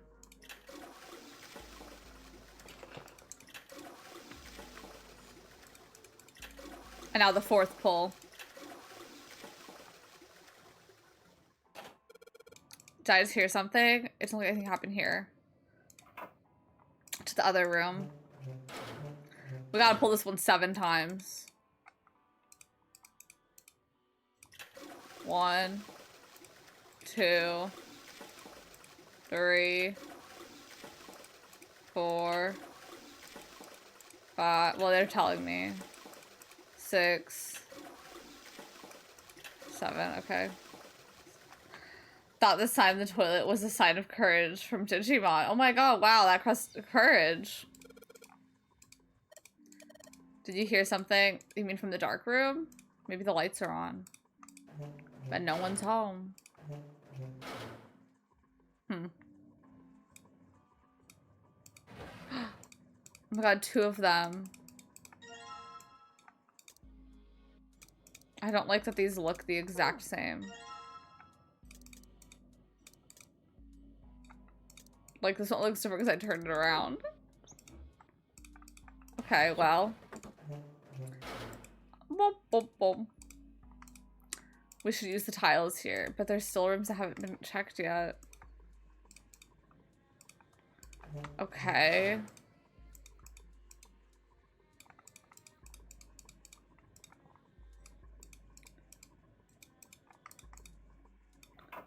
Oh, 14 equals E. Okay. I think I saw 14 in red somewhere else. Was it on something I'm carrying around with me? What?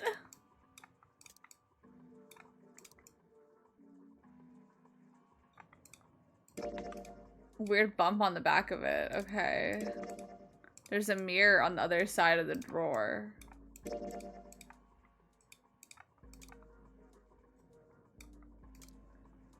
Well, hold on. Since we're in this room. Oh.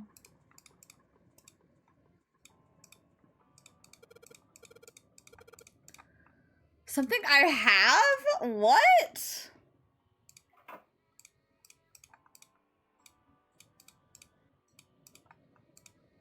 I have a feeling it's relevant too. Where did I see 14 equals E? Oh. This 14 equals E, but I still need more of things.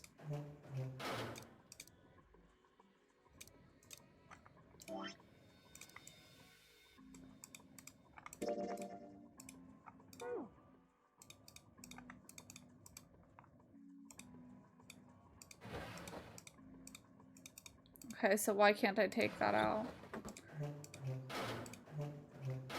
I'm wondering if... Can I look under this bed? Oh my god. It seems you'll die before you have a chance to grow old and hideous.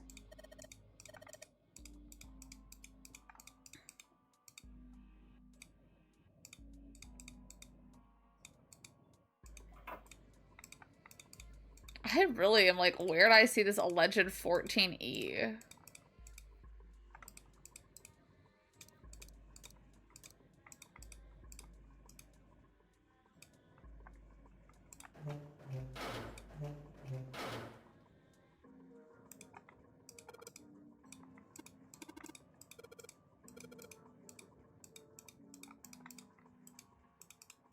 I'm thinking maybe I have to clean something up with this towel.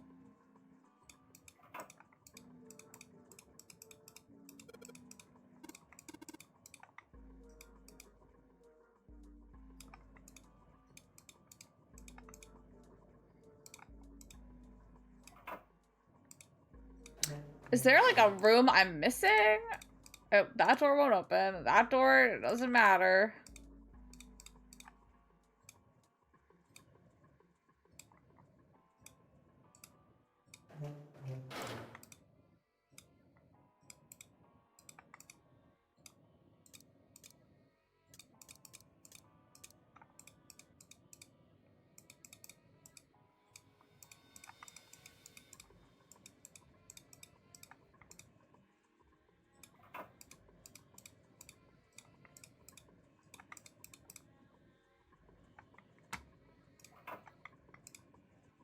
I don't know.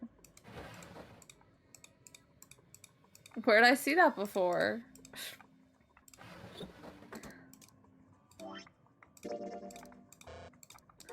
Let me just take the tiles over there and be like, maybe now that I have them, I just have to actually put them on. But it's saying I haven't checked all the rooms, but like, I know I have.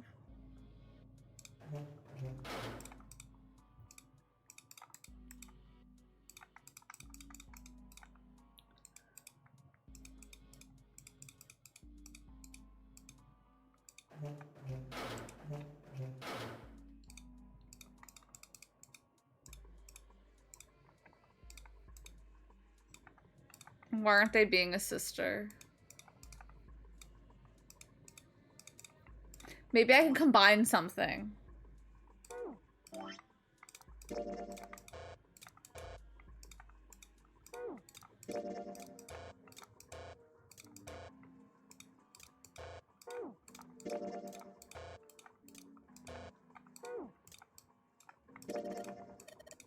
I don't want to have to Google.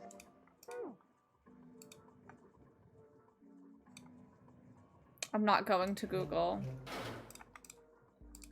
It's a ceiling. Okay.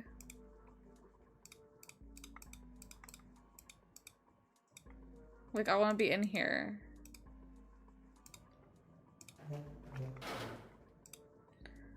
Like, I just feel like there's a very obvious thing I'm missing. With one of these rooms in a puzzle somewhere.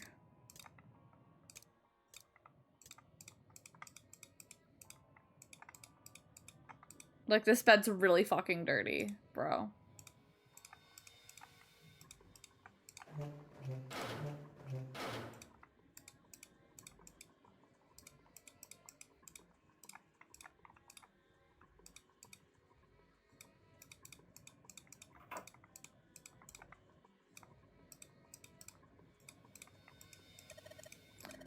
No one's supposed to touch anything.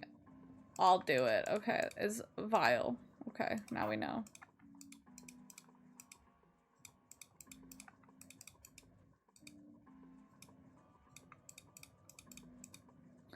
There's no pillow on it. Do I need to get a pillow to make them look the same?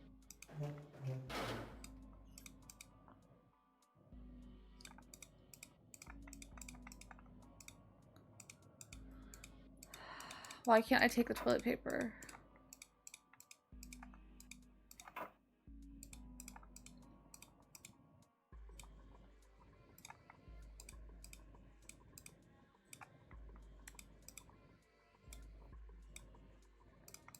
Oh my god.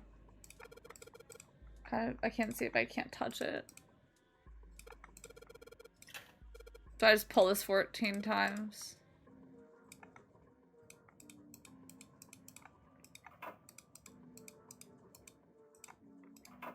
Okay.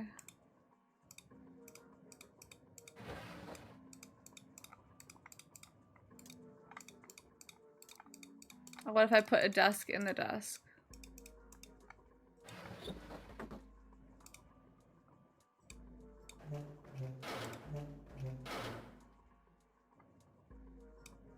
I feel so dumb. Like, I really feel like there's just a clear thing I'm not clicking on.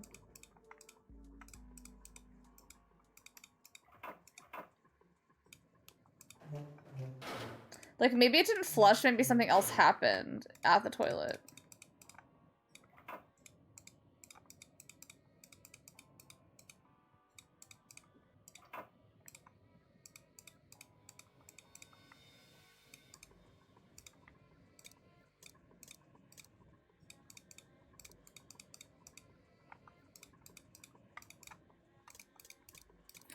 What if I want to? Y'all, I really don't want to Google. This will be the first time I've had to Google for this game, but I'm just like, what on earth am I not clicking on?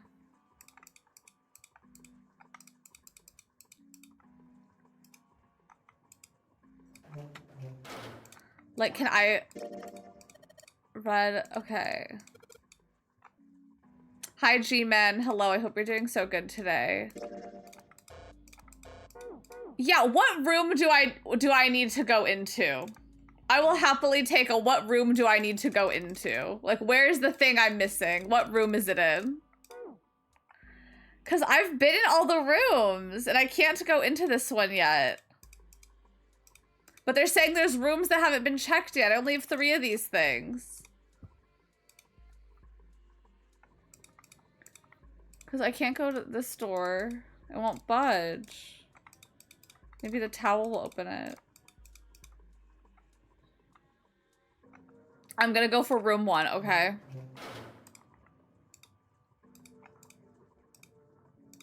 I'm gonna click around. Like, can I get it wet? There's a partition here. Maybe it's for privacy. Okay, good to know. Good to know. It could be for privacy.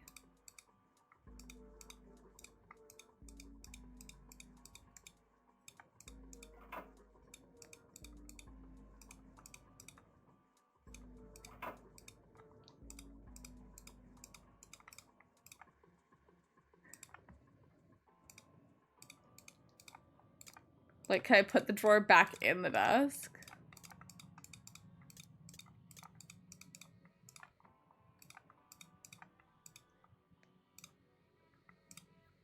I might have misled you, but not sure. It's okay. Like, because I just really am like... I feel like it has to be about the drawers. Because this drawer has a mirror on the back, but I think I already did that. But this has shit on the back. Maybe there's a hole somewhere these bumps line up with. Okay, let me go back into the rooms.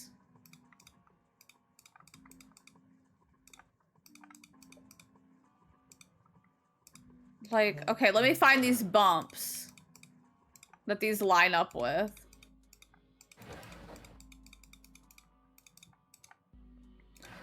Well, okay. Oh my god.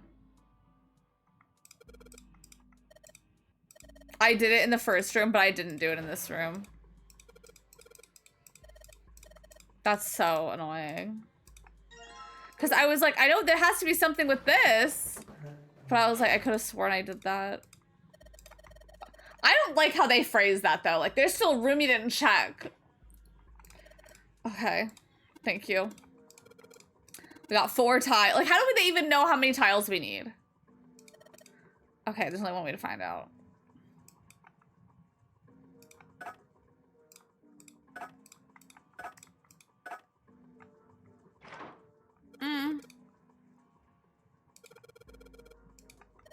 Let's go in.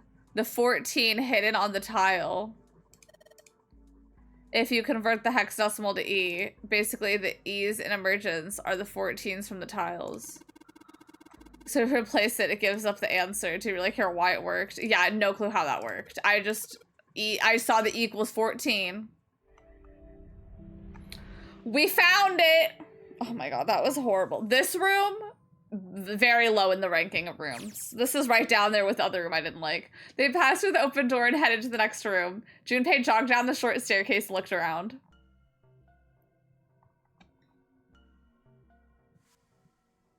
Oh, what the hell is this place? The words had sprung unbidden to his lips, but it was clear why. Junpei shivered. Lotus and Seven reached the bottom of the stairs and stopped short, terrified. Ugh, this room is really creepy. I think we ought to get the hell out of here now. He jogged up the stairs on the opposite side of the room and shook the door on the wall next to the catwalk. It didn't open, and he muttered to himself. Figures. It's locked, isn't it? Yep. Don't know why I thought this would be any different. So, what is this room for, anyway? Junpei looked around the room again. Well, there's a chair in the center of the room. Oh, looks uncomfortable to say the least. I'd rather not sit in it if I can avoid it. The back of it was covered with electrodes connected to a nest of Looks like wires. it's placed over some kind of glass panel. Too dark to look through it, though. I need my fidget toy. Junpei turned to look at the right side of the room. There was a table covered with a piece of cloth. This isn't dried blood on the tablecloth, is it? On top of the table were a number of metal instruments. Junpei didn't know what they were for, and he had a feeling he didn't want to find out. Oh, what the hell is this? What are these tools for? That's not something I even want to think about. Junpei shook his head and attempted to clear it and tried to focus on something else. No doubt about it. This room's dangerous. Let's make our search quick so we can... Again, does every ship have a room like this? Come on.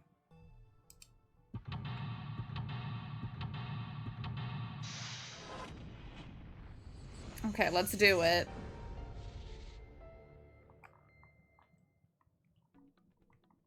Torture room. Yeah, that's helpful on a ship. A really creepy chair. The manacles make me think it was used to torture people. Well, we can't open the manacles without a key. There's a sort of weird symbol on them. What kind of symbol? If we got this right, I think it's the sun symbol. They've got the sun symbol engraved on them. Okay. Device will conduct the experiment. Once the experiment has been completed, the door will unlock. First, adjust the switches to match the blocks in the sample above. Huh? I don't know what this thing is, but we gotta figure out the puzzle. It's right next to a torture chair. Whatever it is, I don't think it's good. Anyway, we'll just adjust the switches to match the blocks up top, right? You adjust the switches shown on the 4 corners of the screen, then press the check button.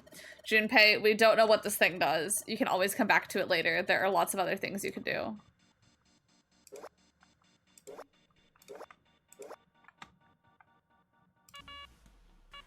Okay.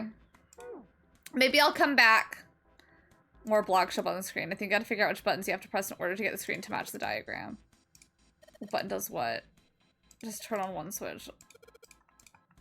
Maybe I don't know what they're supposed to look like yet. Let me do some of the other puzzles first, then, alleged. All they do is turn something on and off. What's important is what they turn on and off. Don't say the floor is gonna suddenly open. Think the colors mean something? No idea. Red looks more dangerous. The bottom looks like it's covered in rust. I don't think it moves at all. Back you come! Okay. Damn, everything's rusted. Well, we'll come back for these buttons. Okay, and this looks like you can get around without standing on the floor. Okay.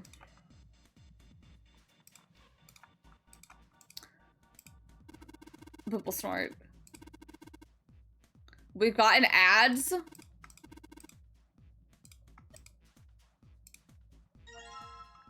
Yeah, that wrench looks fresh. Have you seen? I have seen the first episode of Game Changer. I meant to talk about that also when I came back from the bathroom. I thought it was a good episode, but like, I don't think it was a great episode. Like, I enjoyed it. But like, 1 year later was just so good. That being said, I do appreciate them kind of going back to simpler roots. I don't think it was a bad episode, but it was no 1 year later. I think also, I enjoyed the episode, but I think a problem I had with it is you can tell that at a certain point, all the contestants were like, well, I just want to wake her up to wake her up. Because, like, the premise was kind of easy. Like, okay, like, you want to get to the finish line first. So you want to, like, teeter the line, but you don't want to, like, be sent to the beginning. Like, can't you just do it and look over at them until you're like, okay, I'm at a good point. I'm done. And it just felt very, like, outside of the premise. It just felt very, the contestants had to very much, like, not fight for their life to make the episode entertaining, but, like, they just kind of were, like, they had to intentionally have more fun going overboard. Exactly that. Like, I'm glad they were having more fun going overboard, but it was just something of, like, now you purposely have to try and go overboard. As opposed to, like, some other things where it's, like, naturally happens. I just felt like it was a lot more, like, we gotta intentionally be entertaining. Because they were all, like, almost done, and, like, she was only woken up once. Is there something under the glass? George Glass. Okay.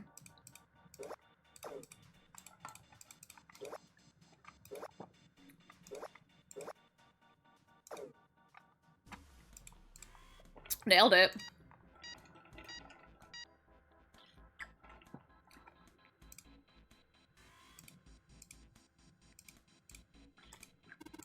Place subject in chair.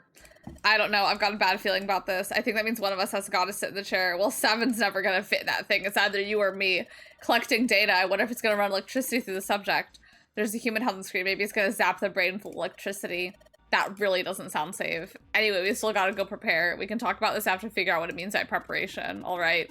Wants to prepare, so maybe we ought to ask it what it needs to do. Please fill the tank with water. We got to do something with water tank. Okay. Well, this is the only control I can find, are these things. Oh! I don't trust Paul. He's just a man off the street. Phil, whatever his name was. It really kind of showed how the laws don't really give a fuck. They really don't. But yeah. No, I thought what's his name was fun. The guy they pulled in. Oh my god. But I think there's enough room to stick your arm in. Okay, it scares me, but we need to see if there's anything in here. It's a small, cold, and hard. Alright, what is it? The sun key. Let me open the manacles.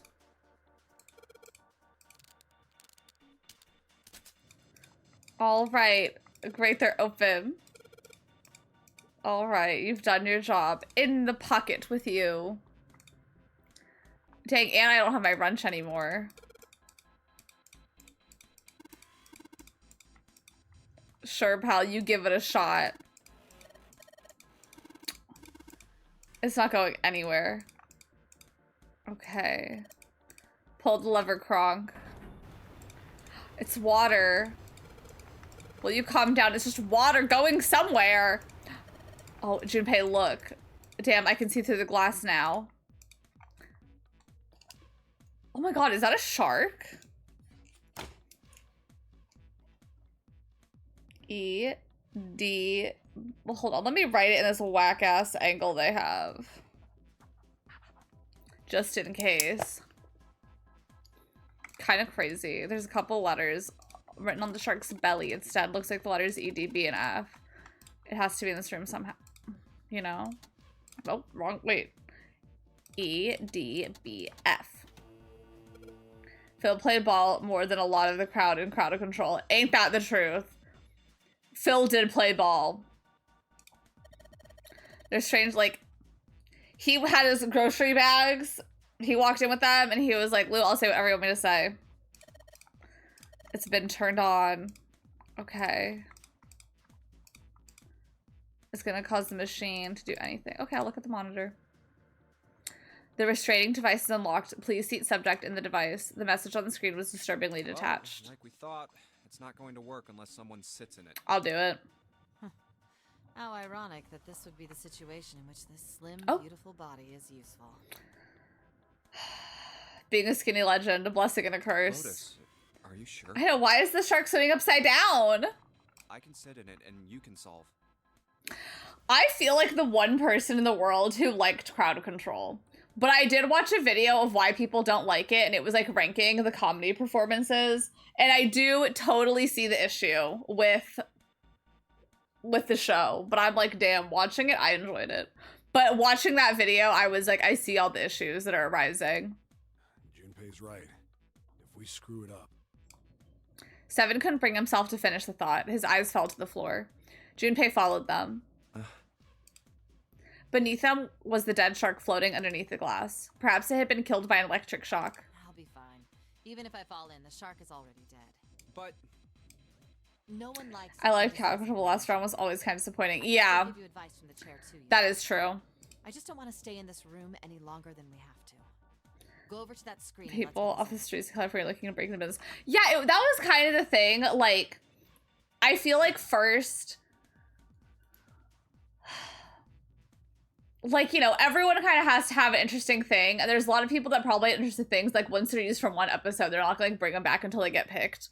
And it just felt like a lot of the things weren't as interesting as they appeared. And in the writer for Rick and Morty episode, I remember, like, with one of the people, because there was, like, a voice actor that's literally been in 10 billion things. And he, like, went on Reddit and was like, they did cut out a lot of stuff. Like, I did name a bunch of things, and he just was not, like... that he never, like, he just had nothing. And he was like, they also had the Incredibles baby voice actor, so I don't know why they had, like, 2 voice acting things. Like, and so, yeah, it was like, why did they have 2 people such similar things? And then there was just, like, a lot of people with main character syndrome. In that, I think. After her words had made it clear that Lotus would book no argument, she turned and walked toward the chair without hesitation. But she did not sit down. Despite what she had said, she did indeed feel hesitation. Her legs shook. Look, do you think you could do me one last favor? Don't say last. You're making me nervous. Just listen. If something happens to me, I want you to tell my daughters. We already knew she was a mother. Tell them that I loved them very much. No, tell them that I will always love them. Daughters? Gagged. You've got kids? Yes, I do. I suppose they're about your age, Junpei. That's kind of crazy. Hold on, I'm making a note. Because I know she was a mother, but... What's her name? Lotus.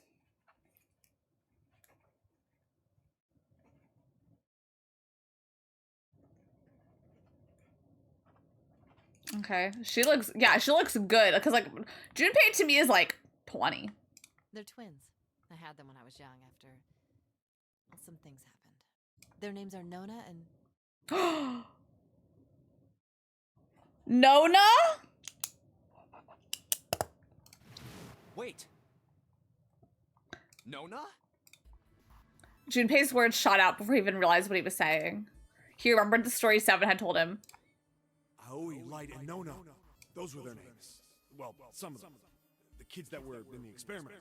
Dang, I'm telling you, you know we're not doing a bad end because we're getting info down. But what the hell? What's wrong with you? Lotus took a step back from Junpei. Did those kids go missing at a point in time in an experiment from a pharmaceutical company? Seven looked just as shocked as Junpei. He blinked his eyes rapidly as if he weren't sure if he was completely awake. It couldn't. Lotus, is your last name Kashiwabara? Lotus's eyes went wide. How do you know that? Are you serious? What the hell is this? There's no way you're that kid's mom. That kid? Wait, what do you mean that kid? Why are you acting like you've met her? Seven's brows furrowed. I have. What? Yeah, I met one of your kids. When? 9 years ago. Where? On this Here. ship. Why were you... It's not a short story. Look, I don't care how long it is. Tell me, please, what happened here? Fine, I'll tell you. Seven glanced at Junpei, then turned back to Lotus and began to speak. It was the same story Junpei had heard only minutes before, every detail. Yawn, we just heard it. But... And then... That was when... In case we forgot, in case we took a break. From there... I love how it's like, in case that last puzzle took you so long and you forgot all this stuff that happened. Just as if, finally...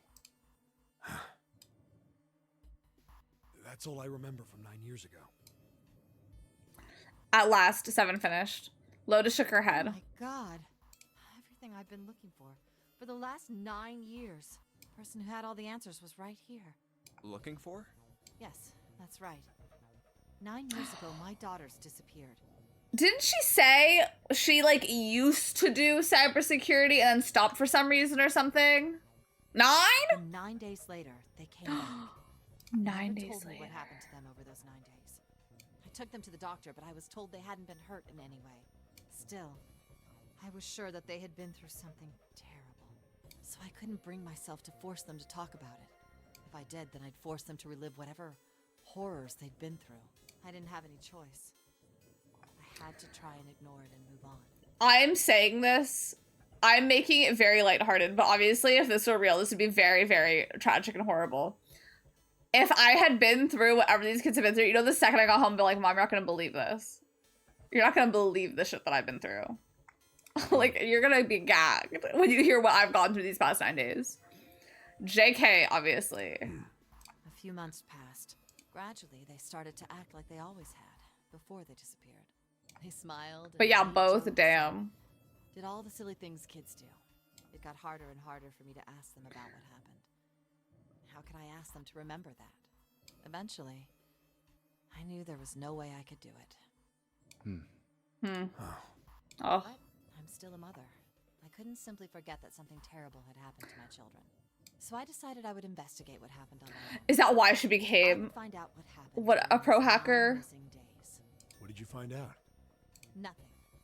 The police pretended to be concerned, but they didn't do anything. Once the 16 children who'd gone missing That's came crazy. back, things were just... Even the media didn't talk about what happened. I don't believe it's 16 kids. I think it's 18.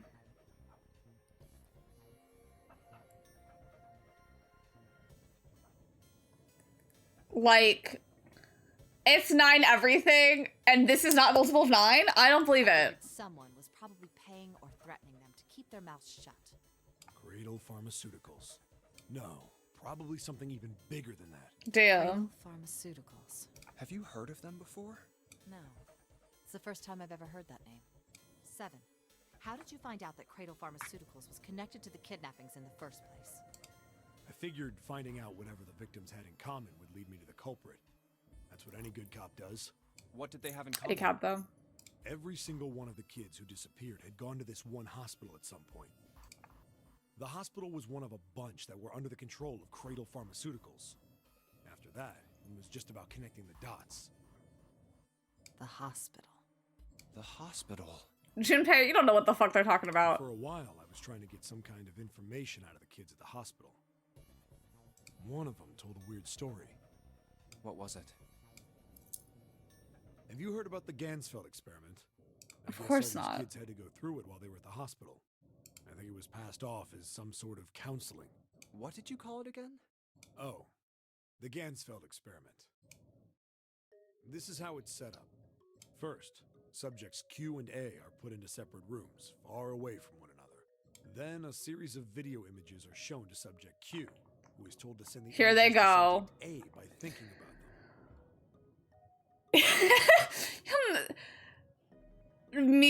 me during a Reddit Q&A. This reminds me a lot of the Gans experiment. Oh, never heard of it? Well. Subject A, on the other hand, is put in a large reclining chair and given a blindfold. With their senses cut off, A is asked to guess what images Q is looking at. Oh, yes, I've heard of that. It's a famous telepathy experiment, isn't it? Telepathy. That's how the experiment on this ship was supposed to work. The experiment to control people, right? Yeah. I don't know if any of the telepathy stuff really exists, but maybe someone from Cradle Pharmaceuticals bought into it. Lotus grunted. 7 had been thinking hard for the last several minutes and finally spoke. Even if that is the case, I still don't get how that has anything to do with any of this. The notary game, Zero, why we were kidnapped. What does any of that have to do with telepathy? I know I brought all this up, but I have no idea. Maybe none of this stuff is connected after all.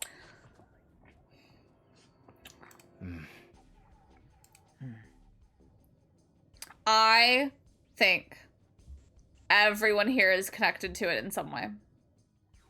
Because the established connections we have. Clover and Snake did the experiment. I believe Clover told us both of them, or at least Clover did. But it would make sense if were in it too. But like, didn't she say they were like in different groups? Lotus's kids were in it. 7, whatever the fuck he did. He's the cop that was on the ship. I think everyone here, no matter where you are, we are always connected. And so now it's just about finding out how everyone's connected to this. I'm telling y'all, this is just like Saw. Hold on. I forgot the name. I brought it up last time too, but I forgot again. This is just like Saw 5. It's just like Saw 5, where there was a moment of silence. Then a cold voice echoed down from the ceiling. Subject has been detected. Unless a subject is detected within 60 seconds, all power will be shut down. Okay, so this is just like Saw 5, because remember when I was saying, like, all of our numbers, what, like, if none of us died, there's, like, 2 9 doors. Like, all of us would have been able to make it out. Okay. I know, I was interrupted by the game. And in Saw 5, they would all be able to make it out also if they all worked together, but they were all really selfish. And in this, I think we're all connected to the incident from 9 years ago somehow. And in Saw 5, they were all connected to, like, something. Like, one of them was, like, someone that claimed something didn't happen. One of them was, like, the attorney who did something. And one of them was, like, some random passerby who didn't. But, like, all of them were connected to, like, one incident in Saw 5. Can I figure out what it was? Plot. What's the B plot? Damn, they don't even tell you about the B plot.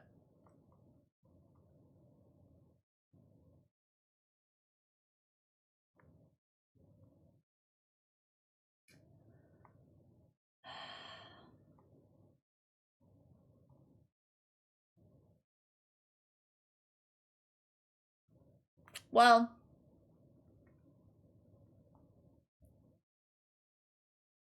you just have to believe me. I don't remember, and I don't feel like looking into it. But they were all like a part of the same incident. We're all this together is integral to all this another day. Yes. If you wish to proceed with the experiment, please seat subject in the restraining device. Lotus, sit down. Whoa, that doesn't sound good. Yeah. Okay, I'm going. Oh, no, that's not what we... Just hurry up and get it over with. If this has a CG, it's gonna go crazy. I'm counting on you. Right. Also, can you believe we've learned about the Guten Tag experiment all from Lotus being like, tell my daughters I love them? Lotus sat down on the chair. Junpei looked at her one last time, then made his way to the monitor. Lotus, please, tell me right away if you feel anything weird. You worry too much. Now get on with it and be a man, or June's gonna leave you. Oh, also, I feel like Junpei now has no right to be upset with Lotus for, like, literally not being able to do anything with the freezer except sit there and wait, when she's literally like, I'm sitting down on this. I don't know. Lotus is putting on the best act she could manage, but her legs were shaking so much as if she hadn't been sitting. She likely would have fallen down. Also, I love that we do not address that. Lotus. Like, we're just like, okay. Failure was not acceptable. Okay, let's do this. Junpei took one last deep breath and stared at the monitor.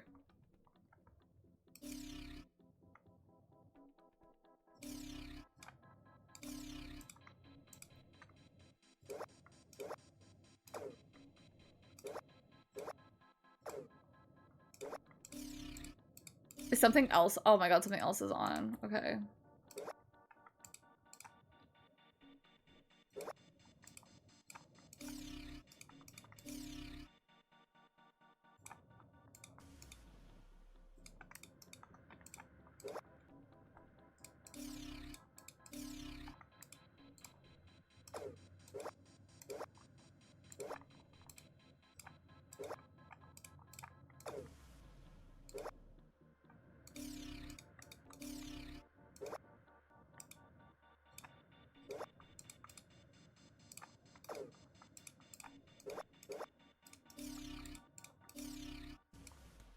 But that one, I just need it to be a regular square. I need all those on? Damn. How am I getting all that on?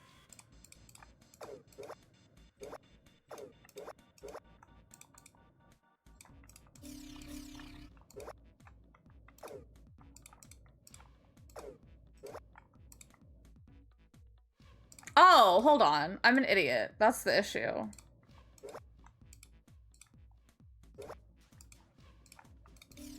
They don't all have to be on.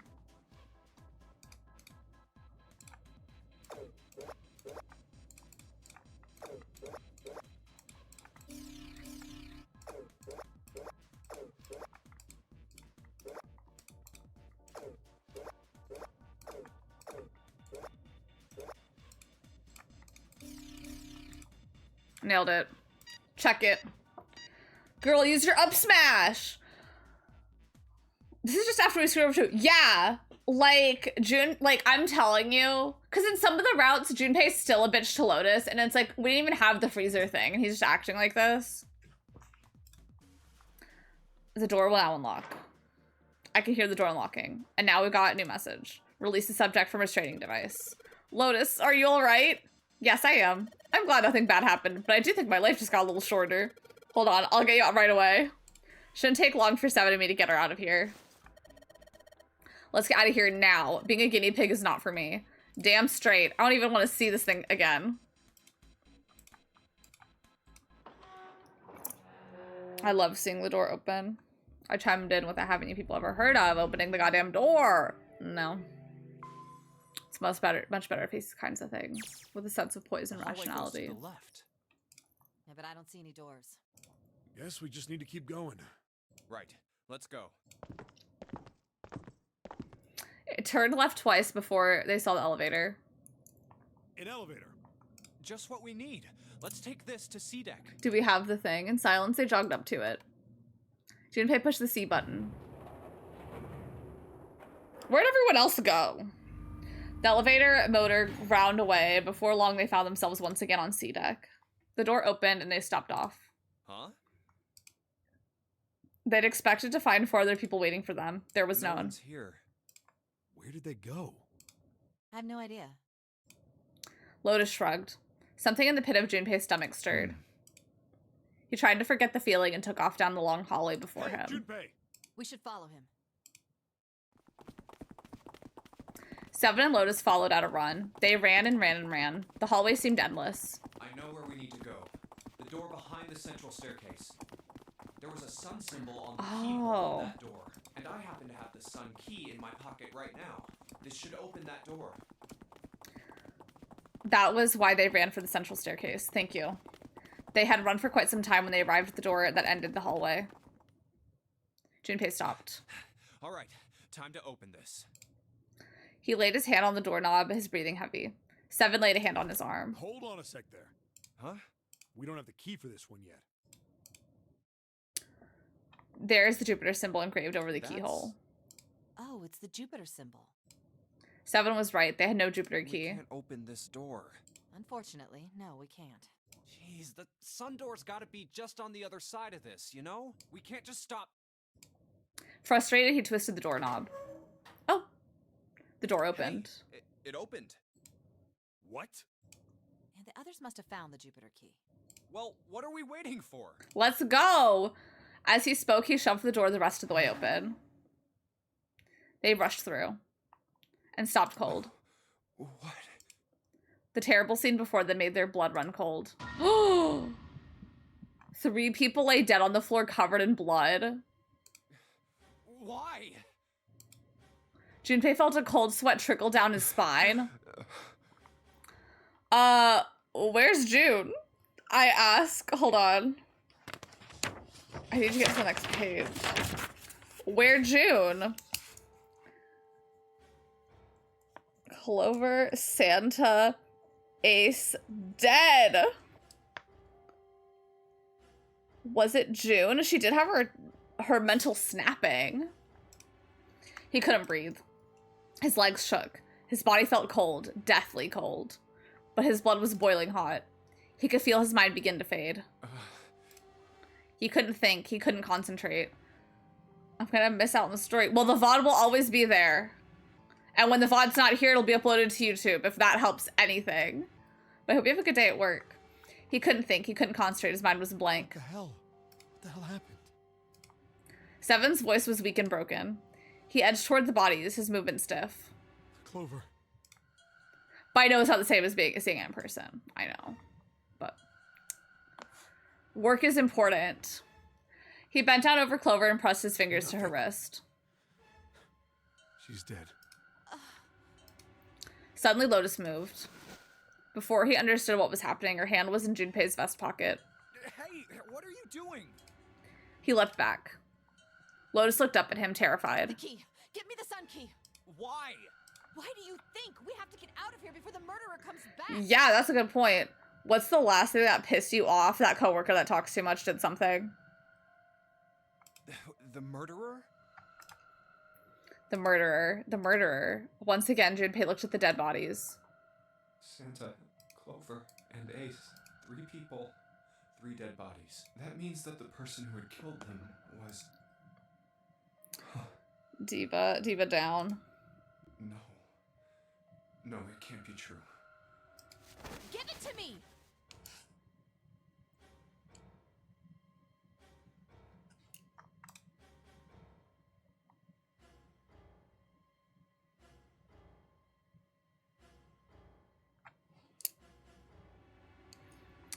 Before Junpei could react, Lotus dove into his pocket and came out with a key.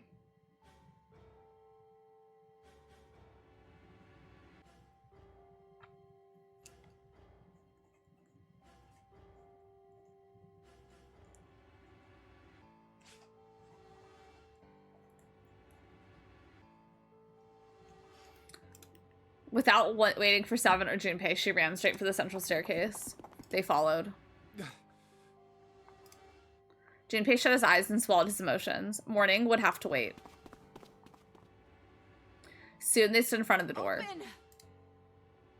Lotus shoved the sun key into the keyhole and twisted it hard. But Why? What happened? Nothing. Nothing happened. I didn't feel it unlock. Oh no. Bro. Is it the wrong key? I don't know. Maybe. Lotus sighed, defeated, and leaned against the doorknob. She felt it twist. A small gap appeared between the door and the frame. It's open. What the hell is this? Wait, you mean the door was already unlocked? Why? And how would I know that? That's kind of crazy. Why was it unlocked? Sun door already unlocked? Did I get the sun key from a different room? Let's just go. Like before? Lotus took a deep breath and slowly opened the door to the rest of the way.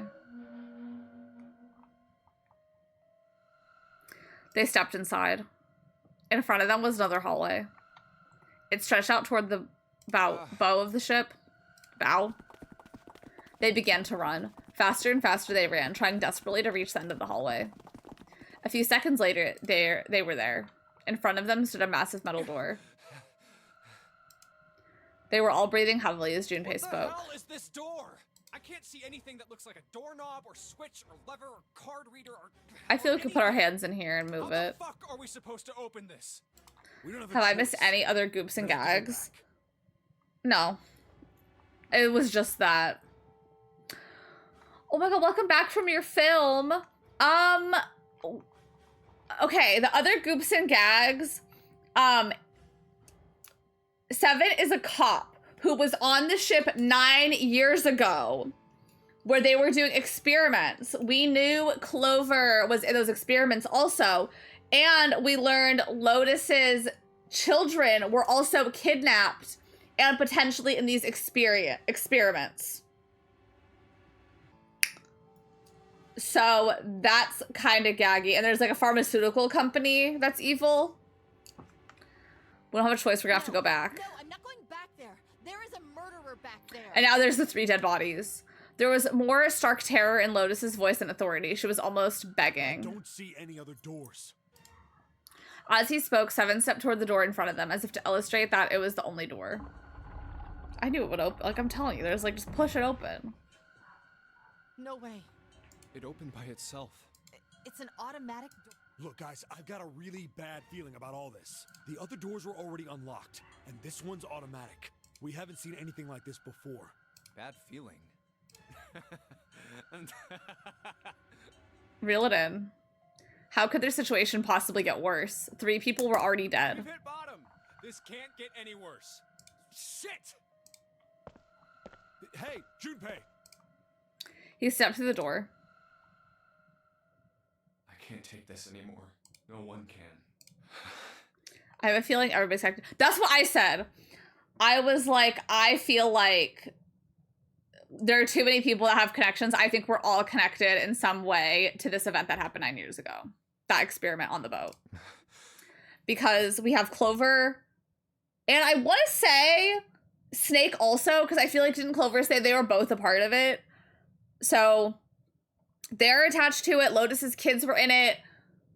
7 was on the ship when it like trying to figure things out. So I feel like we're all connected somehow. I feel like no matter where you are, we're all connected. Whatever Hope Junpei managed to summon disappeared. No. It's a lie. It's gotta be. This can't be real. No. It's impossible. Her web connects us all. It's true. Madam Web's web. Someone please tell me it's all just a joke. I'm imagining things. Yep, that's it. This is all obviously a lie. It's a big, elaborate trick. An illusion or something. Or a dream. I want the just the other text say, it was not made up. It wasn't real, right? June. No. The codenames meant nothing now.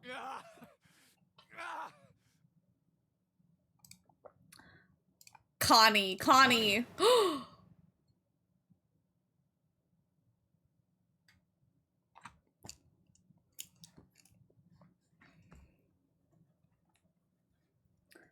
I'm updating my note because I said Clover, Santa, Ace dead. Was it June? No, she's also dead.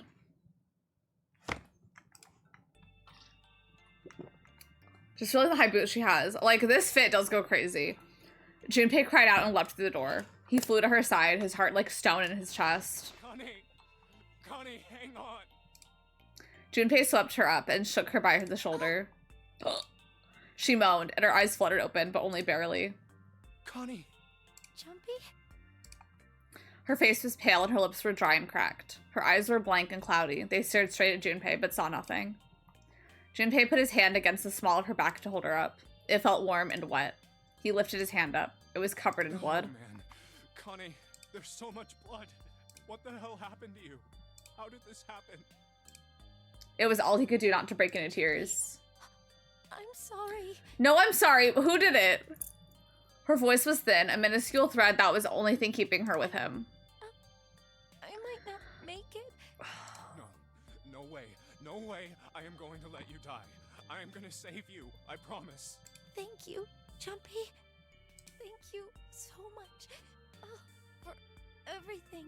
I was really happy to see you again, Jumpy. Really happy. Oh, don't give me that I was crap. You're gonna. What's the word for straight yaoi? You just gotta hang on. All right, Connie.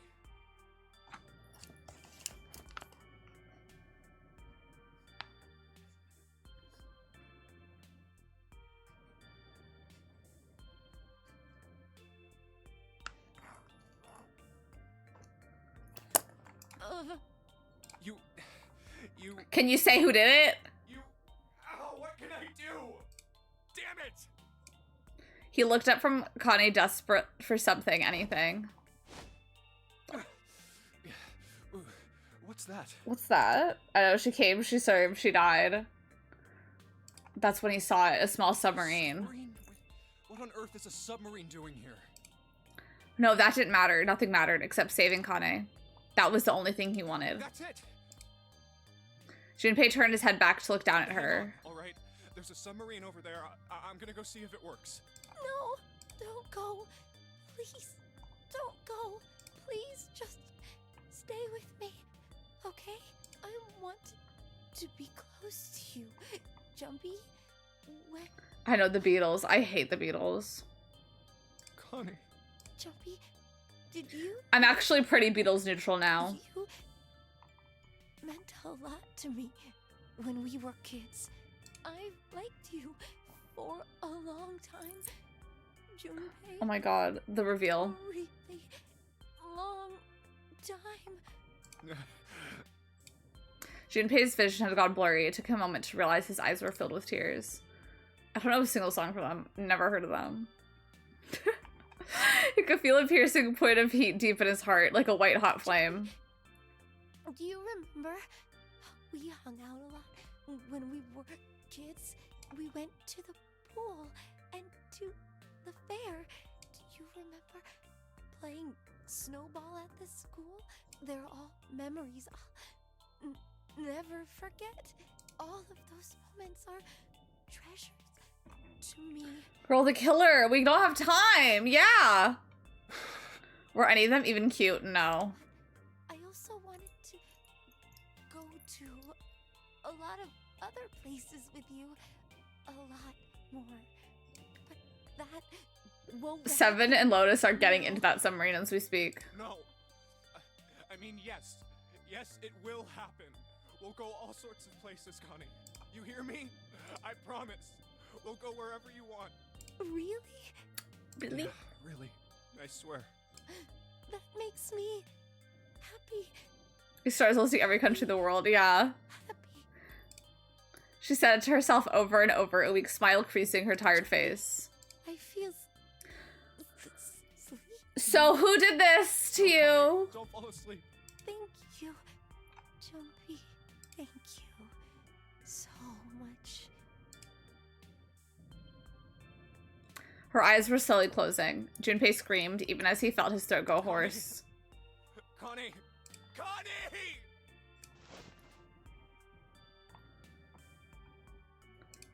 The bracelet's gonna unbuckle. Because the heart stopped. Time passed. Junpei wept, curled around Connie's body. He cried and cried until he had no tears left. When the last tear fell, Junpei was no more. His body remained, but only as an empty shell. Yikes. Somewhere he heard a bell ring. It was the clock at the central staircase. I better not be in this situation, because this would make my oven heat up as I'm dying. God, I hope I'm never in this kind of situation. It rang 5 times, then faded. Quietly, gently, softly, he set Kane down on the floor. Slowly, Junpei stood. Only then did he realize that Seven Lotus had not followed him. Where had they gone? Slowly, he looked around the room. There was nothing. No sign they had ever been there. It felt as though every part of Junpei's body was made of lead. Slowly, he made his way to the door he'd come through. If they're dead on the ground... As he approached it open, sliding away with a sound like grinding stone. If they're dead on that floor, I'm... like, what the fuck?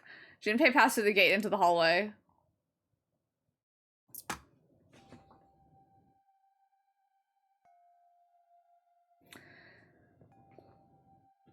Like, we didn't hear them screaming? I know, it's me the whole time. His heart rattled in his chest, an empty, lifeless thing. It had been so utterly broken that there was nothing left to feel. When he saw their bodies, he simply stared. I just said a what out loud to myself twice after doing this. My oven, girl, my oven! It was a lake, a sea of blood. 2 bodies lay in it. There was no need to check. There was no breath left in them.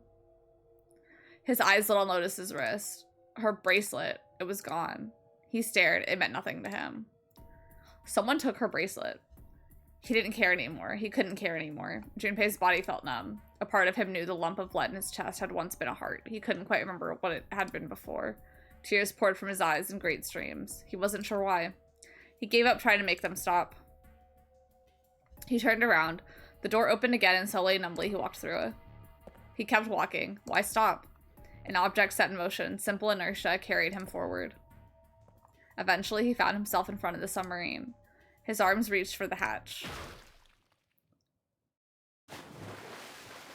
Bro, me being like, this is probably a good end or a neutral end. This can't be a bad end. There's so much exposition. And then he was floating in water. His eyes stared down into it. He couldn't see the bottom. His back was hot. Dimly, he felt the blade of a knife in it. Who? One dead body lay behind door number 5. The body of the 9th man. Another lay in the shower room. The body of Snake. Well, I will say, we know that's not Snake. But we know Snake can't see, so I don't think it was him. At the central staircase were 3 more. Ace, Santa, and Clover. Yes, the good and the bad ends. I was just like, there's so much exposition happening. Like, it's got, like, I saw that submarine, I was like, clearly we're gonna get in it. But, like, you know, nothing was resolved. Ace, Santa, and Clover. Is Snake related to Viper? Yes! Oh my gosh. Spoilers, spoilers. Snake and Viper are related. I miss Viper. I'm excited for him to come back in Squid Game The Challenge Season 3. I didn't apply. If everyone's dead, I would argue this might be the worst end. It's pretty bad. Just outside the door were 2 corpses, those of Seven and Lotus. And in this very room lay the body that had once been Kane. And now Junpei would join them.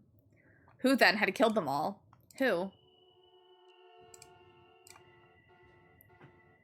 Junpei let out a last breath. Faintly, he felt the bubbles creep up the side of his face. His consciousness faded quickly, dissolving away into the cold, gentle lapping of the water.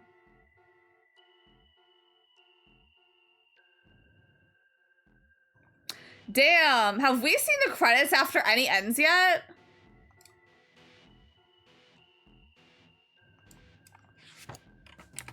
Can I skip this, though?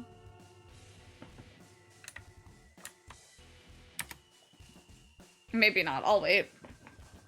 Damn, we haven't seen the credits. Or did we see it during, the first one we got?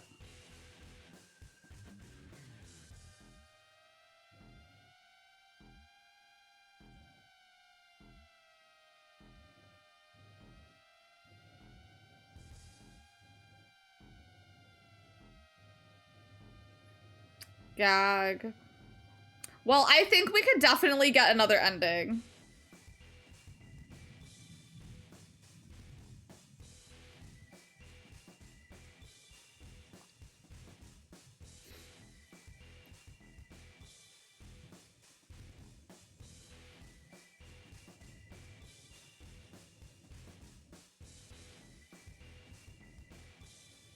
I'm shocked I can't skip this though.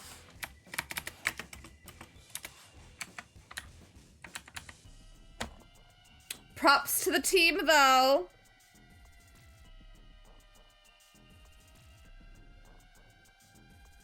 But yeah, I think, I don't know.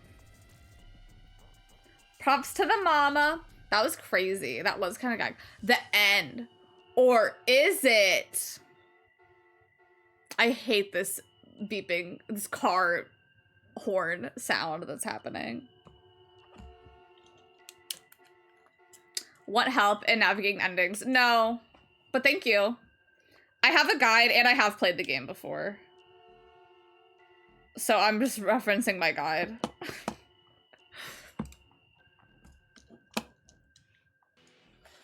And a round of applause for the band. Slay, we're gonna save here. Okay, that was submarine. If you were in a band, what would you pick? The triangle. With my current skill set. Okay, so now we have to go back to here, door 5. Let's make sure we've got this straight. Okay. Wait, which one was door 5? So, previously in this route, I need to go back so I can see. Okay, we were in this room with Snake and someone else. We were here with Snake and I think Ace. Previously on. I'm just checking. I'm not gonna do this again. Oh, we were here with Snake and 7 previously. Okay. That's where we were last time. And then...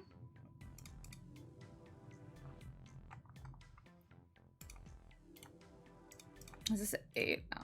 Is this 8? And then we were here with the divas. Shall we go? Previously, we were with the divas in... Oh, and then she hacked. We saw she was a professional hacker. Okay. And now... Oh. Dang, I haven't done that one.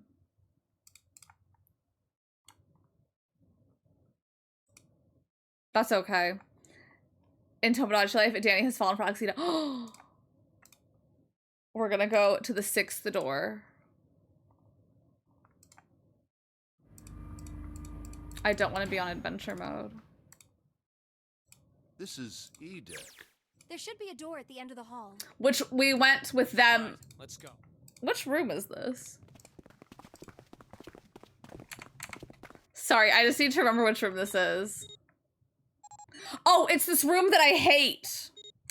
Well, I'm not doing it. I'm not doing this room I hate. Okay, okay.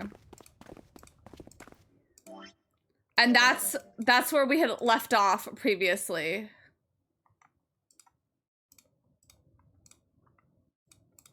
Okay.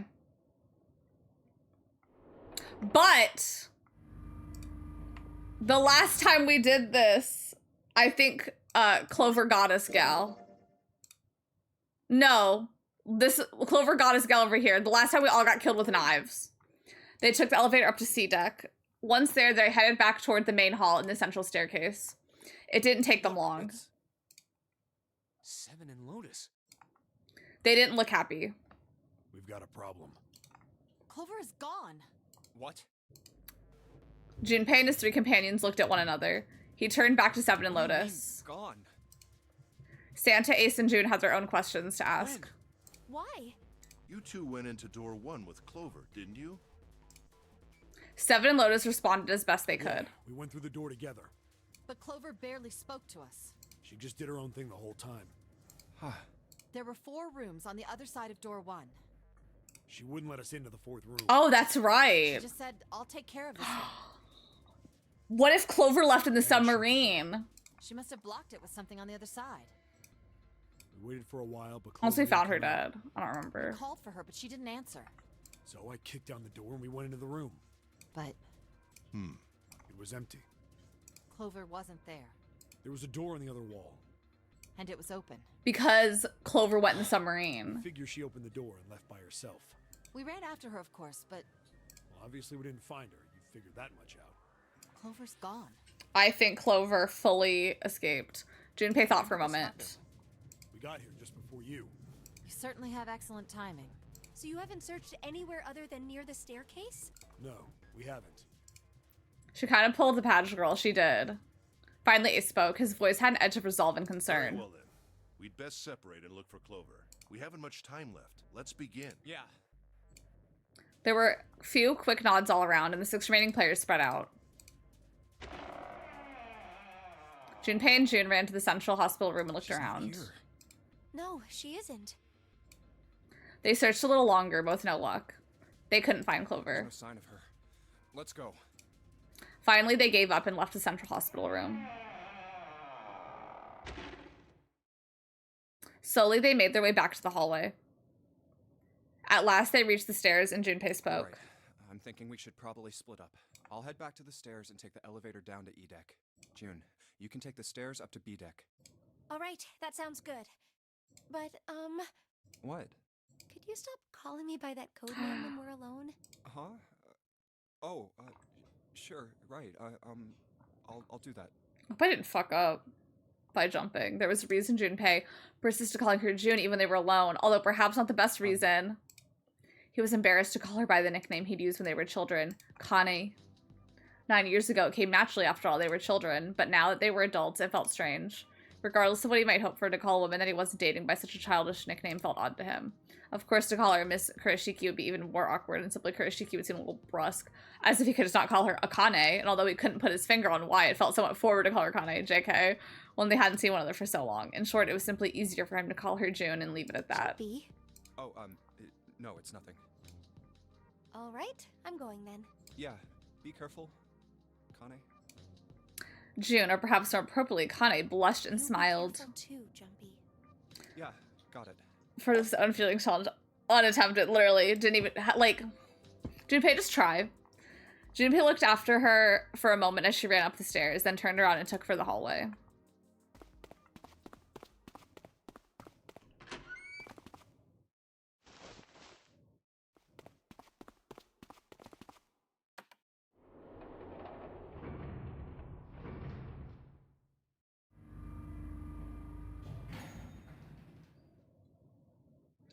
Tragedy always strikes when you least expect it, but to wait for a man to stand before striking him down almost seemed cooler than dealing the fatal blow while he lies on the ground. A light and dark place, June's smile had given him hope, both for their escape and possibly for something else. It was that hope that raised spirits just enough they might soon be fully dashed. He opened the elevator door, and there she was. A woman sat slouched against the wall, Lotus. Junpei felt his blood turned ice. Her body was limp and her skin smooth and pale as always. I think I fucked up. I don't know how. But, like, door 5. Door 8. Door 6. Is it, let me go back here to outside the room. Maybe that's where the change happens. Let's see. Because we shouldn't be getting that ending again.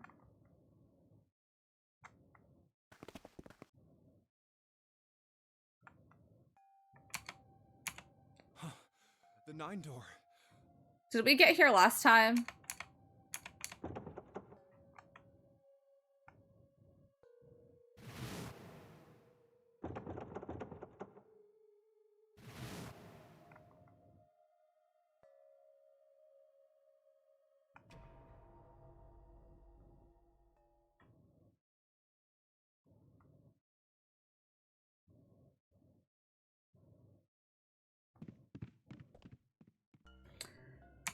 To the engine room beforehand, updating the correct order rooms. So you're missing some cutscenes.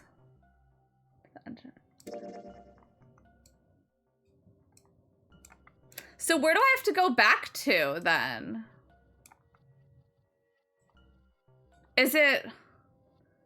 And choose not the first option, which is the entire room, but the second one. Like these? Just the unclaimed key sections. Like the first one? Like this one? Back to the engine room. Okay, thank you.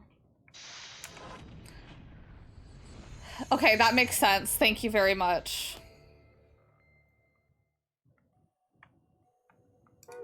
Okay, oh my god. Do I have to do it again? I hated. Oh.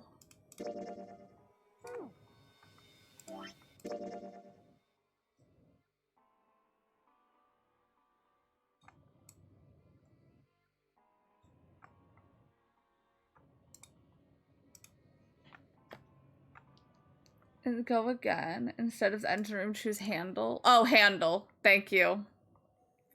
I believe the box. Thank you so much. Yeah. June's down over by there. Not your least favorite room, literally. She doesn't seem to be improving. Okay. So the last time we were here. Well, of course not. She's not gonna just get better right away. Thank you so much. It'll take time. What could be causing this, I wonder? Illness, perhaps? Nah, it's gotta be exhaustion.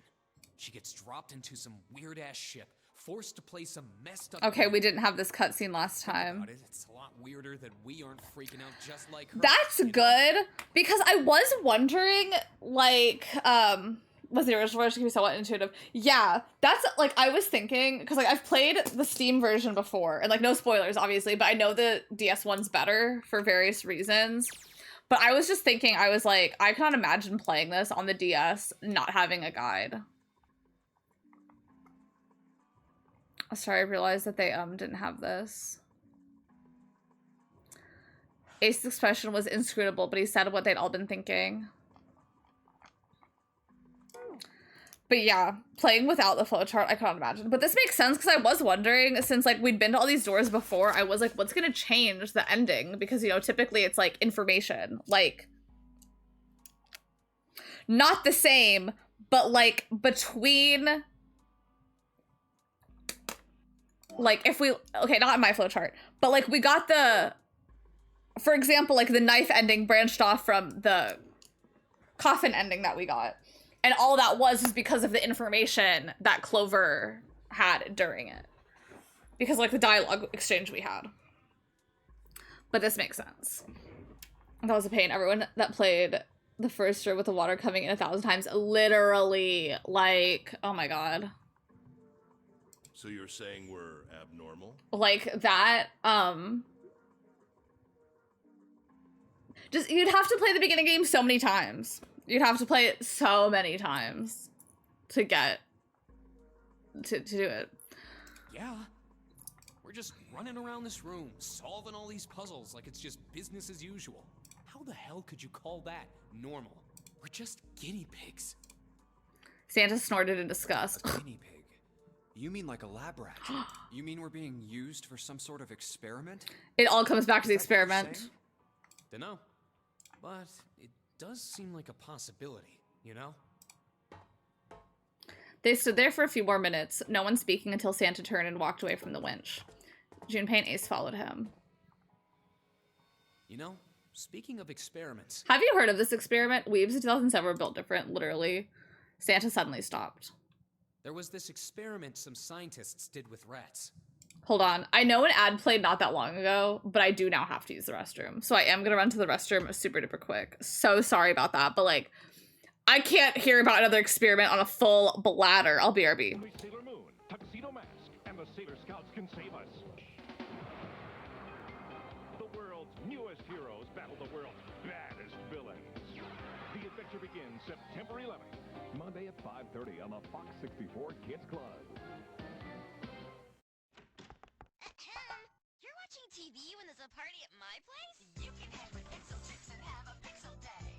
Anything can happen, no telling what she'll say. Go out in this? Her manners are as perfect, her clothes are really hot. Fabulous. Play through every level, and look at all she's got. Visit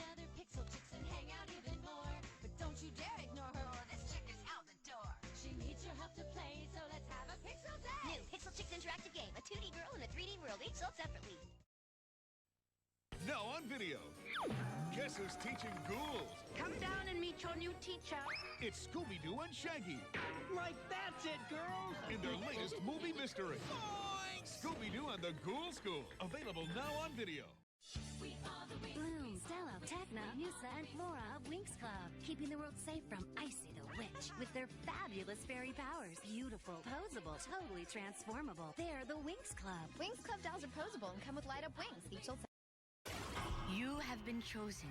A portal has opened into the world of Shedx Witch tonight at 9/8 Central on Toon Disney.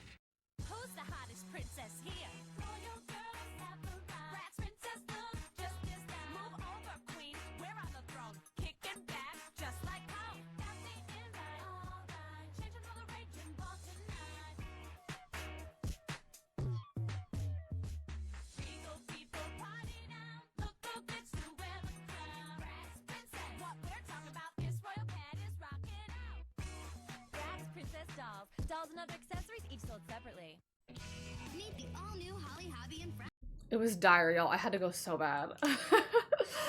Okay, the Geico Gecko wants to divorce Linda Belcher. It's still crazy that they can get divorced to me. Like, that's bonkers. Okay. First, they took a squarish C-shaped tank and filled it with enough water that the rats could drown in it. Yeah, this is information we need. The tank has 2 exits.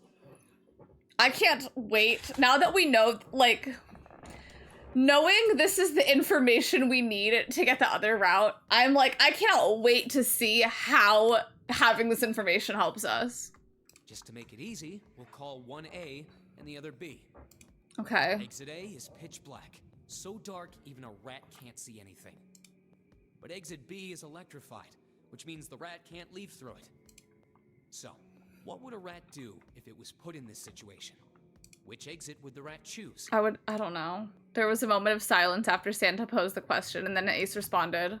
B, of course. I know, we're the Rat rats. has no way of knowing that exit Hi, May. Hello, I hope you're doing so good. Exactly. The rat goes to exit B. This says a lot about rat society. Of course, like I said, it's electrified, which means the rat can't get out that way. So, after a lot of trial and error, the rat finally finds exit A. I can't say that's very interesting or relevant. It's simply the story of a laboratory experiment. You're right. It isn't very interesting. Yet. Like, how do these people just, like, every single person just knows about these, not everyone, but, like, because obviously Junpei doesn't know, but, like, dang, all these characters were like, you know what, I'm gonna hyperfixate on this experiment. See, these scientists repeated this experiment over and over. Can we talk about floss again? Of course. I have a water pick now. This produced some surprising results. It would be boss if I had floss. With each generation, the rats took less time to find the correct exit. Eventually, a rat was put in the tank who instantly chose exit A. Dang. Without attempting to go to exit B. But that wasn't the most impressive part. The same experiment was conducted in another laboratory, far from the original one, with the same results. People must live on Wikipedia. No, on second thought, the results Not the High School Musical episode of Sweet Life. It's such a good episode. The rats in this second experiment began the trials with significantly faster times than the first rats in the initial one. These rats weren't related to the others and had never even... I restocked on floss sticks recently and I've been leaving them in strategic areas, so I've been flossing after eating a lot, and it's alarming how much food is in my teeth. It's crazy sometimes. They all easily found their way to exit Like, A, especially as though after they you already eat, knew. like, a meaty meal and there's, like, just a giant piece of meat between your teeth. What did it mean? Who studied birds thinking the birds could read each other's minds, literally. Are you suggesting something like telepathy? And thus, the birds became spies for the They bourgeoisie. were passing information to one another through some undetectable medium? Ace looked skeptical. Santa snorted at him. How the hell would I know? I'm not any kind of scientist. I don't know what made him do that. But I do know that story's true. Do you think you've saying got another compliments to every welcome is rude? No. Sure love to hear it. Cause, like, I don't know. Like, things like part of the pen. Like, sometimes, not like your welcome is rude, but sometimes I'm like, the implications of your welcome, you know? Like, Thanks for that. You're welcome. I don't know. Like, you're welcome's not rude, but sometimes I feel like it just has, like... I love a of course or no problem, personally. Come on, let's get going. There's still a lot here we haven't checked out. And we gotta get the hell I out say of of here course a before lot. I June love an passes of out. course. Without waiting for a response, he turned around and started walking. Junpei, however, wasn't quite ready to leave the topic alone. Wait. There's something I want to ask you. What? For babies who are learning English. That makes sense. I just go for sure. Yeah, sure. What if I say you're so welcome? I like it, you're so welcome. Like, that's kind of fun. As long as you don't, like, say it rudely. Like, there's a little bit of humor behind, like, you're so welcome, you know? Zeta stopped and turned around. Why did they use that tank for the experiment? Huh? Well, I mean, it seems like you could conduct the same experiment without the water. They could have just used a dry box, you know? If they needed to motivate the rats to escape, they could have, I don't know. You're indebted to me for put some life. bait by exit B or something. I mean, do they really have to make it so the rats can drown? Santa gave him a grim bark of a laugh. You know, the I have word 2 emergency pens. comes from the same root as the word emerge. Emergence from that one room. Huh? Well, an emergency is something urgent, often something dangerous. I just say no problem usually, yeah. To emerge means to sort of come out, or appear, or rise out of something else. So what's going to emerge in an emergency? Inspiration. Inspiration? Yeah. Come out! Think about it. When the chips are down, either you crack or your mind focuses and pulls up what you need. Has anyone here listened to Hades Town? Because I love Hades Town. There is a song called Chips Are Down, and I skip it immediately. I hate that song. I hate that song. Hades Town songs ranked. I saw a ranking of the songs that was the most whack ranking of the songs I'd ever seen in my life. They have If It's True at 32nd place. If It's True is one of my favorite songs from it.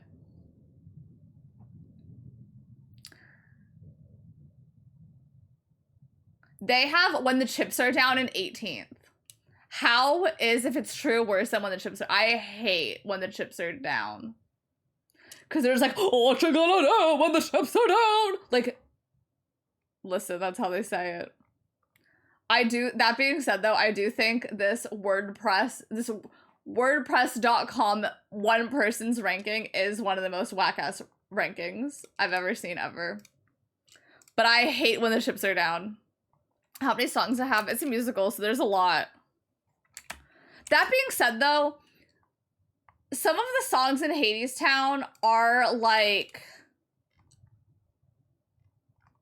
According to this, there are 33. They have If It's True as second worst. But some of the songs are like short, like 2-minute like interludes to other songs. I listen to Hate Outs, I forgot. It's so good. And everyone made fun of Anna Garcia for thinking about how words have roots, but they have roots. This being the second time today they described a laugh as a bark. Yeah, like let's open the encyclopedia. So in an emergency, your real No, potential crack emerges. open a thesaurus. I'm Is that what you're sorry. saying? Yeah. That's why the rats had to drown. They had to be in danger. There had to be an emergency for inspiration to emerge. Oh. Oh. Junpei suddenly felt cold. The back of his head was aching and his stomach felt strange. Perf. Oh my god, I'm so glad we could just do that. Okay. 9. Wait, there's 2. What's the 9 We photos? finally have all 9 picture cards. We just need to insert these cards into the slots at the front of each box. Junpei stared at the cards in his hands. Ace peered over his shoulder at You them. know which card goes in which box. Yeah, of course. We did Just this match our one. numbers to the numbers.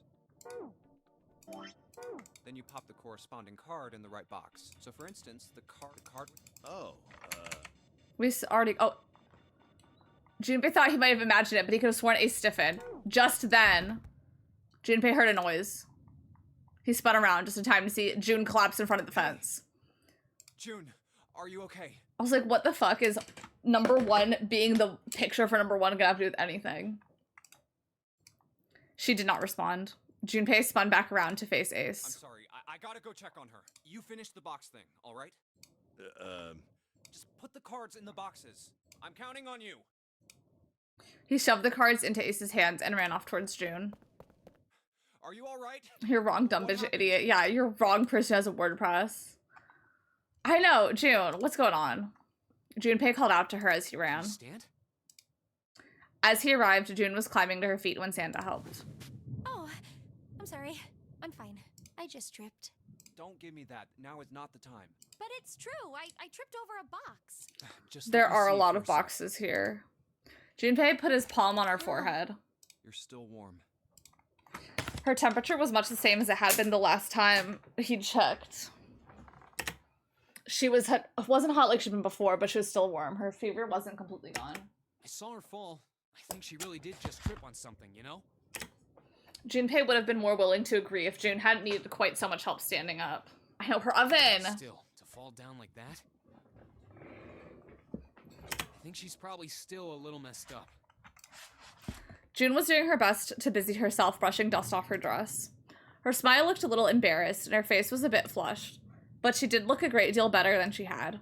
Still. Right, well, let's just get out of here as fast as we can so we can get you to a hospital. Oh, I don't think it's anything that serious. I just need a little medicine and some sleep, and I'll be fine.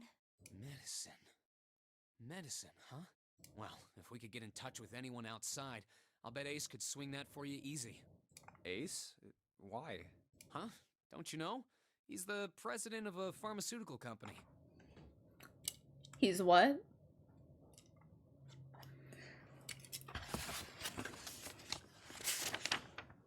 I hope not Cradle Pharmaceutical Company. Cradle Pharmaceuticals is the name, I think. Their flagship product is an anesthetic drug called Soparil. Soparil. I've heard of that before somewhere. Junpei couldn't shake the feeling that he'd heard about Soparil before. Have we heard of Soparil before? Let me make a note of Soparil. And Ace, president of Cradle? Soparil. It's an anesthetic that's a gas at room temperature. A lot like how nitrous oxide is. That's the drug he had earlier. Seconds to spread, and even a small amount is very effective. A bunch of countries quickly accepted it for widespread use within their police and military forces. That doesn't seem good. It was an effective crowd suppressant and room clearer. It was practical, ethical, and the humane nature of it made it the ideal drug. It's been around for about 6 years. They developed it from the extracts of several different roots. It became popular almost as soon as it was made public, with many governments placing large orders. This seems like a horrible thing. Skyrocketed. And of course that meant Cradle Pharmaceuticals stock did too. Why do you know all of this? Santa's information was interesting, but Junpei couldn't help but feel a little suspicious. Santa's reply was blunt and simple. I heard it from the old man himself. From Ace? When? By the number 4 door at the central stairway, when we were searching the second-class room. Remember how Snake, 7, and you went to door 5? It was back then. I asked him what he did for a living, and he said he ran his own company. After that, we just started talking, and I guess it just came up, you know? Are you worried about something? No, nothing. As he spoke, Junpei looked over toward Ace. He seemed to be having difficulty with the 9 boxes. I don't know why I'm noticing some people have their bracelets over their sleeves while others are under. I wonder why. He turned back to June and Santa. June, don't push yourself, all right? Yes. Santa, could you take care of her? I'm telling y'all, how do these people get through these rooms without me? I'll go check on Ace. Looks like he's having trouble. Sure. He gave them both a short nod, then turned and headed toward Ace. Yeah, never trust the CEO. Ace's back was to him as Junpei approached. The older man turned around to look at him. His face was pale and covered in sweat. What happened? Nothing. My vision has gotten rather blurry, I think, because of fatigue. I can't see very well at the moment. What can't you see well? These pictures. Ace held the cards out to Junpei, splayed out in the shape of a fan. I don't care to admit it, but I may be developing presbyopia. We learned about that already. Old is a difficult thing. I'm pretty sure. He made the best attempt he could at self-deprecating smile, but his face was flushed as his lips were pale and drawn. Hold on, I'm checking my notes. Yes! We learned... No. What did we... What's... Presbyopia. To focus on closed objects. JK, I'm sorry, never mind. At any rate, I'll leave the rest to you. I'm feeling awfully tired, so if you don't mind, I'd like to It's just your vision getting blurry is what he's talking about. He shoved the cards in Junpei's hand and walked away quickly away. Junpei looked at him quizzically. Simply looking at cards that have tired him out. Junpei looked down at the cards in his hands. All of the pictures were quite clear, and each person easily recognizable. Was Ace's vision truly so bad? What had made him so uncomfortable? Yeah, all CEOs are bad, yeah. That was when Junpei remembered what he'd heard from Lotus much earlier. Prosopagnosia. Okay. Okay. Okay. Okay, and Snake is blind, yeah. Okay, I felt bad because I was like, oh my god, fuck. Did I just like... Well, put simply, it means a condition where the mind can't distinguish between human faces. In other words, my face would look the same as Clover's or even yours. So they can't remember faces, which is how most people recognize each other. That means that people with prosopagnosia have trouble recognizing even people they're close to. Maybe he's got prosopagnosia? I think he does. Junpei took another look at Ace. He sat at the base of the stairs looking quite depressed. Well, he looks depressed enough to have it. If he really did have prosopagnosia, there was no doubt it was a depressing and painful experience. Still, Junpei didn't feel like patting him on the shoulder and telling him everything would be alright would be much help. Still, Junpei felt perhaps it was best he keep Ace's condition to himself, at least for the time being.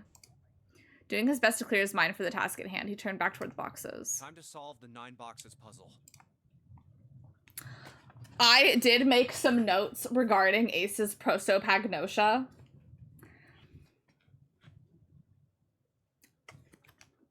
I think I made one note about it. The one note I made about it is at the beginning of the game, Junpei was like gagged as fuck. Snake and Clover were related.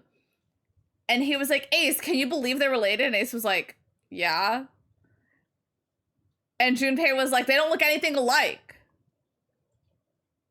And Ace was like, I don't know, I could believe it. Because he can't see their face. He can't see it. They clearly don't look alike. That was it. Junpei stared at them and then began. Ace's card is in box 1. I just need to do this. And 5. All 9 boxes open at once. What the? 9? Okay, there's the 9 pins. Now let's do the coffin one. They walked slowly past the row of crates until they came into the coffin. They stopped and nodded to one another, and Junpei put his hand on the lid of the coffin. Mommy. Just kidding. I wonder if someone's gonna take the gun. He smirked heartily at his own joke. Really? Junpei grumbled and shook his head. Just open it. Okay. Junpei resisted the urge to remind Santa that he would have had it open a long time ago if Santa had interrupted, and quickly threw off the lid of the coffin.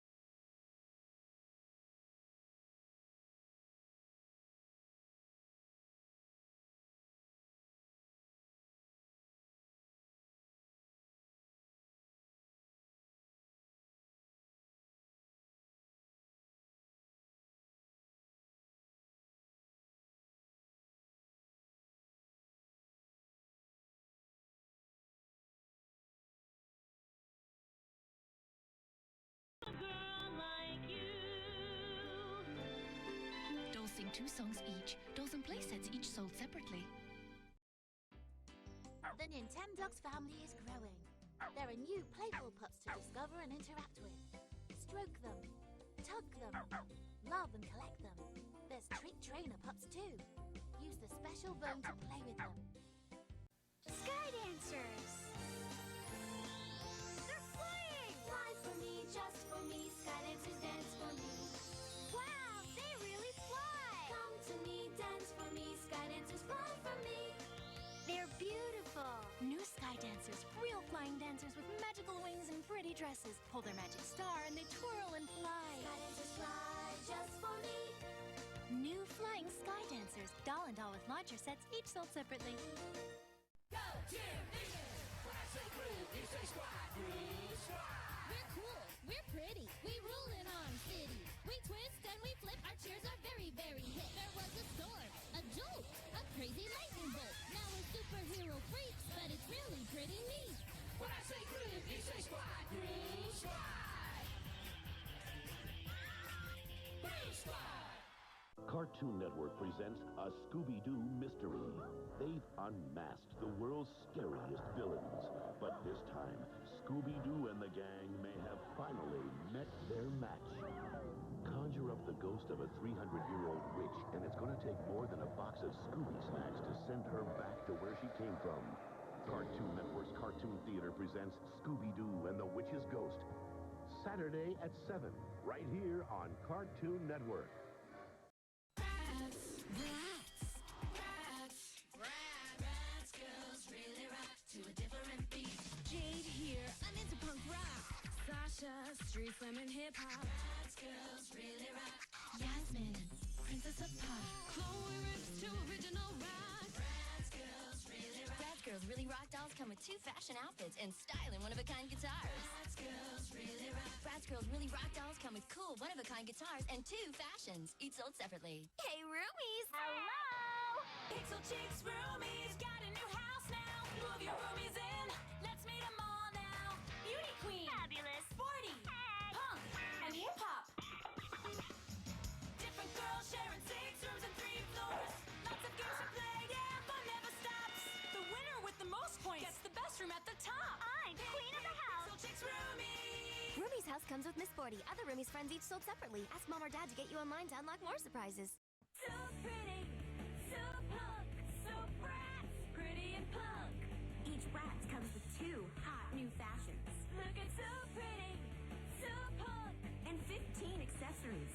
When you party with all you've got, you fall in love at the party spot. Each Bratz comes with her own collectible puppy to love. Brats, the girls with a passion for fashion. Not pink, punk. Brats, Pretty and punk Bratz. Dolls and accessories each sold separately. only brats are brats. Challenge everything. Hey, Robert. Yeah. Warupeachie?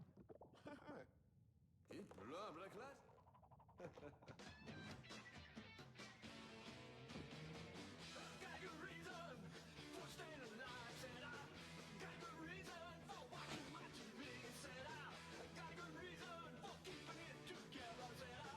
Got good reason thinking to me, 'cause I'm doubling up. And I'm not new generation. Keeping it real with my core and life form, 'cause I'm keeping it all.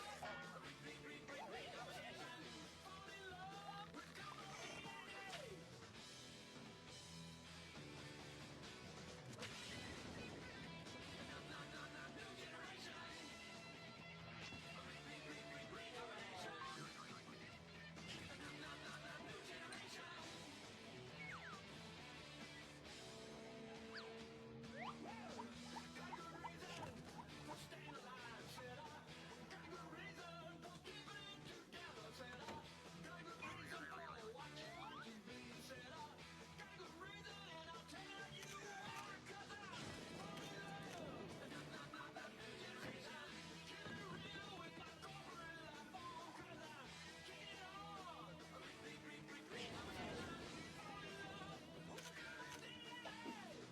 Okay. Junipero is urged to remind Santa that he would have had it open a long time ago if Santa hadn't interrupted, and quickly threw off the lid of the coffin and then peered inside. Do you think if I skip all the stuff that we already saw, it'll just stop it at the part that we haven't seen yet? This reminds me of something.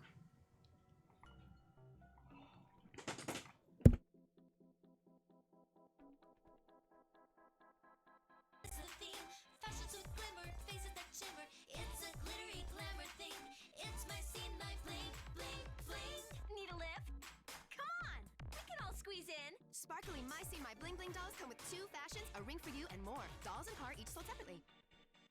We are the Winx, we are the Winx. The fashionable Winx Club girls. And now the newest member, Layla. With their fabulous fairy power. Each teams up with her very own pixie. Winx. Friends forever. Winx. And Bloom's magical wardrobe has so many choices for the perfect outfit. What a great look! Each Winx Club doll comes with their own pixie. Winx magic wardrobe really talks and comes with Bloom doll, each sold separately. Here's the true story. 4 friends pick to live in a video game. And find out what happens when they stop being themselves. And start being someone else. Animal Crossing for Nintendo GameCube. Today I was like, let's redecorate the house. And I was like, maybe we should buy some furniture first. Nice outfit. Where'd you get it? A garbage dump? Yeah. Welcome to Animal Crossing, the live game that's happening every minute of every day, whether you're playing or not. Winter's coming soon. Should I make pants for that? Rated E for everyone. From the Bratz new DVD movie. In a beautiful pixie. Okay, sorry.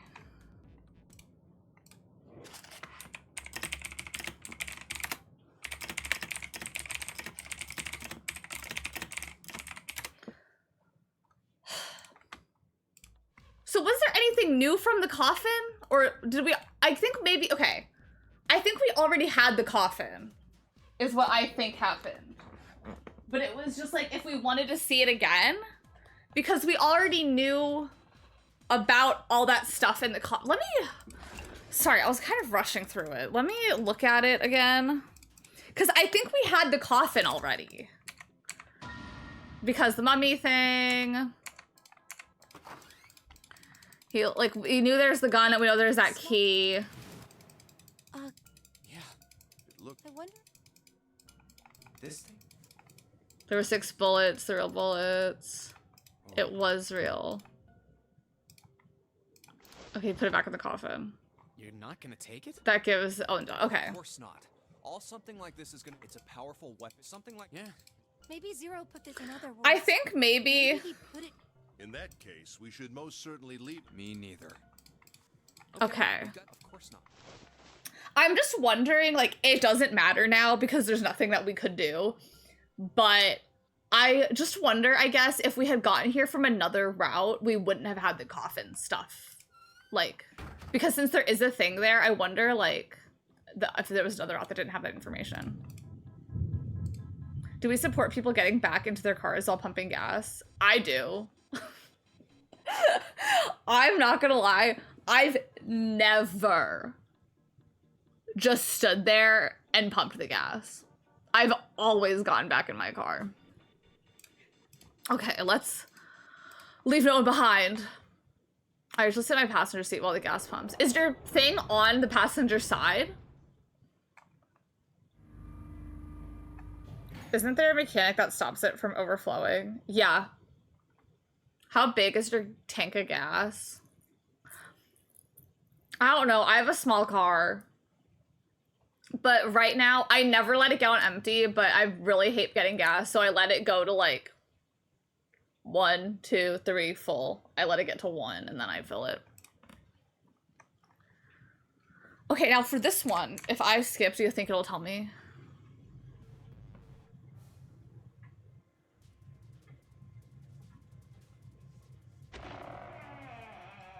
Okay, we're in a different thing. I know it's not a problem, but it triggers my boomer. Sounds like you really lack the patience to stand there for literally a minute. What's wrong with this generation? Mine does not take long to fill up, so it could be bothered to get back into the car. That makes sense. I feel like if I were just topping it off, but like, I feel like it's so hot outside. I think also, like, I know this is so self-centered of me, but I think also, like, y'all have to keep in mind, like, I'm a little lady out in the world. It's scary out here in the world. But I do always get back in my car. Because I usually, like, sometimes, because I'm kind of germophobic. So I like touching the least amount of stuff as possible. So usually, like, I'll even leave my keys in, but I'll just grab my card. And then I get back into my car to hand sanitize. And then I can go on my phone.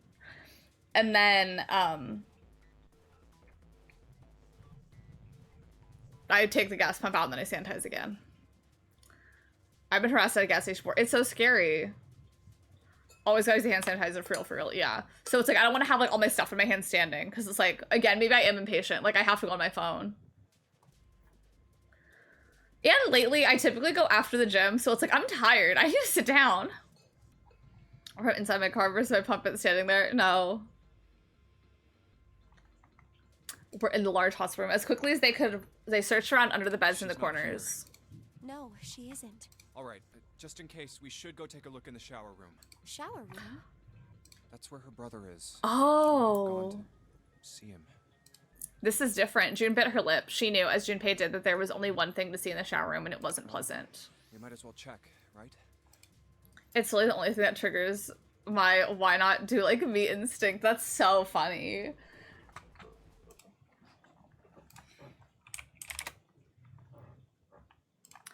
Good. We can still get in.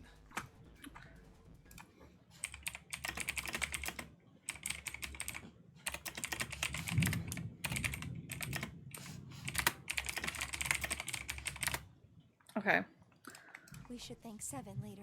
Thanks, Seven. Junpei and June slipped through the door, moved down the hallway. See, like, I understand knowing that information, like, triggers other things, but, like, the two conversations we had about what's his name doing pharmaceuticals and how he has that asophagia, how does that trigger, like, reason? Like, I understand triggers it for other story beats, but, like, how does it trigger, like, oh yeah, let's check in this. Like, oh yeah, let's check the shower this time. No luck. Yeah, I don't think she's here. June's voice was faint, and she placed her hands over her mouth. Her face looked a little green. That was horrible. The stench in the room was almost unbearable. It had grown far more unpleasant since the last visit. If Junpei had eaten a lunch, he would have had a difficulty retaining it. He wanted to leave the room as soon as possible, but he had to be sure. And the only way to be sure was to check the other side of the divider. Let's check the back, just to be sure. June offered no resistance and nodded weakly to Junpei as he headed around the divider. He stopped at the corner and turned his head. She's not here. As he expected, Clover was nowhere to be seen. The only thing on the other side of the divider was a dead body lying in a reddish-brown puddle of dry and drying blood. Snake, just where did your sister go? Junpei whispered to what was once Snake. No. He'd asked rhetorically, but of course, as there was no one, he'd get an answer. He gave a deep sigh. Horrible way to go. The skull shattered, the left arm's hideously twisted. Huh? Wait, the bright white of the ulna was clearly visible through the manes of skin and muscle. Bright white? Ulna?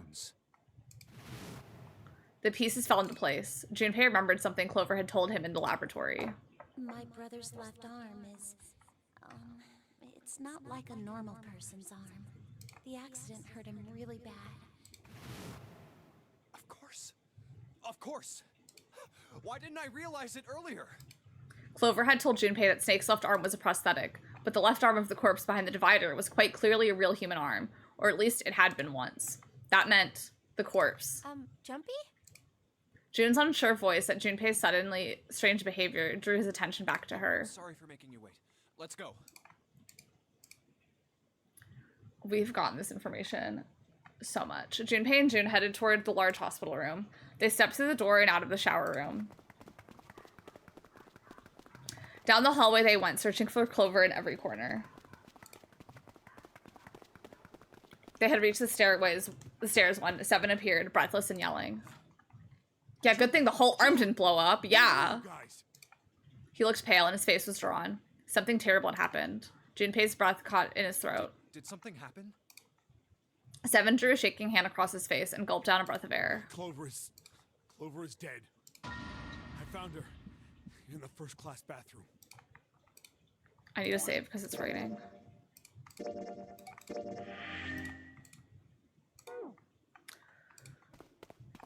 Fuck.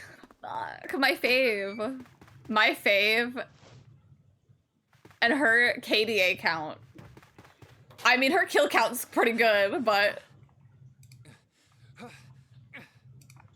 All sound ceased for Junpei. The world was an empty, muffled expanse. Then he began to hear his own breathing. June's mouth moved, but he heard nothing. She tried once more, and then her energy was gone, and she collapsed against the wall. He could have helped her, but he hadn't, and now she was dead. So he stood there, frozen in place. Clover, why? Why did this happen? He forced his body to move. Each step felt like another nail pounding into his heart. Finally, he was in front of her. He knelt and placed 3 fingers against Clover's neck. No pulse, no breath. But she was still warm, and her eyes were closed peacefully. It would have been easy to think she was asleep. Easy, that is, were it not for the slowly expanding puddle of blood beneath her. He traced its source to her back. A gash just beneath her shoulder blade. Was that weapon a knife, perhaps? If it was a knife, the killer had taken it when they left. When he closed his eyes, he saw Clover smile. Clover. Her innocent smile. Her energy. He would never see her smile again. Wait. He could have done something. He could have helped her. His stomach twisted itself into a sickening knot. Let's get out of here, June. Junpei lifted a limp June from the floor and carried her from the bathroom.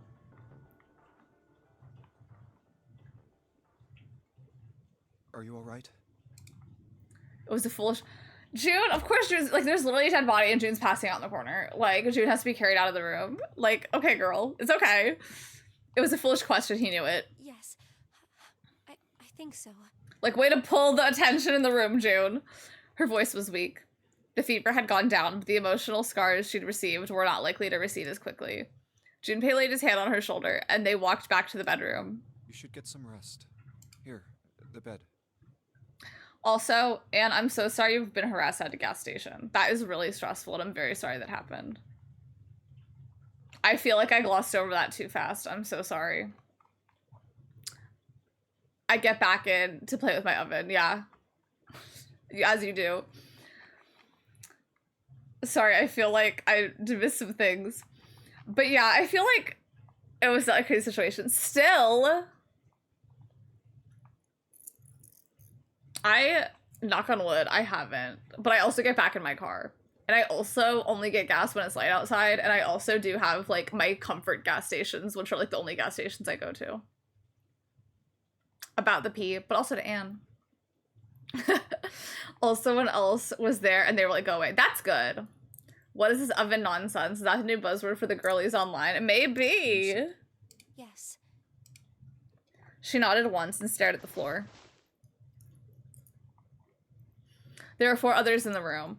Ace, Lotus, Santa, and Seven. They all stared at nothing, their faces drawn and tired. After a while, they drifted into the bathroom to see Clover's corpse themselves.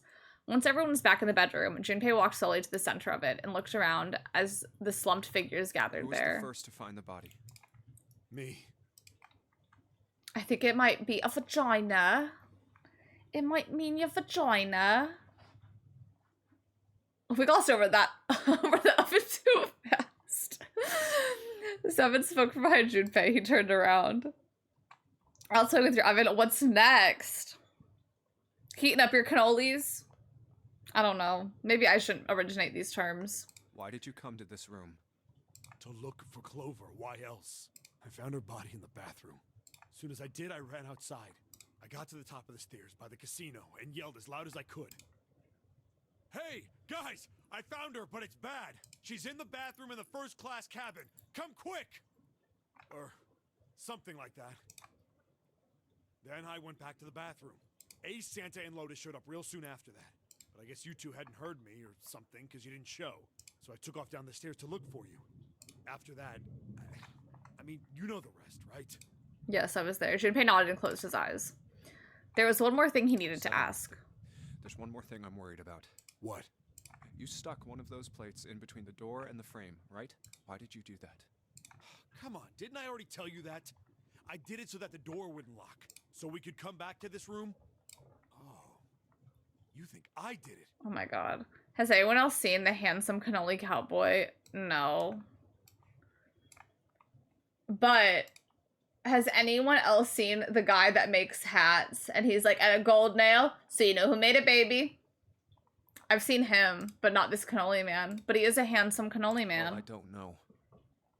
Cowboy, would someone even say. Depends on what you say, doesn't it?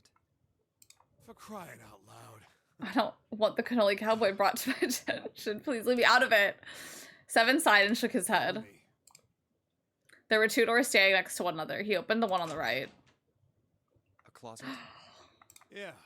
Oh, because in this route we haven't seen this, but we saw this in a different one. Seven stepped inside. He stood in front of one of the shelves that filled it and gestured toward the small box. The box was a small metal cube. He looked at Junpei. This is the reason. This safe. We couldn't open it when we were getting through this room. I figured there might be something pretty important. We were with him on this route, actually. I'm sorry. But we knew about it. But we were in this room today with him. I figured like, in this route. Figure out what the numbers are for the safe. And if we did, I didn't want to screw around with door 5 again. So True. I put the plate in the exit door so we could get back in that way. That's smart. You get it now? Yeah. Junpei nodded and looked at the safe. He grabbed the handle and shook it. Figured it wouldn't open. It was as locked as it had been when Seven found it. Huh? There was one change, however. Just underneath the safe was a pile of fine reddish-brown powder. Rust. Junpei stared at it, There's considering. rust here. That means... Has someone opened the safe?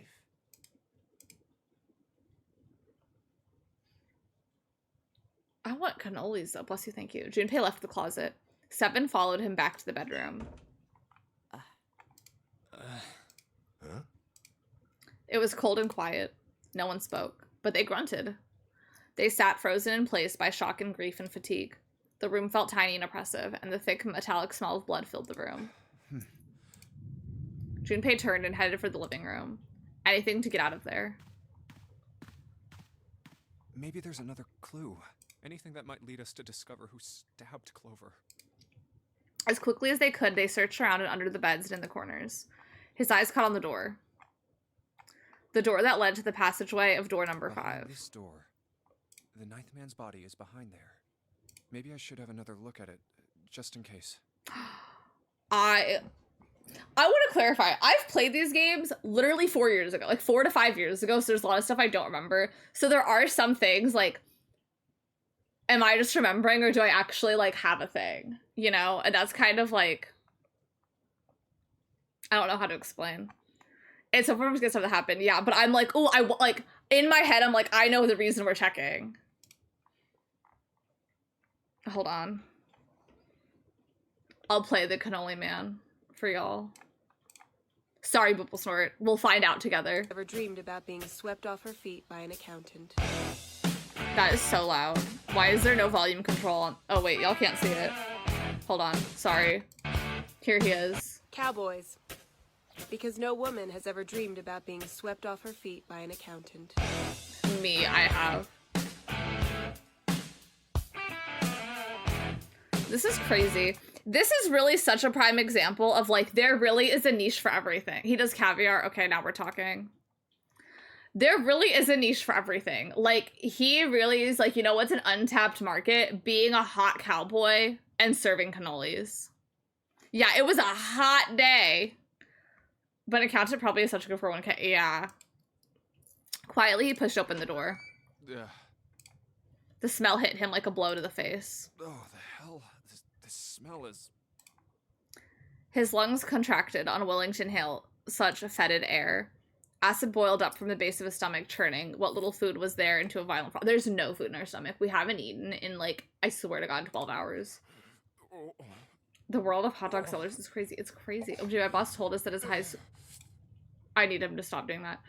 My boss told us that his high school classmate sells hot dogs at a baseball stadium for his career. I did see a TikTok about people doing their hot dog yell, which is like, hot dogs, come get your hot dogs.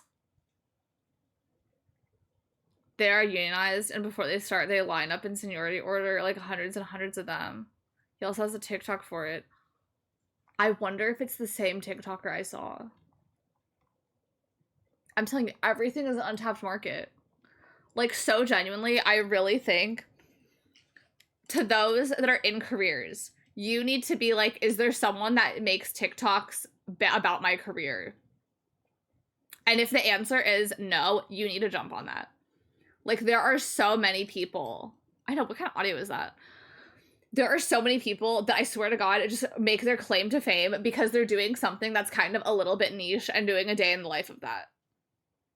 No, but like the Secret World of Jeffrey's, it's crazy. Like there's this person I follow because my mom told me about her. And I told y'all about her. She's the one who always raises all of her sentences at the end like a question. I told you about her. She was like a personal assistant for some really wealthy woman. We don't know who. We just know that like she was the personal assistant for someone. And she got fired because her boss was like, you've outgrown this job. You're bigger than this job, blah, blah, blah, blah, blah. Like, I know you're never going to quit, so I'm going to fire you so you can pursue your dreams. And now it's like all of her videos were like a day in a life as a personal assistant. Like a day in life shopping for my boss as a personal assistant. And now like that's her TikTok content. And now she's not like, she got fired. Like, I think her boss was like, I just have an excuse. My late first over personal assistants. I love it. But she has only good things to say about the personal assistant. Now she's making it work because now she's like shopping. She has like a few clients she shops for. And now she shops for herself too. And she'll be like, day in my life as my own personal assistant. I need a dress for something. But it's like, I don't know. I feel like a part of the appeal was her boss like clearly has a very specific thing she likes, and like Victoria the TikToker like clearly knows what those things are, and like also this boss is really rich, so to be shopping at these rich places. So I don't know. To me it was like, yeah, some of it is her, but like a lot of it is like the intrigue about who your boss is. It was too much for him and he vomited. A thin stream of yellow water and bile spattered on the floor. He wiped his mouth weakly and stared at the dead body. Chunks of torn flesh lay in the arc around the body. What remained of its intestines had slid onto the floor. The pool of blood that framed it was half dry, but so thick that it had taken on a texture not unlike that of an egg yolk prepared sunny side up. Ew. On the floor next to the broken mass of the man's head lay his glasses, cracked, spidering across the lenses. The bloodstains near them had already dried, like scabs on the floor. Wait. That was when he noticed. It's gone. I knew it! I knew it. His bracelet. It's gone. Someone took the bracelet. That's why what I was saying, I was like, I sense I know what's happening. I was like, I'm gagged. He's like, wait. Because to me, I'm like, he's going to check to see if the bracelet's there. It was right next to the glasses. But now, it was gone. The number 9 bracelet was gone. Had someone taken it? He was turning it over and over in his mind when he heard Seven's voice. Where'd Junpei go? And it drifted off out of him from the living room. Junpei walked slowly out of the hallway. Oh, there you are. Were you looking for something in the hallway? Now, can't we just see who has the bracelet? Seven looked up as Junpei entered the room. Yeah. Did you find something? He thought for a moment before he responded. No, nothing. Technically, it wasn't a lie. He hadn't found anything. In a way, in fact, that was the problem. Something he'd expected to find hadn't been there. The 9th man's bracelet. Well. Oh, that being said, anyone could have taken the bracelet. It's not like he killed him.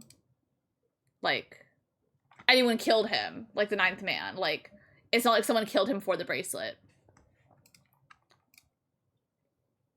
Seven led Junpei back to the bathroom. Clover. Is her bracelet gone, though? As Clover's corpse came into view, he felt his heart flip and then fall to the bottom of his stomach. Something between a sigh and a groan escaped his lips. What was it you wanted to show me? His voice was hollow and empty. I searched Clover's body again. A real shame. She was stabbed once in the back. Probably by a knife or something. Also, I don't think we know he's a cop, but, like, obviously if he's a cop, or, like, they say he's a cop. I feel like he's more of, like, an investigator. And I found this. Does she have the bracelet? As he spoke, he moved around Clover's head, then knelt down and flipped open her right hand. What? She was holding a piece of paper. I haven't actually looked at it yet. Didn't want to disturb the crime scene, you know? Basic stuff. Well, I did borrow one thing. What? He wasn't sure what that meant, but it likely didn't matter. The paper was more important. I'm opening it. He picked it up and carefully opened it. There were 2 sentences written on it. Truth had gone, truth had gone, and truth had gone. Ah, now truth is asleep in the darkness of the sinister hand. There is no world you can convince me that this came out of Clover. What is this? Some kind of secret code? Seven peered over Junpei's shoulder at the note. Junpei stepped away from Clover's body and into the living room. He began to pace, attempting to decode the note. A code. The first clue was likely the phrase sinister hand. Sinister hand means... I don't know. Let me save the game in case I don't know. I think it's the right hand, but I don't know. No, that's not right. Oh. In heraldry, the term sinister was used to refer to the left side of a coat of arms. Oh, hold on. I have to make a note.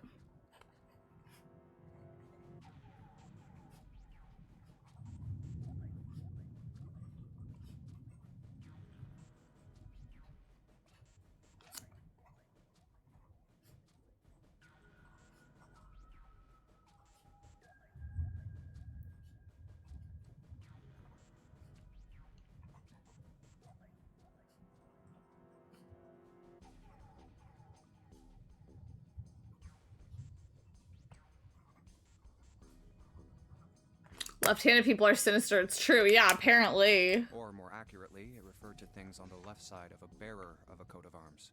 The left hand. The left hand. What does the left hand mean? Junpei looked at his own left arm. The numbers at the bracelet on his wrist. Does the darkness of the sinister hand have something to do with the bracelet? What's the whole thing? Or at work and all the handles get turned to the other side. Aww.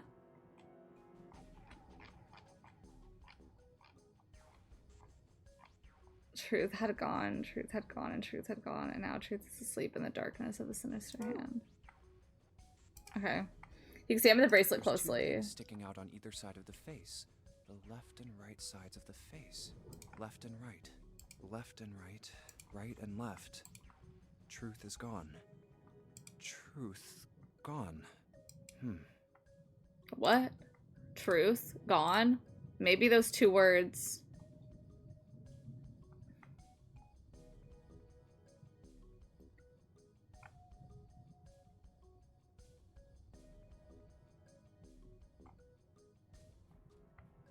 What else could gone and truth mean? What else could gone and truth mean? Truth, of course, means something that is correct. Something that's fact. In other words, something that is right. You could then safely assume that gone means left. Oh, I so picked the right answer for that. They were gone. But in this case, they clearly refer to their directional homonyms. Then truth equals right, and gone equals left. Junpei looked at the bracelet again. The left and right of the bracelet. These two things sticking out. So if I... Press them in the following order. Truth had gone. Truth had gone. Truth had gone.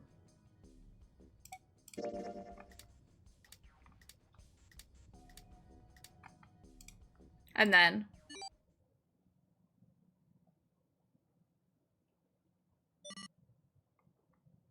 one after another, 8 numbers flashed on, then off, of the face of Junpei's bracelet. Did it just... He checked one more time to be sure.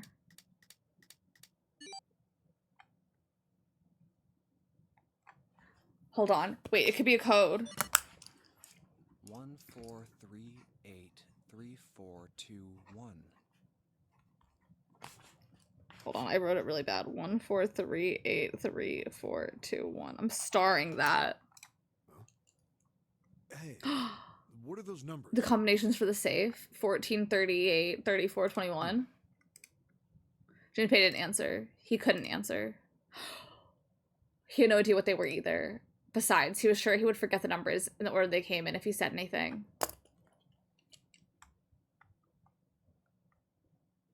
I don't want to say what I think it is, but I think I know what it is. 143833421. Muttering the numbers to himself over and over, Junpei headed toward the bedroom. 143833421. Okay, well, let's see if it opens this. That's because that was my first thing, but I have a second thing. 3421.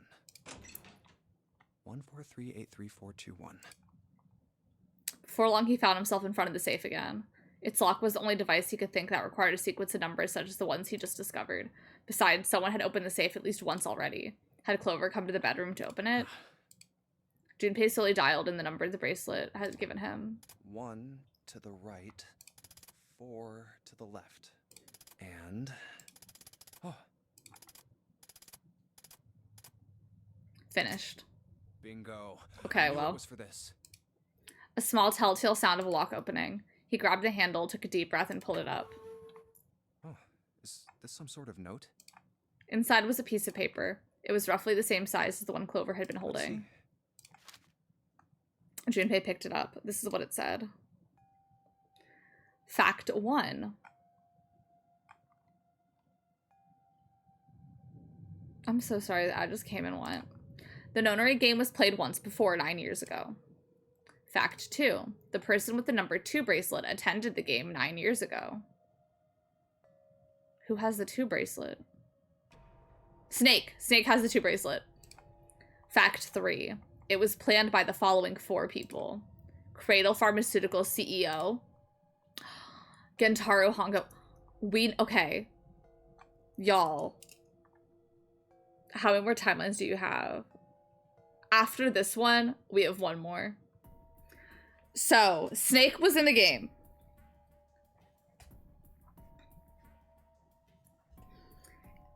Ace is one of the people that planned it.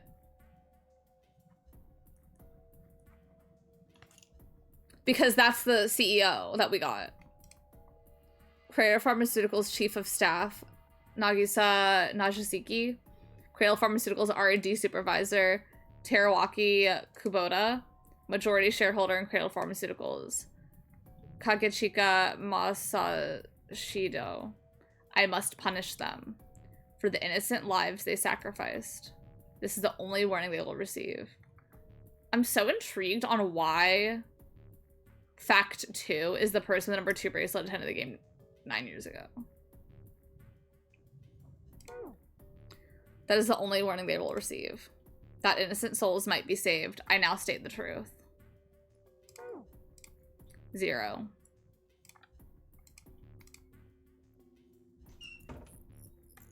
Junpei left the closet. There were 5 people waiting for him in the bedroom. Ace, Lotus, Santa, 7, and June. He looked at each one of them in turn until he placed his hands in the pockets of his vest. But do you think you could all come with me? Come with you? I want all of you to go to the big hospital room. Why? There's something I want to be sure of.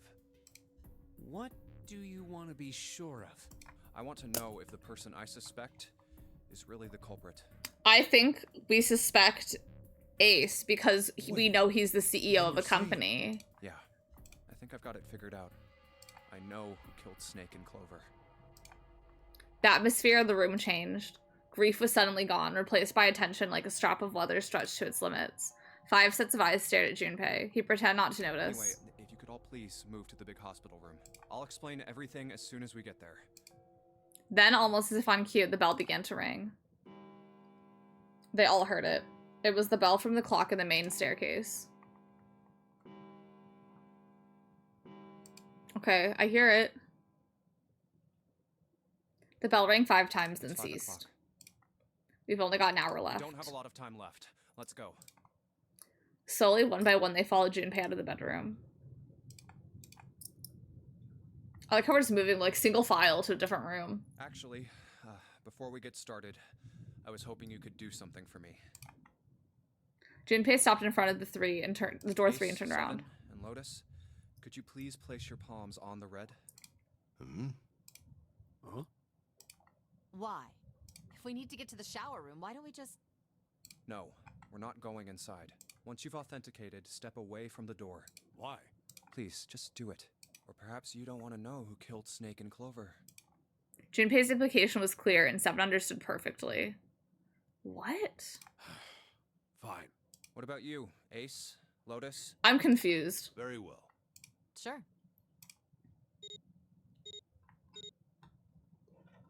Quickly, they pressed their palms onto the red.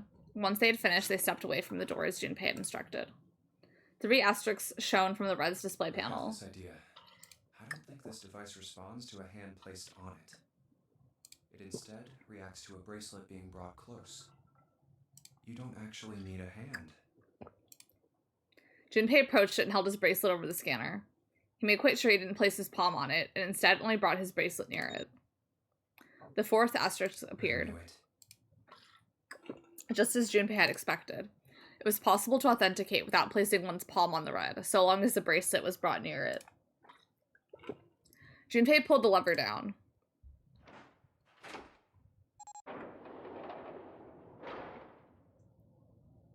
Door 3 opened like a hungry mouth. 9 long seconds passed. And the door shut unfed. Junpei walked slowly back to the others, who were waiting some distance from the door, talking to one another. Santa and June had joined them as well. Huh? It looks as though they hadn't found a chance to break into the conversation yet. As Junpei approached, they turned to look at him, curiosity plain on their face. Before long, the other 3 did as well. What was that about? Yeah, How should I don't know. Clearly, they were all expecting some answers. Thanks. I appreciate your cooperation. Clearly, they'd hoped for something more forthcoming. He continued. By the way, Ace, would you mind if I asked you something? What is it? Do you know who I am? What? What kind of question? Just answer it, please. Who am I? You're Junpei, of course. Who else would you be? Unfortunately, that's the wrong answer. Actually, I'm Santa. What? Gag. Ace's voice was full of surprise, but it was also tinged with confusion and fear. Everyone else looked nearly as surprised. Santa's like, no? Santa looked especially shocked to discover he was actually someone else. If he spoke, however, the trap would be exposed. Junpei quickly continued. The clothes I'm wearing, I borrowed from Junpei. And the clothes he's wearing are mine. We had a little swap. That's ridiculous. Impossible. So, you're saying I'm not Santa? Of course you aren't. Why?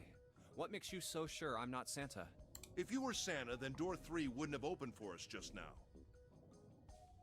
There we go. 1 plus 7 plus 8 plus 3 equals 19. 1 plus 9 would be 10. The digital route would be 1. But the 4 of us just opened door 3. You can't possibly be Santa. Your bracelet number isn't 3. Because most people would just say you don't look like him. It's 5, right? Only then, when it was too late, did Ace realize his mistake. He set his jaw and glared at Junpei. Exactly right. My bracelet number is 5.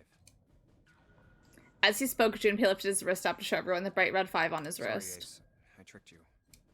Of course, I'm not really Santa. I'm Junpei. Who could possibly think I was? It's obvious I'm not. To think I was? Ridiculous. But I guess you couldn't see just how obvious it was. I asked you before, didn't I? What makes you so sure I'm not Santa? And you answered. If you were Santa, then door 3 wouldn't have opened for us just now. Most people wouldn't say something like that. Yeah. The first thing that would come to anyone else's mind wouldn't be the bracelet number. Just in case. There'd only be one thing they'd say. One sentence. You don't have his face. Well, see, I would just never think to phrase it that way. I'd be like, clearly you look different. Ace, you have prosopagnosia, am I right? I am kind of intrigued because I'm like, what does him having prosopagnosia matter? Like, Junpei's voice was quiet and calm. He knew the truth, so did Ace. Like, we're just outing that he has prosopagnosia to everyone. The others looked confused. What's that? No clue. Prosopagnosia is... He heard Lotus begin to explain it to them. Ace glanced at them, then turned back toward Junpei's side. Very well, I confess. Yeah, Junpei owns a man with a disability, literally. Prosopagnosia. I cannot differentiate human faces. Is that what this was about? You want to mock me for my disorder? Yeah, like... No, not at all. Junpei, I'm not making fun of you at turn all. it around. In fact, I feel kind of bad for you. No, the reason I brought this up is that there's an excellent chance the person who killed Snake has prosopagnosia. Why? Ace's face tightened, his eyes... Because it's not Snake! What do you mean? Junpei leaned casually against the iron piping of one of the beds. I'll just come right out with it. I think it was you, Ace. You killed him. Junpei was suddenly very aware of the 5 pairs of eyes on him. He had their undivided attention now. The room had grown very, very quiet. Junpei took a deep breath. That's ridiculous. What possible evidence do you... I have 3 pieces of evidence. The first. Think back to a few hours ago. You made us argue over the 3 doors here in the big hospital room. There was no way all 7 people could go through them. Lotus suggested that we sacrifice one of us. Lotus looked away awkwardly. Junpei glanced at her and continued. You, Ace, said, I'll stay here. Why would you say something like that? It's pretty simple, really. You didn't want us to see the dead body in the shower room. Oh. You see, if Ace stayed behind, there were only 2 doors the rest of us could go through. Doors 7 and 8. There was no way we could get through door 3, the shower room. You knew that, didn't you, Ace? Junpei, oh, I read that, but yeah, he's owning him. Stay behind. Come on now, I think that's going a bit far. I can understand if you're jealous of my bravery, but please don't devalue my actions. I only wanted to save the rest of you. Surely you can understand my altruism. Altruism, huh? Junpei stared off into the darkness at something very interesting and lazily began to dig a persistent bit of wax out of his ears. You already knew, didn't you? You knew that whichever doors we took, eventually we'd end up back in the big hospital room. What on earth are you saying? Of course I didn't know that. How could I? Because you designed the game. Really? Because he knows what the ship layout is. Yes, yes. Pleading was not something they'd heard from Ace before. Junpei pulled the piece of wax from his ear, glanced at it, and flicked it off in the darkness. What the fuck? Oh well, that's cool. I've still got 2 more pieces of evidence that say you're the killer. The second is that, as I said earlier, I know, you have ew. prosopagnosia. Then you mean to imply that a person who can't distinguish human faces must be a bad person? Yeah, Junpei, we have to work on our delivery. Junpei, they call that prejudice. Thank you. Like, obviously, I think Junpei, like, I'm believing what Junpei is saying, but, like, Junpei, the delivery. Like, if I were anyone else in this room, I'd be like, Junpei. Just because I can't tell if someone else told me the coffee order, like, no, I am not. That doesn't mean I push someone into a room. Then why? Well, before I explain, I suppose there's something I should tell you. I am also intrigued. Corpse in the shower room. It's not Snake's. What? Ace's face went pale. The others looked confused as well. If the body wasn't I didn't put Snake's. it together right away, but there was something Clover told me. She said that Snake's left arm was prosthetic. And now we're outing him. Now we're outing Snake for missing an The arm. body we saw We're in the outing shower room, everyone for let's call all him their Guy things. X. Guy X's left arm was definitely flesh and blood. In other words, Guy X couldn't possibly have been Snake. Oh god. No. That's impossible. Ace started muttering deliriously to himself, shaking his head back and forth. Junpei was long past caring. Let's say, hypothetically, that the killer didn't have prosopagnosia. If that were the case, he would immediately realize that Guy X wasn't Snake. Then who is he? If the clothes were the same as Snake's, their faces would be completely different. It would have been obvious they were different people. And yet, they still killed him. Why? Why would they kill a stranger who'd only just shown up? Okay, that's why in that note it was like Snake was in the game. Because obviously, like, he was one of the game makers. So obviously he wants to off the people that were in the game. And Snake is blind. So, like, Ace has that, because, like, at least he wouldn't be able to recognize the face. But, like, I think maybe he feels like eventually, like, he'd be on to me. Why would they kill a stranger who only just shown On the up? other hand, if the killer did have prosopagnosia, it makes sense. They thought Guy X was Snake and killed him. Wait just a moment. Why would I do that? Let's say you're right, and I mistook Guy X for Snake. Why would I kill him? Even if I did, I would have had no motive to kill him. Yes, you would have. Snake? Because you led the experiments 9 years ago. 2 motives. 1, Snake knew about your past. If he ever revealed what he knew, that would have been really bad for you. You really didn't want that to happen. So to make sure Snake's mouth stayed shut, you killed him. 2. That was a guilty sound. Snake had a grudge against you. You knew that. Or at least you could have easily assumed he did. Even without exposing your identity, he was a threat to you. You never knew when you might be attacked. You couldn't ever let your guard down. Every moment was a moment he might try something. You didn't want that kind of danger hanging over you. So you... Snake is blind, mind you. Hold on a minute. For the first time since the beginning of Junpei's explanation, someone besides Ace What's spoke. the past that Ace wouldn't want us to know? Why did Snake have a grudge against him? Look at this. He handed Santa a small piece of paper. What's this piece of paper? Santa squinted at the paper and began to read. The notary game was played once before 9 years ago. The person with the number 2 bracelet attended the game 9 years It's ago. so we have it in writing on the who played the game. Planned by the following 4 people. Cradle Pharmaceuticals CEO. What? Because he told us about the CEO thing. Slowly, Santa looked up from the paper. His eyes met It's a message Junpei's. from Zero. It was in the safe in the first class cabin. Then suddenly, Give me a break. Ace's face was red and shaking, and his voice was full of fury tinged with desperation. Paper is a lie. This sprite specifically is so Ace Attorney to me. I can't explain. I don't know. Like the way the face is shaded. Me. You said me, right? Someone's trying to frame me. Junpei's eyes narrowed and the trap began to close.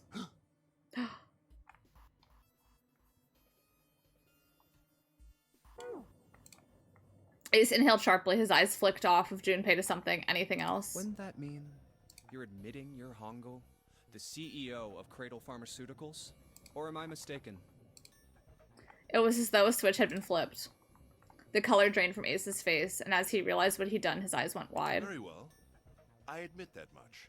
I am certainly the CEO of Cradle Pharmaceutical, Gentaro Hongo. So what if I am? I don't know anything about this nonary game that supposedly took place 9 years ago. Everything on that scrap of paper is bullshit. Someone is trying to set me up, you see? First of all, Ace stammered as he tried desperately to work himself to more tenable position. You're claiming I did this all by myself. Think that over, all right? There are 4 names on the paper. How could I have killed Snake all by myself? Oh. Not Snake. It was Guy X. I don't care who it was.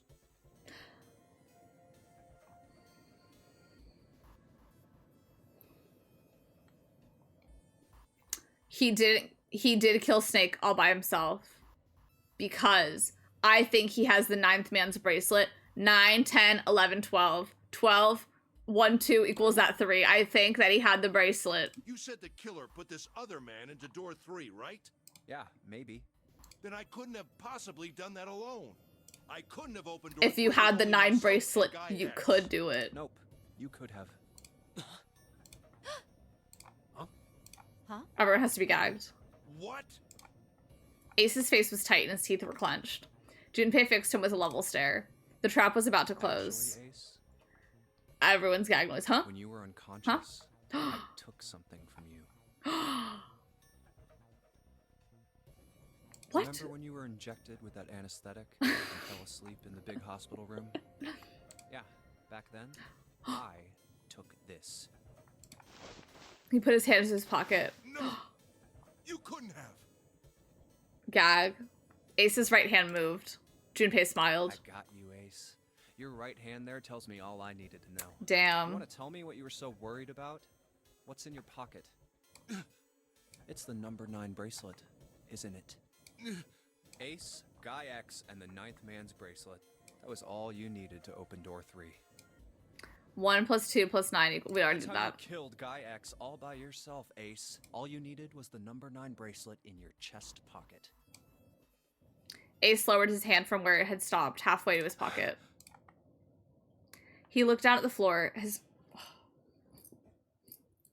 There's a moth. He looked down at the floor, his face hidden from Junpei. All he could see was the corner of Ace's mouth, twitching like a dying If you fish. want to play innocent, that's fine by me. Go ahead. Tell me. So why did Guy You don't X the have Snake's bracelet? That's what you want to do. I think he just also had number 2 bracelet. Like, I don't know. I think there's more than just the 9 bracelets. Because, for example, there was that guy that we found in the cabin that had a 0 bracelet. I'm willing to believe there's just 2 number 2 bracelets. Because okay. Based on what the game has told us, 0 wants these pharmaceutical people out.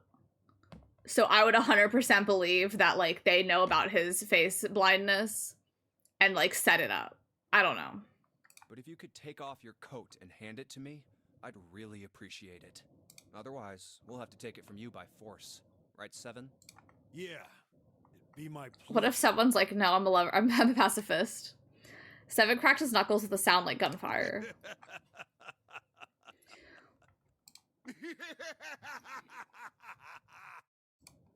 Ace roared with laughter. He threw his arms wide and his head back and laughed, filling the room with a sound that scarcely belonged there. Then it stopped. His arms came down, his head dropped to look straight ahead at Junpei. Oh. His face was flat and cold, devoid of any emotion. Well done, Junpei. As you so correctly deduced, I have the number 9 bracelet. I retrieved it while we were searching for the missing hardware for the red. I left the room I was supposed to search and headed to the first-class cabin on B deck. His voice showed no emotion, no sense of remorse or interest. It was almost bored, as though he were reciting an especially dull corporate letter. My purpose was to obtain the number 9 bracelet. 9 is a potent ally in the nonary game. Adding 9 to any set of numbers won't alter the digital root. Dang, that's true, because 1 + 2 = 3.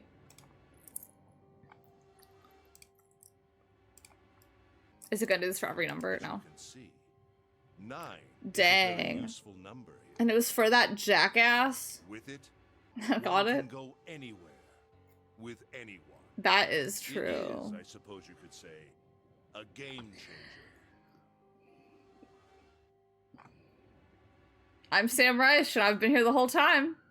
So I made for the And that's why we played this game. in mere moments. I successfully acquired the number 9 bracelet. There was also an unexpected bonus. The knife the 9th man had used. Oh my god. I quickly pocketed I didn't even both of think them about and that. left. I made my way back to where I was expected to be. He just said that he killed Clover, basically. That's when I ran into Snake. Well, this guy X, actually. I spotted him ahead of me. Because Clover was stabbed with a knife. He was heading for the large hospital room and hadn't noticed me. There is a knife ending where everyone gets stabbed to death with a knife.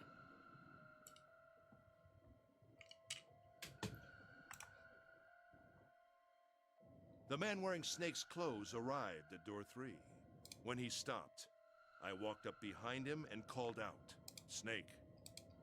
He turned around. Who the fuck is this? He said nothing. His mouth simply hung half open. He seemed dazed somehow, almost like a man half asleep. Perhaps he had been drugged. It wasn't important. I tend to gloss over little things like that. I was certain that man was Snake. I knew Snake had taken part in the nonary game 9 years ago. I understand face blindness, but the hair? Like, he can't tell that their hair is different? Being blind, it made sense that he didn't recognize me immediately upon our first meeting. But why then hadn't Snake said anything to me later? Surely he hadn't forgotten what had happened to him in the nonary game. But not once did he attempt to confront This is me. crazy, this is crazy. His lack of sight prevent him from fully recognizing who I was. Every time I hear thunder. Or perhaps Snake had conspired with Zero to deceive me. I feel like he would never think there could be a body double, so the hair being slightly different is whatever. I guess. Regardless, he was a threat, and it was But- better to deal with him sooner rather than later. Follow up though, in the room where we're like, okay, Ace, you match the pictures to their numbers. Everyone's hair is so drastically different, and he couldn't be like, the person with the 4 bracelet has bright pink hair.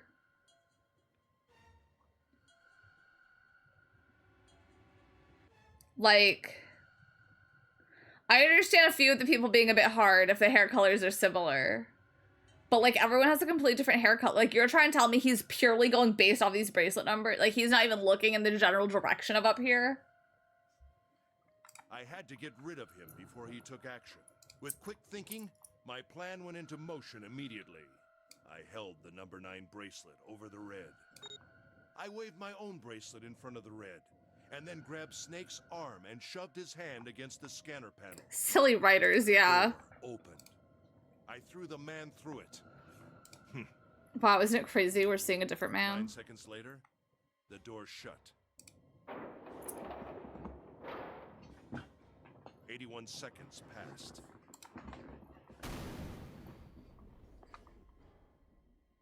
The man inside the door passed away.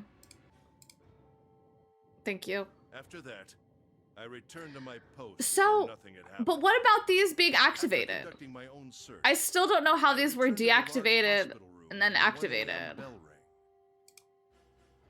Ace's eyes were cold and his cheeks were hollow. Like, I'm still confused how. Because, like, we left to search because we didn't have the things to activate these. And he came back after he got the bracelet and suddenly they were activated again. When he spoke, only his lips and tongue moved. The rest of his face was eerily still. Junpei glared at Ace. He took a deep breath and thought about the next question he had to ask. He didn't want to. He knew what the answer would be. He just didn't want to hear it. Junpei swallowed, then spoke.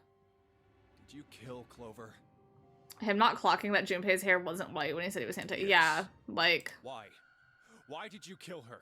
She was Snake's sister. It was possible he had told her something dangerous. Additionally, she had gone through door 1. It seemed likely she might have found it. The submarine. Why don't you go through door 1 yourself? Perhaps it's hidden somewhere. Seven and Lotus interrupted. Yeah, but Lotus and I went through door 1 too. We didn't see anything suspicious. Yes. I thought as much after I heard your report at the central stairs. I doubt the two of you could find it. Hmm? Huh? But perhaps Clover was different. Perhaps she had found it. I was, therefore, desperate to find her. And at last I did, in the first-class cabin. I spoke very calmly. Did you see it? See what? Don't act as if you don't understand. You were in the captain's quarters. What? Huh? What are you talking about? Very well. By the way, what are you doing here, Clover? What? Nothing. There's blood on your shoes. It looks fresh. Did you go take a look at the 9th man's corpse? I see. Oh, she's trying to get the Your bracelets, silence too. suggests that you noticed. You saw something, didn't you? You saw that his bracelet was gone. No! Clover ran. She made for the exit, but Ace stood in her way. You aren't going anywhere. He caught her by the collar as she passed and threw her head to the floor. She threw her to the floor hard. You're staying here. No! She leapt back up and darted past him into the hallway. Ace followed at a run.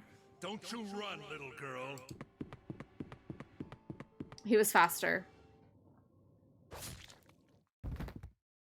Diva down. That was how I killed Clover. His face hadn't changed. If he felt guilt or remorse or anything one might feel after taking the life of another human being, it didn't show. You son of a bitch! Seven's whole body trembled with rage, and his voice rumbled with hate. My leg is itchy. I can't itch it, though. Okay, I itched it. It was just like, from this arm, I couldn't reach it. I still would. I don't know. I don't know. Santa's eyes were bloodthirsty, and Lotus and June's faces were distorted by anger and hatred. Ace looked at them and smiled. It was a cold, cruel thing, with no humor in it. He shook his head and sighed. I admit it. I've lost. I have lost. Completely and utterly. Don't misunderstand, Junpei. I didn't lose to you. I lost to 0. I lost to 0. Not you. I'm rather disgusted with myself. What if I'm 0? Such a simple I don't think I am. I actually don't remember who 0 is. And it was a trap. Make no mistake. I was trapped and manipulated by 0. The man I killed in the shower room, if he wasn't Snake, then I have no idea who he was. But he was wearing Snake's clothes, and that was no coincidence. He had also been injected with something that reduced his cognition and prevented him from identifying himself or resisting me. Which is crazy. And we can't forget the components that were removed from the red before. Yeah, where were those? No doubt that 0 planned all of this. I want to know how the components got back. Kill that man. See, that's why that's why there was a bracelet. Of course, that 0 knew everything I would do. That I would try to take the number 9 bracelet. That I would try to kill Snake. Everything. Suddenly, Junpei remembered the paper he found in the safe. He remembered the last word 0 had written on it. I must punish them. for the innocent lives they sacrificed. This is the only warning they will receive. That innocent souls might be saved. I now state the truth. 0. And then he remembered other words he had heard from Clover. I think Zero is one of us. Huh? One by one, Junpei looked at the 5 people standing in front of him. Ace, Santa, June, 7, Lotus. 0 is one of us? No. Wait, there's one more person. Snake. The man who died in the shower room isn't Snake. That means he's almost certainly still alive. Maybe Snake is 0. Maybe he made Guy X wear his clothes so that we'd all think he was dead. Where's Snake now? What if he's off somewhere laughing at us? If he is 0, he must have been lying to us about everything else. Maybe he can see. Watching us?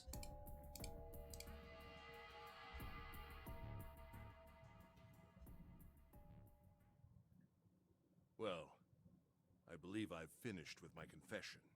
Why don't we get moving? He sounded as if he just finished doing nothing more exciting than describing the weather. For Santa, it was the last straw. What the hell is this shit? You aren't going anywhere, you son of a bitch! We're gonna leave your ass here to rot! Why? Because I killed Clover? Yeah. That's ridiculous. Why are you so upset that I killed the little bitch? She was nothing to you. A stranger you only met a few hours ago. Am I wrong? You bastard! Like, he has a knife, but there's 5 of us. 7 roared and lifted a fist that would likely have shattered Ace's jaw, but someone else was faster. It was Lotus. She stepped forward toward Ace, raised a fist of her own, and drove it straight into his nose. Inciting me with a punch, huh? You've got some fire, don't you? I confess, I rather like a tough woman. He sniffed and wiped a small trickle of blood from his nose with a raised eyebrow. Well, maybe you'd like another one then. Before that, let me give you one of my own. Huh? Lotus scarcely had time to blink. Ace snaked his arm around her and pulled Lotus's back up against him. In the same motion, he reached into his coat pocket. Bro, this fucking gun. This is Chekhov's gun or whatever. It was a gun. The revolver. Almost lazily, he tilted it to point at Lotus's head. If any of you so much as blink, I won't hesitate to pull this trigger. I've already killed 2. The body too, though. 3 people. Don't think I'm not ready to make it 4. He's killed 3 people? Clover? Man X? Who's the 3rd person? 3 people? What do you mean? Very well. Let me take this opportunity to illuminate you. What? The person who killed the 9th man was me. Although I suppose to be more accurate, I encouraged him to get himself killed. Y'all, I have a note from the beginning of the game. They're gonna say it, but I wrote it down because I was like, I sensed it to be important. The 9th man was saying, like, you lied to me, you lied to me. And so I wrote down 9th man saying that Ace is the one that lied. While we were examining the main staircase, he came to me and told me... This is giving Killing Harmony vibes. Harmony's being killed. I recognized it at once. So I gave him a little push. Just a little white lie. So he recognized the name. It seems the settings for the dead were altered. Now it only requires a single person to deactivate the detonator in the bracelet. Y'all.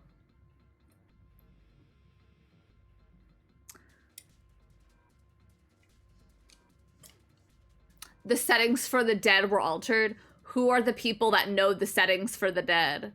The 4 pharmaceutical company men. Investigate what's beyond door 5. We'll meet again later. And with that... Okay. Have a good one, guys. I'm going off ahead now. Well then. Why is it stopping? God damn it! I know, thank God. See, you lied. Open the door, please! I'm begging you! Help me! Please get me out of here! Get me out of here! Oh my god, oh my god! There's no time left! Listen! I was lied to! He lied to me! He put me in here. It was him. He killed me. It was him. Kind of feels like a lot of plans hinge on a guy not yelling out the name of the person. I know. Although, I will say it wouldn't have mattered here if he yelled out the name of the person. Because we didn't know Ace's name yet. Like, we haven't even given each other nicknames.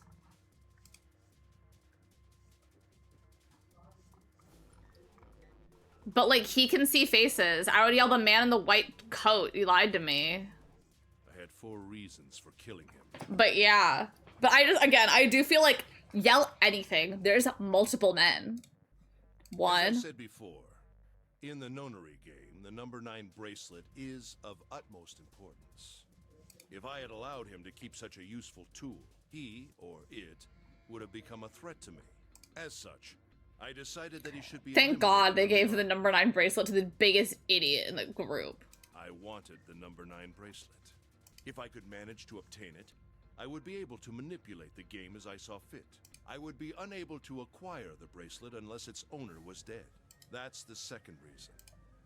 Even setting aside his number, he would have been nothing but trouble. Because he knew him. He was aware of my past.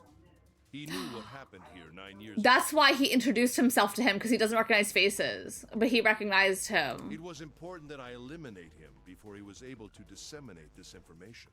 That's why he's like, oh my god, hey, it's me. Lastly, I wished to conduct a simple test. A test to see if this nonary game was serious, or a poor attempt at a joke. I needed to be quite sure. As such, I encouraged him to act against the rules so that I might observe. This is crazy. Junpei glared at him. Your third motive. What the hell happened 9 years ago? Didn't I say? The nonary game was played. I planned it out, and I conducted its execution. Why? What on earth was it supposed to do? I don't really think I have any obligation to tell you that. I mean, there's been a lot of things that I've been told that were no obligation to tell. Ace smirked. He was trying to provoke them, and it was working. Although Ace had paid very little attention to Lotus after catching her, the gun had never wavered from her temple. She looked quite pale, and when she spoke, her voice shook. Hey, what's with this gun? Where did he get this? Why don't you tell her, Santa? Santa ground his teeth and glared at On the other Ace. side of door 6, we found the gun in the coffin in the cargo room, right? That was so Cluedo of him. Bastard must have grabbed it when we weren't looking. Indeed, I did. That was a Damn. pretty serious mistake, you know. I felt so confident. I was like, at least none of us have this Just gun. saying you intended to leave it behind. Ace laughed a short, derisive snort and gave Junpei a sickeningly pitying look. Well, there isn't much time left. I'll be off then. Well, where are you going? They're gonna go through the 9 door, because 1, 8, and then the 9 Do I bracelet. really need to explain? I had assumed it would be obvious. Bro. I have the number 9 bracelet. And now I have Lotus. This is too much. Wasn't there a door with a 9 on it in the room that looked like a church? That's where you're going, isn't it? And how do you know that? Santa told me about it while we were looking for Clover. I see. Well, you are correct. That is my destination. But now I must say goodbye to all of you. Ah, and please, don't forget my warning. Move and I'll pull the trigger. I don't need her alive to open the door, you know. This is... I mean, he has a gun, so that does change things. But, like, it was 5 against 1. It was 5 against 1 with a knife originally, before the gun was pulled out. As he spoke, Ace began backing toward the door, practically dragging Lotus behind him. Shit!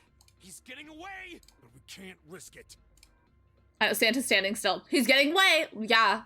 Junpei, Santa, June, and Seven stood frozen. Ace had the face of a man gone mad. They had no doubt he would pull the trigger.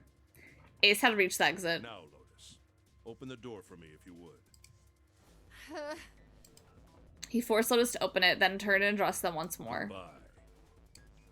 Then he stepped through the door. It fell shut. In the blink of an eye, they were gone. As soon as Ace and Lotus were gone, Junpei and the others leapt from the door in pursuit of Ace. But as Junpei laid his hand on the doorknob... Bro, there was a noise behind him. He looked over his shoulder. June was kneeling on the floor, breathing heavily. Hey, June, what happened? Are you alright? Santa ran to June and wrapped his arm around her before she could collapse all the way. Jesus, you're burning up. Your fever's back. Are you okay? Again. Mind you, again. June's fever had returned again for no apparent reason. Her eyes were watery and her eyelids drooped. Her breath came in dry, shallow gasps. Really, I'm fine. You should be worrying about Lotus. She was breathing hard now, and she could barely summon the strength to talk. But Junpei was torn. He couldn't leave June alone in the state she was in. But every moment they waited, Ace was farther away, Lotus's life in his hands. What was Junpei supposed to do? June's eyes drifted to Junpei. She managed to muster a weak smile. Don't worry about Because they're weaker, but inspire more pathos than the rest of the group, since they're girls. Since they're girls. Yeah, that's why women are always held at gunpoint. At weapon point. That being said, yeah, it has been, like, specifically, which, granted, they do have numbers on their bracelet, so that does play a part. But yeah, it has just been the girls in this game that have been held at weapon point, huh? I just need a little rest. I'll be fine. Like, he held her at weapon point. I just needed to rest a little bit last time. So please, please save Lotus. All of Death Note and the girls in the series were regular people, it would be the best. Oh. I love Death Note. Bro did not think of women as people. He really didn't. Like, literally, he didn't. Ever. Well, tell hold a woman at gunpoint and not tell Seven. Think about what Ace has already done, Junpei. I know. Why Seven kind of the goat? You really think he's just gonna let her walk away? Damn it. You guys go on ahead. As soon as June starts feeling better, we'll follow you. Go! Junpei looked at June. She nodded once. She couldn't manage much more. But it was all that confirmation Junpei needed. His resolve was set. All right. Come on, Seven. We're going I underrated Seven when I first watched this. He kind of is the goat. Like, hell yeah. Santa, you take good care of June. I'm trusting you. Like, it is so interesting how different routes kind of impact how you feel about characters, because literally up until this route, there's no issue with Ace. And I played the coffin route first, where Santa literally holds her at gunpoint. So the entire time playing, I'm like, Santa, you're suspicious to me. Santa nodded. Junpei turned before he had a chance to change his mind and started running toward the door. Yeah, I can't watch June. I'm the main character. I have to go. He could hear Seven's heavy footsteps behind him. Let's go. Junpei and Seven exploded into the hallway, their feet pounding the metal floor as they ran.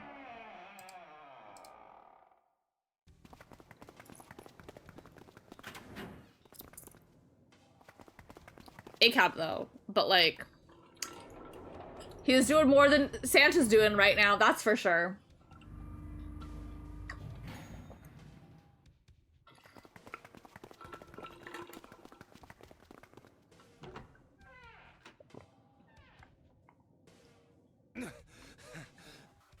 Well, do enough of us have enough to make 9? 7, 8, 9, 10, 11, 12.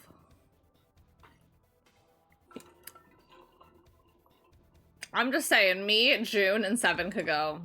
Junpei and Seven had finally arrived at the church, exhausted and out of breath. As their lungs struggled to catch their breath, their eyes frantically scanned the room. Where are they? I don't see them. You think they already went through? He reached up to wipe a palm full of sweat from his brow. Maybe. Even as he spoke, Junpei was already on his way to the larger of the room 9 doors. Let's check the red. The display panel read vacant. He spun around and headed toward the smaller door. The red would tell him if Ace and Lotus had moved to another room. Engaged. It's occupied. That means Ace and Lotus went through here. Yeah, it seems like it. Junpei and Seven stepped away from the door. They retreated to the center of the room and began to talk. What do we do now? Yeah, what should we do? Well, the big door is still vacant, but... The two of us can't do anything with it. Yeah, not even counting how our digital route isn't 9.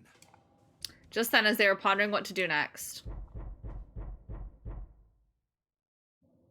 there was a noise. A noise like someone hitting a thick wooden panel. What's that sound? Bro, I always forget about this. Every time we're in here, there's this noise. Junpei looked up surprised. Seven followed suit, his eyes jumping around the room, looking for the source of the sound.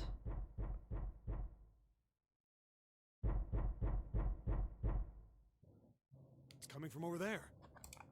It wasn't long before they found the altar. Or more precisely, what was on it. The coffin. Yeah. Let's open it. How? By force. I don't think that's gonna happen. Well, you never know till you try, right? The only necessity for success is the willingness to suffer 1,000 failures. Okay. I forget. Who said that? Hold on, I'm Googling it. The only necessity for success is the willingness to suffer 1,000 failures. Who said this?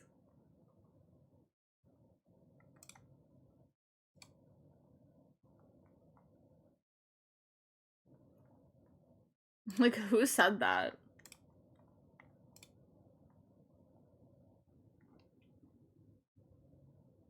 Maybe this is like Thomas Edison, maybe? I don't know. Anyway, we've got to try. Junpei and Seven leapt at the coffin. They grabbed hold of what purchase they could find and pulled. Damn it! See? Didn't I tell you? If you could just pull it open, why would it have something like that? Seven pointed at a keypad on the side of the coffin. So unless I put in the right passcode, it's not gonna open. What if we put in the passcode that was our blinking light? Like, what if it's the same one? The noise hadn't stopped. In fact, as it continued, it had only gotten louder and more forceful. What were they supposed to do? Junpei wondered. Some sort of clue somewhere.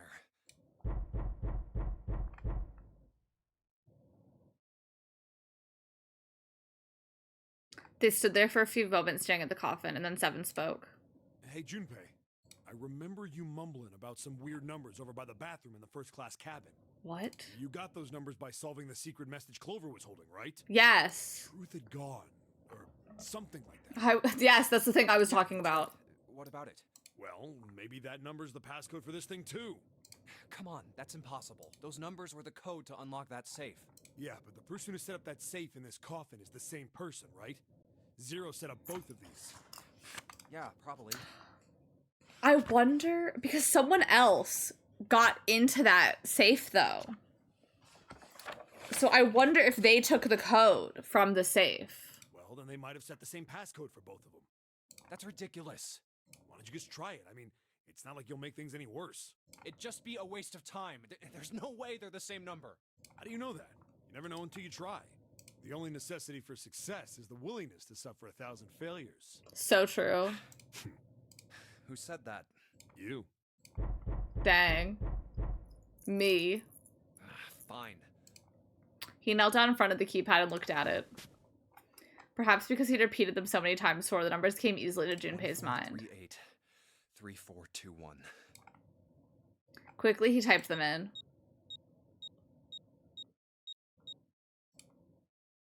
He checked that he'd entered the right number, took a deep breath, and pressed the E button. It only took a moment. What? You gotta be kidding me. There was a click. And with the heavy clunk, the lid of the coffin slid off onto the floor. Someone sat up from inside. Snake! Hubs. Hubs as fuck. You? Why? He didn't, in all his begging, he didn't want to be, it's Snake in here. Ah, those voices. Junpei and Seven, unless I'm mistaken. My man. Where are the others? In a hot, religious-inspired outfit. Of course, there was no reason Snake would have known about anything about where anyone else would be. Junpei and Seven looked at one another. There was a great deal he needed to know, but... Cult chic. I thought he was gonna be muzzled. They had to tell him something, however, so they began to talk. Snake explained to them how he came to be locked into the coffin. Apparently, he'd been hit with some sort of knockout gas, and Junpei and Seven explained what had happened to the rest of them. I see. I believe I got the gist. Did we tell him Clover died? Have I been sufficiently caught up? No, there was one thing they kept from him. There was one thing, however, that neither Seven nor Junpei could bring themselves to say. That Ace had killed Clover. They feared that if Snake knew, he might well go insane. They decided as much by a look the moment Snake had climbed out of the coffin. Still doesn't explain why you were trapped in here. We've still got no clue about Zero. Snake was in the coffin. Why the hell he's doing all this? See, the game Well, hold on. Let me look to see this route. In my experience, hiding from people goes well. It goes so well all the time.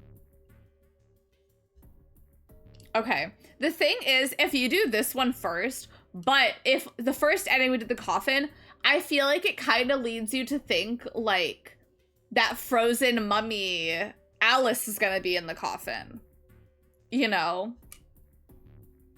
Because they keep talking about this all ice Alice trapped in this coffin somewhere. So I feel like when I first played it, I was like, oh my god, it's gonna be Alice in that coffin. It's gonna be that all ice. Is all this stuff somehow related to that notary game? I forgot about all ice. It was so long ago. Like, I'm kind of glad we're playing it as, like, progressing as much, because it's something where it's like, you know, like, what the fuck? The all ice thing. Hey, Snake, do you know anything? Junpei put the question to Snake. His answer was less than illuminating. What are you talking about? I apologize, but I have no idea what you're saying.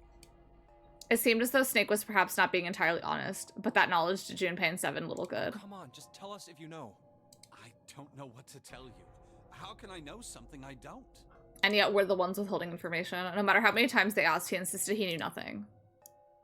It was becoming clear that Snake wouldn't give in, and every second they spent asking him was a second wasted.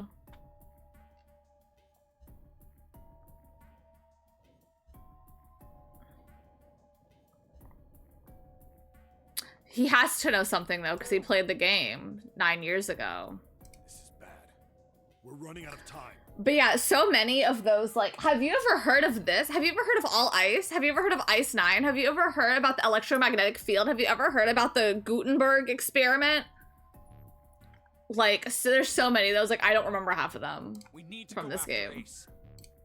However,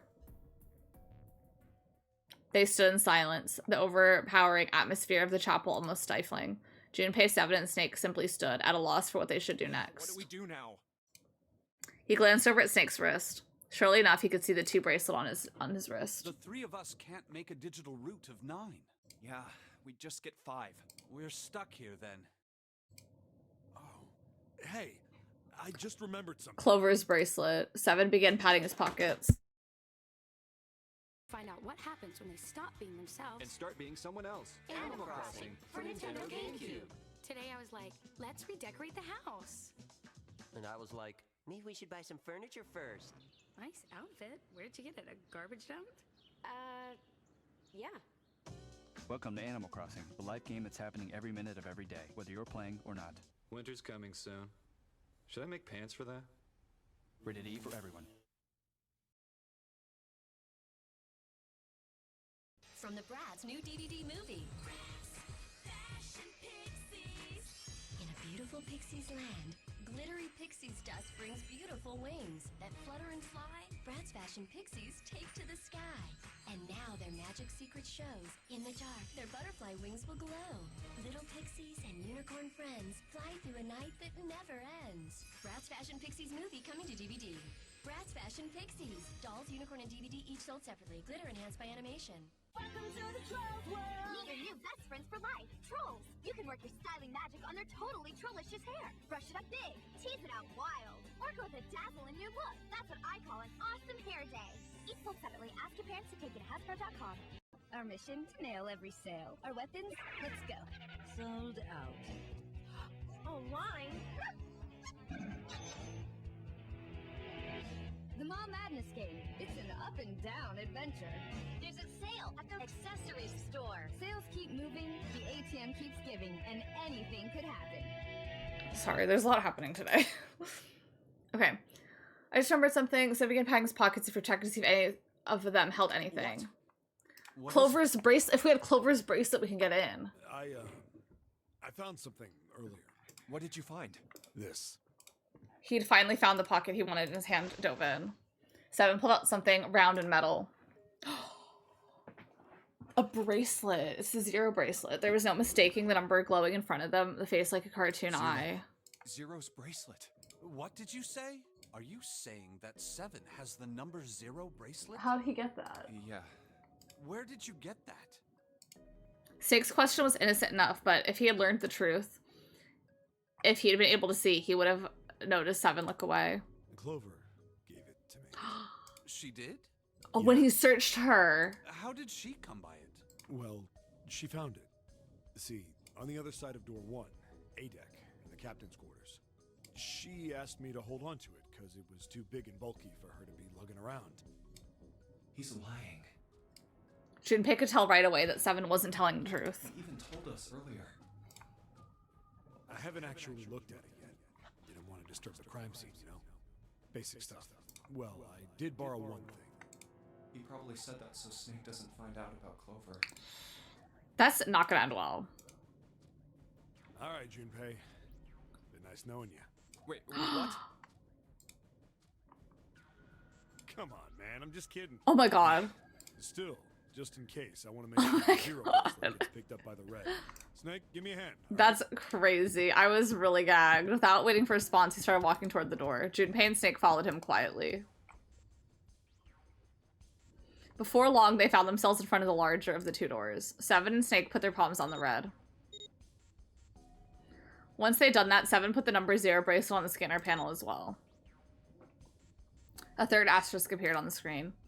7 plus 2 plus 0 equals 9. Now they just need to pull the lever and the door would open. What if they do run in? Huh? Why isn't it opening? Well, the third asterisk lit up, so it must have registered the 0 bracelet.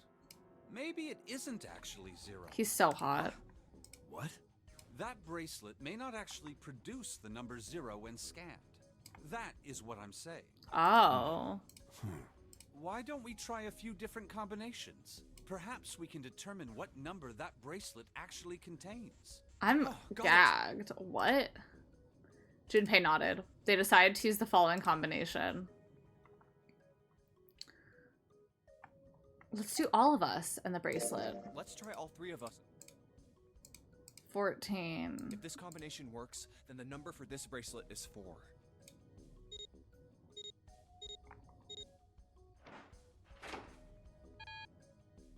It didn't open. Then this bracelet... Then? Okay. Let's do... Let me look. 5, 6, 7... 7, 8... Let me try this one. Let's try me, 7, and the bracelet. Junpei plus 7.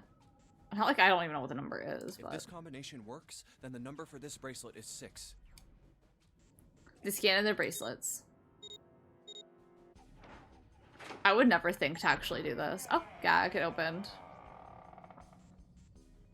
It opened? Yes, so it would seem. 7 clearly hadn't thought that experimentation would produce anything useful and looked rather confused. Snake was as usual calm and smug. The door slid closed. Junpei's forehead furrowed as he thought. The bracelet is actually 6. 5 plus 7 plus 6, But 9. how is that possible? The display on the bracelet clearly shows a 0.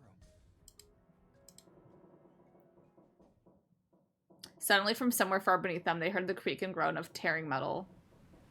With it came the sound of water pouring into the parts of the ship that had, until recently, been dry. That's not good. I guess our time's just about up, huh? At any rate, we know now that the door can be opened. Let's go. But, Snake, are you sure? Yeah. You know that only Junpei and I can go through this way. His left arm's not real. Just take the arm off. You needn't worry. I have a solution to this problem. My last resort. But if now is not the time for Oh my god, he's everything to me. Last resort? 6 is just a big circle if you think about it. It's a big circle where you mess up, yeah.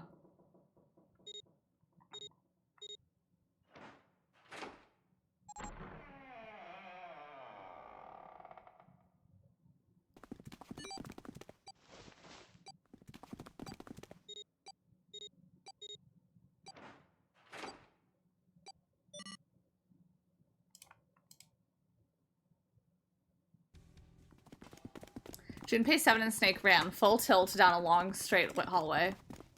They were headed for the stern of the so how do you do it? Anyway. They were headed for the start of the ship and had no time for distractions. As they ran, Seven spoke. I admit, you really surprised me there, kid. I couldn't figure out how the hell you were going to get out of that one. How come you didn't do that right off the bat? As I told you, it was a last resort. Had I used it at the beginning of the game, I would have come under a great deal of suspicion. That's true. I imagine that most people would have taken it to mean that I was Zero. Last resort as a move you can only use when you've used all your other moves at least once, yeah. Once they'd convinced themselves of that, I wasn't optimistic about my chances of making it out of here alive, let alone unscathed. I felt it best to play my cards close to the chest, as it were. That way, if I were in a situation where there was nothing else I could do, I'd have a little trick up my sleeve. Literally. I'd just take my bracelet off.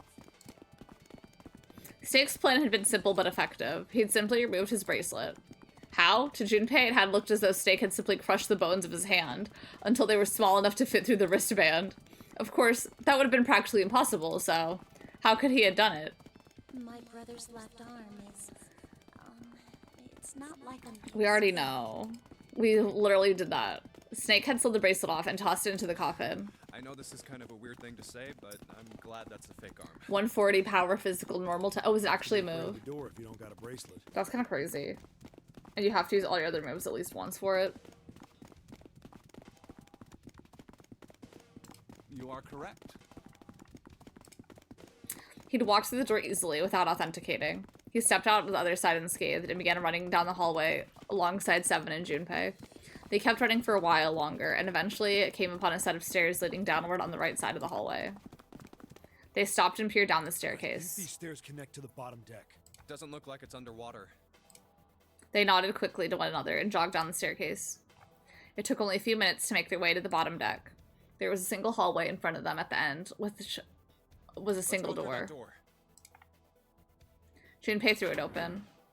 Inside was a massive iron gate. A plate was affixed to the top of it. Santa and June are still just sitting somewhere. Inside was a massive iron gate. A plate was affixed to the top of it in a red incinerator.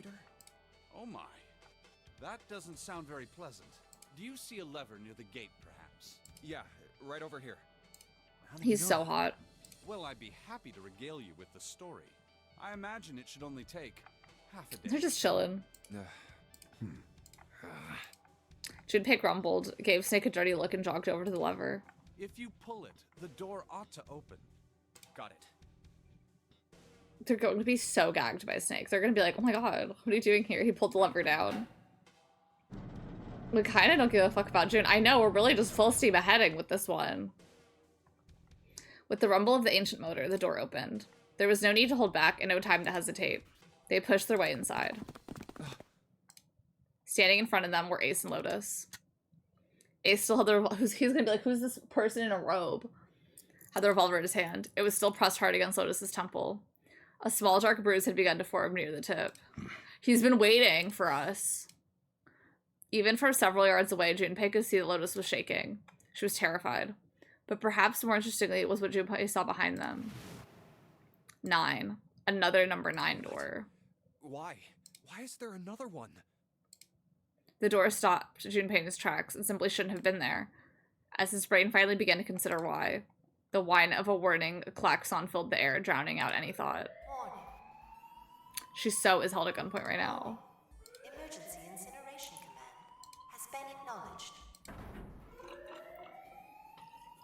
Automatic incineration will take place in 9 minutes. Please evacuate the incinerator immediately.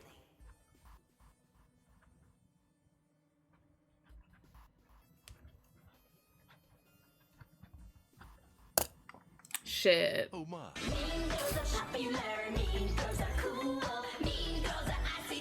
Mika, thank you so much for that raid. Hi, everyone. We're playing 9 Hours, 9 Persons, 9 Doors. One of my favorite games. No spoilers. We're doing a spoiler-free, but we are nearing the end of one of our routes, which is very exciting. But if you're from me, please go check out Pikachu. I hope that your stream went so well. How was GeoGuessr? Oh my gosh, like 3 9s. Oh, there are 3 9s. 999. But hi for coming in. My name is Lauren. We play so many games here. We're playing Zero Escape right now because I haven't played it in like 5 years, and it is one of my favorite game series, and I've never streamed it. It was fun. We did really well. I hope it was so good. I could never do GeoGuessr because, which that being said, learning things should never be embarrassing. I would be so embarrassed by how little I know. Like, I'm really going to see some place, I don't know, in Italy and be like, this has to be Wisconsin. Like, I have no clue. I don't know how people use their context clues. I have no clue. I dumped us in Chernobyl today. Okay, well, I feel like that's pretty easy to spot. You know, pretty barren. A lot of radioactive damage. I was like, well, looks abandoned. Is this Chernobyl? That's so crazy it was Chernobyl. Then it comes the issue though, but where's Chernobyl? Where is Chernobyl? Actually. It's in Ukraine. The Ukrainian SSR Soviet Union, later Ukraine. It's in Ukraine. Okay, thank you. I'm glad you found it. See, that would be an exciting one where it's like, oh, notable. I was gonna say, I don't know where Chernobyl is. I was like, I feel like it's some part of Europe more closely associated with Russia. Like, I know it wasn't Russia, but I was like, I feel like it's something bordering. That's a funny moment. Oh, I need to go watch. I'm stretching. I'm really sore. I went to Pilates for 2 Pilates classes yesterday.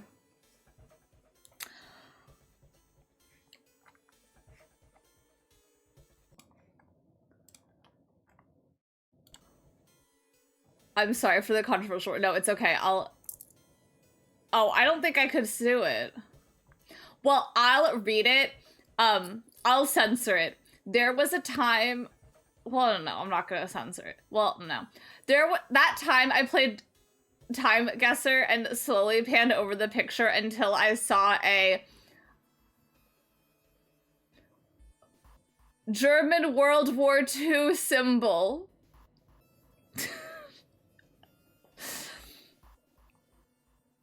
See, why does Automod hold that and not send it, but they still send a lol and kappa emotes?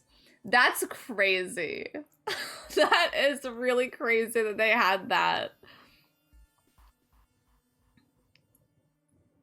I was gonna guess like New Mexico. Chernobyl could be anywhere. I was gonna say it was Russian. Someone told me Ukraine. That's good. That's good. Yeah, because I'm like, that being said, I don't know where Ukraine is in relation to Russia. But also, to anyone that's never played this game, it's really good. Major spoilers for this route. A lot has happened thus far. Basically, it's very like escape room where you have to do a bunch of escape rooms to get out. And there's some death if you do it wrong. And by if you do it wrong, if you don't follow the very simple 3 rules. But that being said, this guy will kill you a lot of the time, apparently, if you mess up anywhere. And we're trying to get all the routes, and we're on the second to last route that we have. But we went through the final 9 door, hence the title 9 hours, 9 persons, 9 doors. We're at the 9 door. But gag, there's another 9 door, and that's where we're at. Yeah, do not look at the man with the gun. Look at the beautiful woman with a voluptuous body. And everyone coming over from the raid, please take care of yourself. I'd obviously love for y'all to hang out and stick around. But if you have anything to do, eat food, drink water, rest, relax, do anything, please do it. Take care of yourself. I'm very excited for dinner. I have leftover dumplings that I'm going to eat after this. I'm also going to save my game because it has been raining on and off, so I'm stressed. Ace. Oh my, how exciting. You've run quite a show here, Zero. Yeah, the most high quality boob tape known to man. I've been getting a lot of ads for this like boob glue, basically. Like, it's just kind of like a glue pen that you put onto your body and your clothes stick to it to prevent like fashion malfunctions. But I see people also demonstrate it with like knee-high socks, thigh-high socks. But I also eat a lot for like fabric in the bosom area. A terrifying smile twisted Ace's face. What's the matter? Too frightened to understand? Here, let me explain. It's said that the incineration system is about to activate. In 9 minutes, this room will be engulfed. 9 minutes? 9 hours, 9 persons, 9 doors, 9 minutes? Who are you? Oh my god. He doesn't know who he... I told you he's gonna be like, who is this person in a robe? You don't recognize me? I'm hurt. It's me, Snake. Snake? Oh, yes. You are alive. I'm afraid your bizarre style had me confused. I don't get it either. Quite glad to see that you're alive. Ace's voice didn't change. Snake ground his teeth. If you don't mind my asking, how did you get here? Snake, Junpei 7. The three of you couldn't have opened a door with a 9. Did you use Clover's bracelet? Bro. What? Bro. Well, your reaction Oh my suggests god. that you're not. This is why you shouldn't withhold information. Hold on. Why did you think we'd have Clover's bracelet? Bro. Junpei felt his chest tighten. They haven't told you? He's such a little tattletale. Like, this is why at the beginning of the game, I was like, I'll say who my favorite character is, but I won't say who my least favorite character is, because I would have been like, I hate Ace. But it's like, literally, what has he done besides just be a man that you're not attracted to? You know? So it's like, we have nothing to work with. Clearly not. Normally, I would take some time and enjoy the moment. But I'm afraid my time is at a premium just now. Well, we could all die I'll here. have to make this Who cares? Clover. Don't do it, Ace! Keep your goddamn mouth shut! I mean, Junpei, that's suspicious. Clover. I said stop it! Don't listen to him, Snake. Like, Junpei... This, like, if I were Snake, I'd be like, I know what happened. Junpei could feel his voice going hoarse, but Snake didn't listen to him. Clover? Ace looked at him. The corner of his mouth curled into the hook of a cruel smile. Died. The color left Snake's face. He shook his head weakly. That's not true. That's impossible. It's a lie. It has to be a lie. I sense our twin telepathy. Oh, it's quite true. I can assure you of that. I killed her myself, you see. What? Oh. I'm sorry, did I stutter? I killed her. Did I stutter? Snake's face twisted into a mask of rage, mottled red rising to dot his pale skin. His entire body shook. He looked to Junpei disturbingly like a demon.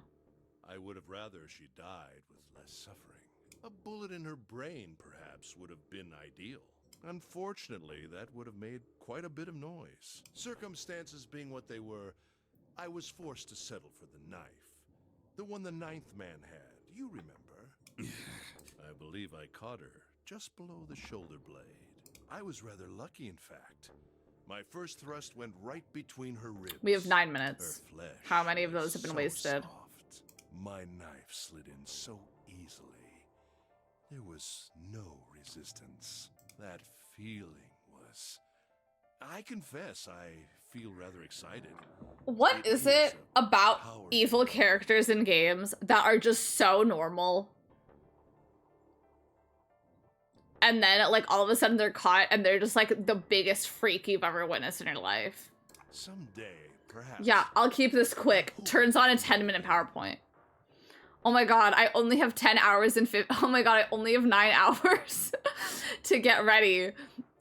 What on earth am I gonna listen to? Club Penguin Pizzeria 9 hours loop. Incineration will begin in 7 minutes. There's no way he only talked for 2 minutes. I'm going to kill you. Snake's words were a guttural growl, barely audible. What was that?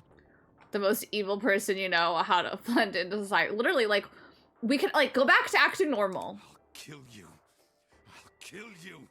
Because before it was like, I killed these people because I needed to, because they would have outed me. And now it's like, I enjoyed killing her. I slipped that blade between her fingertips and I licked the blade and on the bloody wound. Ah, so you're going to kill me. Sorry, that slurp was too much. Come now. I'm waiting. Oh, Snake can't see that he's holding Lotus hostage. Don't listen to him, Snake.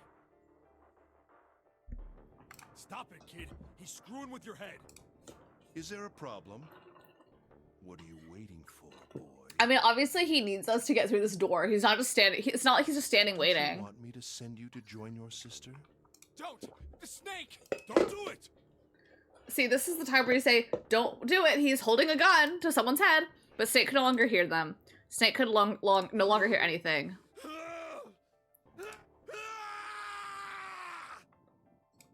Snake moved like a bolt of lightning.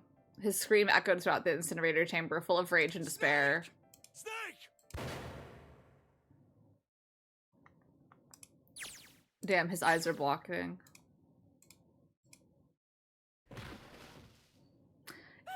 Can you believe he's been stuck in that coffin all game, only for him to come out and die literally less than 10 minutes later? Another scream filled the room. Why? He is so Jessica from Until Dawn. Literally thought to be dead half the game and comes back, and then you could kill her, like, immediately. No, JK, I don't think you kill her, like, immediately, but, like, you know what I mean. She ran across the room towards Junpei, her eyes wide with terror. Hurry! This way! Snake's ill-fated attack had loosened Ace's grip on her, and she made a run for it. She reached Seven and Junpei and ducked behind them. Incineration will begin in 5 minutes. Give me the woman. No. He raised the gun. Without her bracelet, I will be unable to open this door. Quickly. Yes, in case we forgot, he needs the bracelet. Your shenanigans. In the center of the room, Snake's body lay eerily still. He looked like a human larva, prone and vulnerable on the floor. Then it would seem I have no choice. The rest of you must die as well. Fortunately, I have 5 bullets left. Okay, hear me out. What if we stand toward him? Hear me out. Because he has face blindness. What if we just stand with our face covering most of our body and do this, since he can't see our faces? So he can't see us because we're using our face to block our body. I think it's an idea. I don't think it's the worst idea on the table. Like, you know, like putting on a cloak and then just being ahead. One for Junpei, another for Lotus, and the last 3 for that lump of idiotic man. I need. Seven. I have to have my fly swatter on standby because this moth is driving me crazy. Why does he need 3 bullets? Take Lotus's body with me and leave this room. Incineration will begin in Help. 4 minutes. You're telling me his soliloquy only took 2 minutes, but the death of Snake took 3? Well, I don't know if I believe that. Our time together is at an end. I rather enjoyed playing with you. Damn it! Junpei could see Ace's finger tighten. He could see it begin to squeeze down the trigger. His body tense, preparing for the catastrophic impact of hot lead against human flesh. Then it happened.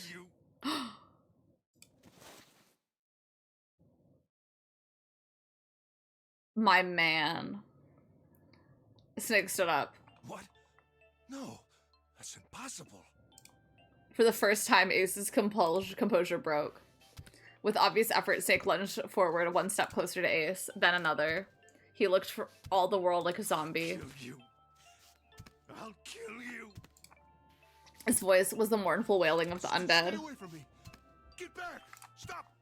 If you come any closer, I'll get away from me. Little by little, Ace was retreating. Why is he not just shooting him? Snake didn't stop. He continued his stiff, inexorable approach, his eyes twin pools of pure fury. Listen to me. I said don't come any closer. See? Do you know why he's not able to shoot him? Because you can't see his face, so he's just a walking blob. Shit! You bastard! Ace's revolver leapt 5 times. 5 times the air in the incinerator was split by the crack of a bullet. Snake's body twitched as 5 clouds of blood and torn flesh leapt into the air across his body. A fine pink mist drifted from his body and disappeared. Junpei didn't have time to ponder what that meant before. It's getting hot in here. He can never headshot, yeah. Me as Widowmaker. And then his strength was gone. His legs crumbled and his broken and battered body slid to the floor. Incineration will begin in 3 minutes. Once again, it took too much time. Finally, you're... We're all gonna walk up with our arms crossed. But Snake wasn't done. Kill you. This is crazy. Even as the pools of blood beneath him grew, he began to move. He half crawled, half slid toward Ace. One bloody arm wrapped itself around Ace's leg. Get away. And the other gripped his thigh with strength that should have been long gone. You son of a bitch! You're a monster! Get off me! Let me go, damn you! He kicked at Snake with his free leg, driving his foot into Snake's face, his arm, his shoulder. The adrenaline. It made no difference. Snake refused to release him. Once a snake has ensnared its prey, rarely does it release it. Oh, this is gag. It. I know, right in the coochie. We're going to burn to death together. What? Incineration will begin in 2 minutes. Yeah, damn it! Damn you! Get off! Let me go, you monster! Be going on, I'd just be there singing, "Send up my buttons, Think about it babe." this way. My company owns a wonderful hospital. It has excellent doctors. You're not wounded too seriously. I'm sure they can fix you up easily. You don't have to die. You can be saved. Just let me go. Yeah. Pathetic. Begging for your life. And we're all just standing here. Oh, then Seven Lotus began to speak. Junpei could hear tears in their voices, and their words were strained. That's enough. You can stop now. Yes, he's right, Snake. You've done enough. I mean, can the rest of us equal 9? We have 8, 9, 10, 11, 12, 13, 14, 15, 16, 17, 18, 19, 20, 21, 22, 23, 24, 25, 26, 27, 28. No. Come on, Snake, let's go. Let's get out of here. Well, why don't we get his bracelet? We have to leave together. Snake turned toward them. He coughed and blood spattered across the floor. Then he smiled, a sad sort of I smile. apologize, but I'm afraid I can't. 8, 9, 10, 11, 12, 13, 14, 15, 16, 17, 18, 19, 20. Yeah, we don't... You'd best forget about I don't know how any of us are making it through this 9 door, personally. I need to leave soon. I need them to crunch the numbers for me. I'm going to take him with me. Shut up! Be quiet! I couldn't save Clover. My sister died because of me. Perhaps this will begin to atone for that. To those that work office jobs or are considering working office jobs, just know you're going to be working with people that are really involved with their church. Like, saying it so /neutral. Like, not judging. Like, but I'm just saying, to those of you that start working office jobs, just assume everyone's religiously Christian. Like, your life will be so much easier if you just, like, go operate under that assumption and just accept that reality. Perhaps in the afterlife, she can forgive me. Now go. I've never had a single job where that wasn't someone very involved with their church. And, like, it's something, it is something where the amount of people, like, there will be multiple. Like, obviously it depends on the job, but, like, when I worked at the daycare, there were a lot of people that were more involved with their church than I thought. Like, there were a lot of people that were, like, someone from my job literally went, like, a year-long mission. Like, a mission. At the pottery place, I don't know. That one, I don't really care. But at my current job, it's just, like, a regular office job, but there's, like, a lot of people that work there. But, like, every time I looked on someone's LinkedIn, there's always something about a church. There's always church volunteering. How her resurrection day was. Easter, friend said, "Oh, I don't really celebrate." Coworker, I hit her with, "Why?" You have to. Wow. Because I don't believe in that. Incineration will begin in 1 minute. God damn it! Shit! We're out of time! We gotta go! Seven ran toward the exit. Lotus followed him. But Junpei couldn't move. There was white lines down Snake's cheeks where his tears had washed the blood away. He was broken, body and soul, and Junpei felt as though half of his own heart had been torn out. His eyes stung, and he tried desperately to swallow to clear the lump in his throat. Hey, what are you doing? But told me Jesus loves me because it jump scared me. Like, you will be teams. If to those that have jobs where there's teams, you will be met teams messaged have a blessed day. At least once. By multiple people. And so many people's tax returns, donations to Turning Point USA, I just go, I was like, I don't love Christianity personally. And she was like, but you have to love Jesus, right? And I was like, no. So genuinely, if any of my coworkers asked me any of that, I would say, I don't think that's an appropriate workplace topic. Junpei's chest tightened, pulled taut by anger, misery, and a cold feeling of emptiness. Pure emotion surged through his heart alongside the torrent of blood. He could feel it building, a tremendous wave growing taller and taller and taller. And then it broke, crashing down with thunderous force onto his shaken, unprepared mind. Like, one of my former coworkers, love her. And I'm not saying this dogging, and like, it's one of those things I would never ever be like, why do you, like, you know, whatever. But, we text, she got fired, and we text, and she, like, the fire came out of nowhere. And, like, I've gotten a lot of texts about, like, God has a plan for me, this is in God's plan, blah, blah, blah, like, those kinds of things. / not judging. But, like, you will have people that you work with that are really Christian. And you don't have to subscribe to it, but you just gotta be like, okay. I got trapped in 20-minute one-sided conversation with a woman at work because we were talking about the catering, and I was like, oh, you don't eat pork, right? And she explained how she switched churches and her whole journey since moving here 10 years ago. Like, bro, we're talking about barbecue. Like, oh my god, I'd be so annoyed. I kind of / judge at this point. I don't know. Like, you could judge silently, but it's just something of, like, what is there to gain by, like, judging someone openly to them?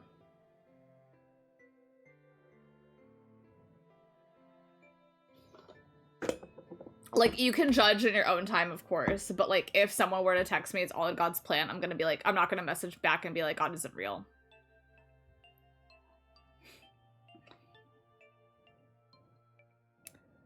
I've had a few very Christian teammates, but thankfully they kept it separate from work. That's good. And that being said, like, I want to clarify, like, I've never felt like anyone's ever tried to push the religion down my throat at work or anything like that. Like, I'm not trying to be, like, she's not trying to convert me to this church or anything. But I feel like most people keep it separate from work. And I think also you have to keep in mind, like, we all have belief systems, not like belief systems necessarily, but we all have belief systems and things that, like, are ways of dealing with things. And if it is easier for someone to deal with a really major life event by just saying that this is God's plan and he has a plan for me, makes your day go by easier, like, I'm not going to judge too harshly for that, you know?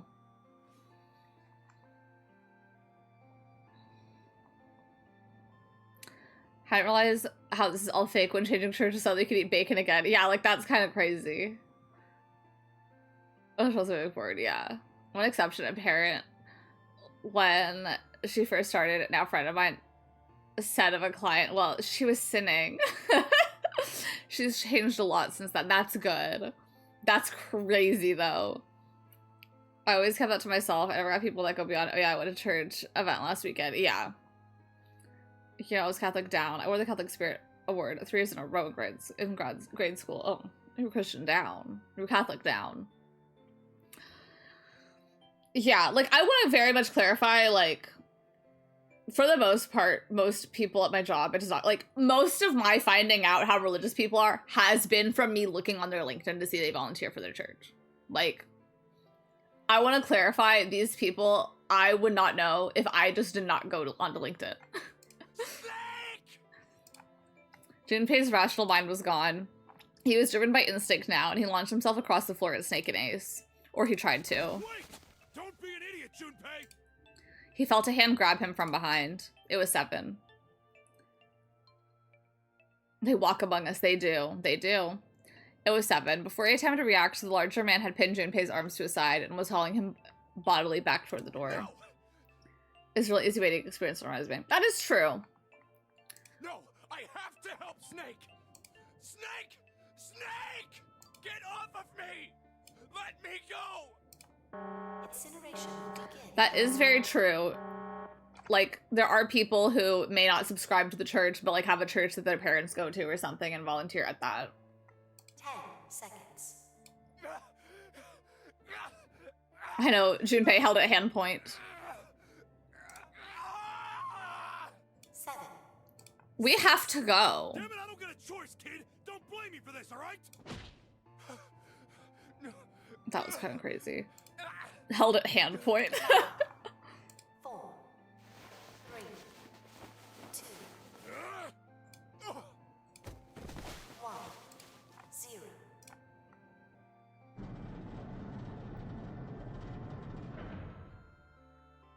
Gates 2 and 3 are locked down, beginning incineration. Junpei felt Seven's fist bury itself deep into his stomach, and then his legs turned to mush. Seven scooped him up in the same motion and leapt through the door. It slammed shut behind them. Junpei struggled to shaky feet. He glanced over to see Lotus only a short distance away. Junpei ran to the door. I'm a bit confused. So we didn't escape. There was a small window cut into it. Inside he could see Ace and Snake. Shit! Damn you all! Why? Why?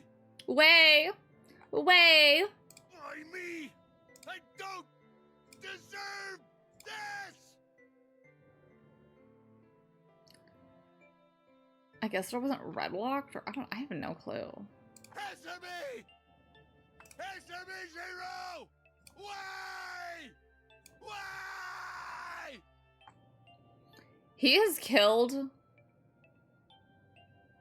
3 people, held a gun to someone else, shot at another person. Why do I deserve death? Zero! Zero! Damn, the fire graphics kind of go crazy. Oh, those pixels.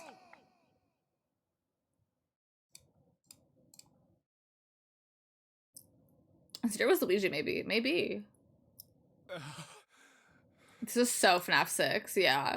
He didn't know how much time passed. He didn't know how long he stood there in front of the incinerator. He looked to the side. Lotus's face was ashen. If not for the hand she'd put against the wall, Junpei didn't think she could have stood. Seven looked old and tired and used. His eyes stared at the floor, seeing nothing. Junpei said nothing. He simply began to walk toward the open door in the hallway they'd come down earlier. Hey, wait! Junpei! Junpei, where are you going? He blinked when their voices broke the silence. He stopped. You stay here. I'll go get Santa and June. Yeah. You're gonna bring them here? How? Don't worry about that. Just stay here and wait, alright? Did June die, or she's all? Oh no, yeah, she's elsewhere.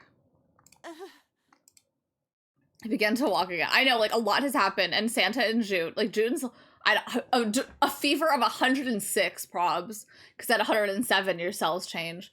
He looked over his shoulder and watched Seven and Lotus grow smaller and smaller. They stared back, not moving. He wasn't sure if they could. And used. Okay, damn, I know, used? He turned around again. He knew where he was going. I saw an elevator on the way here. If I can get it to work, then maybe... This is a long route. Before long, Junpei found himself in front of the elevator. Next to the door was a button with a triangle on it. Work. He pushed it and the door opened. Yes. Like, we haven't had to do any doors for this route, and it's still this long. Now, this is an important story route. Junpei was in the large hospital room. Are they both gonna be down on the floor? Santa! He kept calling and walking to the center of the room. But try as he might, he couldn't find them. Damn it. Where did they go? I know it's around here somewhere. I just don't know where this bug is. Okay, they left the large hospital room. He had no choice. He would have to look for them. Junpei's heart was heavy. He couldn't shake the feeling that there was a part of him that felt to be wrong, too, even if he could. With every step he took, his legs felt more and more like lead. Where are you? Where are you? That bloody hallway.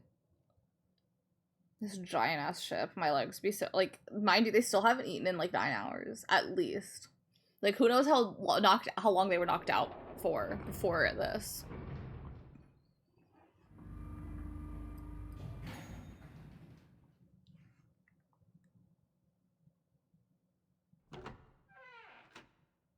Y'all in here? Sometime later, Junpei found himself at the chapel. He stepped inside expecting to find nothing, but there on the red carpet in the center of the room... June! No, code names didn't matter any longer. She was Kane. Junpei cried her name and ran. Like lightning, he ran across the room toward her. Connie! He stumbled to a stop. As he looked down, her body lying so still on the floor, he felt the icy grip of fear upon his heart. She was still, so very still. It can't be. It's impossible. Slowly, Junpei bent down toward her. His hands shook, and he felt very cold and very hot at the same time. He forced himself to look. Her back was moving. Slowly, it rose and fell. Relief washed over him. Connie! Junpei reached out and gently, very gently lifted her up. Connie, are you alright? Jumpy? Her face was pale and her lips were dry and cracked. Her eyes were blank and cloudy. They stared straight at Junpei, but saw nothing. Trembling, Junpei wrapped his arm around her back. She was cold. Very cold. Junpei tried to convince himself that it was only his imagination, but she felt as though she were fading away. He could feel his heart pounding frantically in his chest. Connie, what the hell happened to you? You feel... Jumpy, I'm sorry. Her voice was very faint. I might Of course he would have a Jean Caprice. No way. I am going to let you die. I am going to save you. She has a fever. Promise. Thank you, Jumpy. Thank you so much for everything. I was really happy to see you again, Jumpy. Really happy. Oh, don't give me that I was crap. You're gonna see me again lots Oh, more we times. saw this low-key. You just gotta hang on. All right, Connie? Jumpy, did you know you meant a lot to me? In case we forgot from the last route. I liked you for a long time. Junpei's vision had gone blurry. It took a moment to realize his eyes were filled with tears. He could feel a piercing point of heat deep in his heart, like a white-hot flame. He looked down at Akane. There was a crack of static from above his head, and a voice spoke. Zero. You son of a bitch! You'll never catch me saying crap in a survival situation. Crap! But, like, maybe we should. Like, oh, my flashlight ran out of batteries. Crap! Junpei frantically scanned the ceiling for the source of the voice.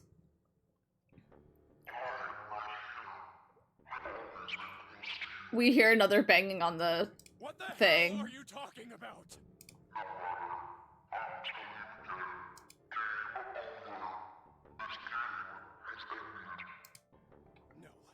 No, it hasn't. I'm not gonna let it end yet.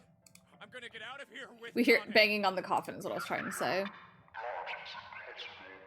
Why? Why is it impossible? The wrong path?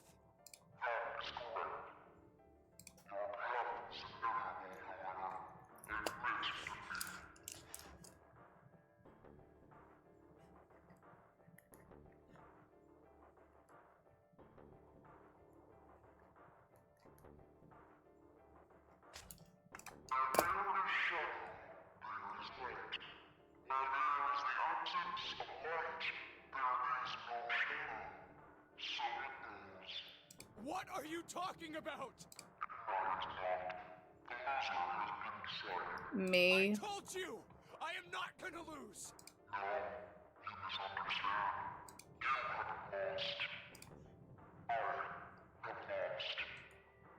What? Why? Junpei didn't have time to ponder what that meant before. He heard the door slam shut behind him. He spun around. There was no one there. Was it Zero? Connie, wait here. I'll be right back, I promise.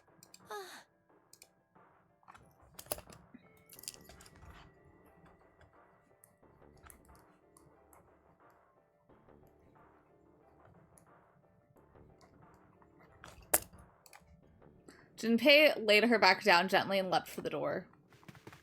Where's Santa? He yanked it open and shot outside.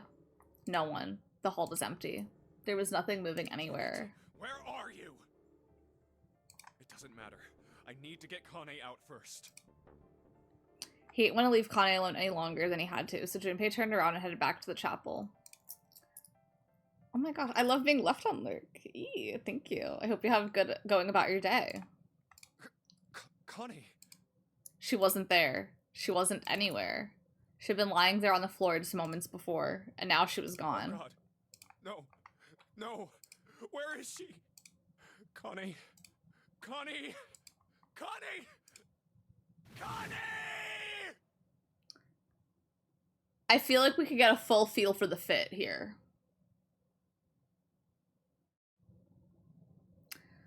I think having 2 vests is crazy. I think having 3 top layers and jorts, capri jorts, is insane. There's a lot of colors here. Me looking up the crab girl in Chiikawa. Is her name Connie? His cries split the heavens themselves. Bro cannot have a full range of motion to that. He cannot. Like, again, also, Lotus is wearing that outfit. He has 3 layers on his torso. His cries split the heavens themselves. He screamed until his voice gave out. Then he screamed some more. But there was nothing. It's of the time, maybe. When did this drop? Probably 2009. That would be fitting. 2010. December 2009 in Japan. Hello. North America, November 2010. Well, there was nothing, no answer. His voice faded away, and all that remained was a cold, unfeeling silence. That was when he noticed it. Huh? A strange smell, one he'd smelled before. This is... It's that gas. White smoke. 9 seconds later, Junpei's mind winked out.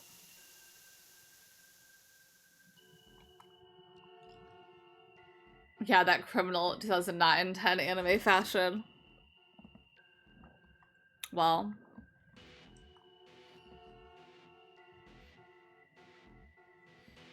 Oh, okay. I know, that was kind of abrupt. Like, for a route that has so much information in it.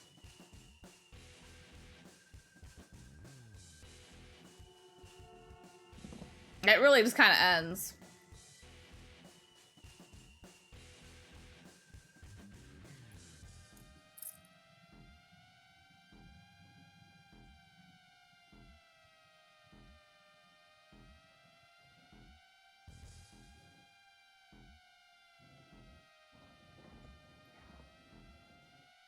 Well, now we gotta sit through this again.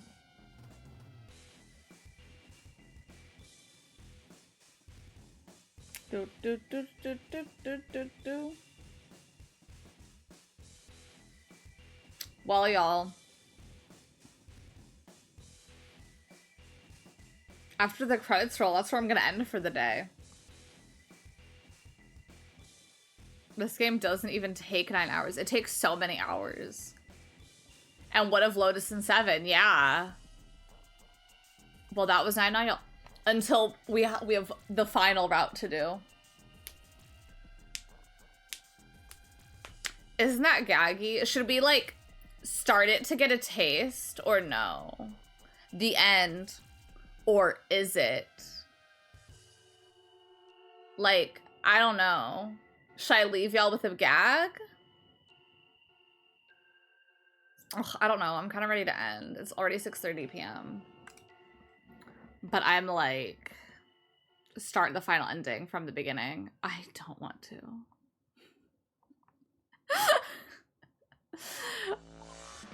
Seek a way out. Seek a door that carries 9. April 4th, the Titanic. Is this a dead body?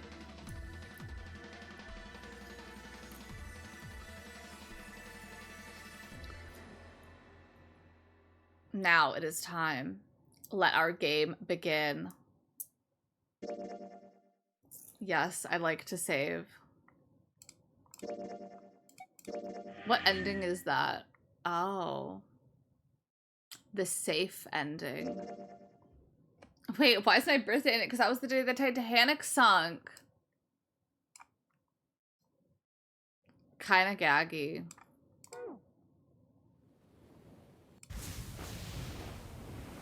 It is? The day the Titanic sunk? I don't know. Is it the day the experiment ended? No, I think next time. We'll start the ending next time. Although, there is just one... I thought Pepper was my lap for a second. It's April 15th. Oh. Then maybe it's the day that they do their thing here. For now, I'm gonna end. I am gonna be live tomorrow. I don't know. It should be this. But I'm worried about how long the last route is. Which is also why I don't want to start it from the beginning. Because it's long. It's so freaking long. Like, I wish I could remember how long it took me to do it. But I feel like tomorrow if we start early enough, I do have to end by like 5 because I have an appointment. But I feel like I could do it by 5. Because I'm going to stream a bit earlier.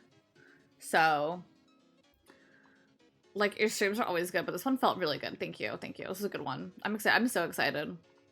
Like,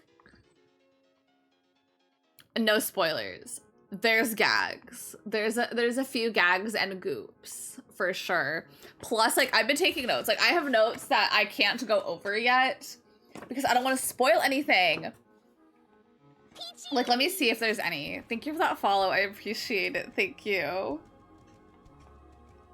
Like, let me see if there's any that I wrote that I can say yet.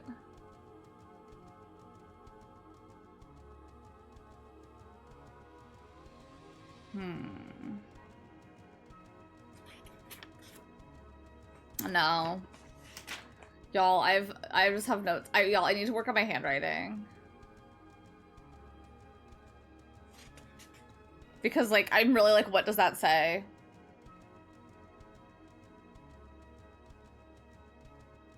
Oh, one note that I do have is during the X ending where Clover kills us, now that we know that Ace has had the 9 bracelet, during the Axe route, Ace is like, Lotus, you come with me.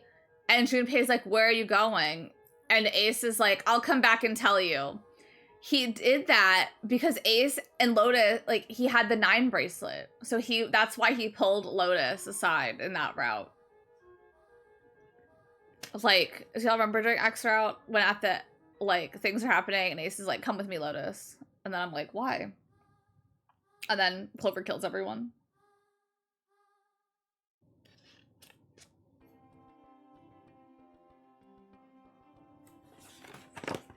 And then also Ace, because now we know he has the knife, we know he killed people in the knife ending.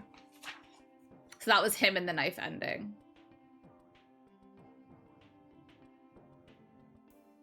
The gags are about to be clocked. They're gonna be so clocked. I have the 7 police slang foreshadowing, but that was revealed immediately.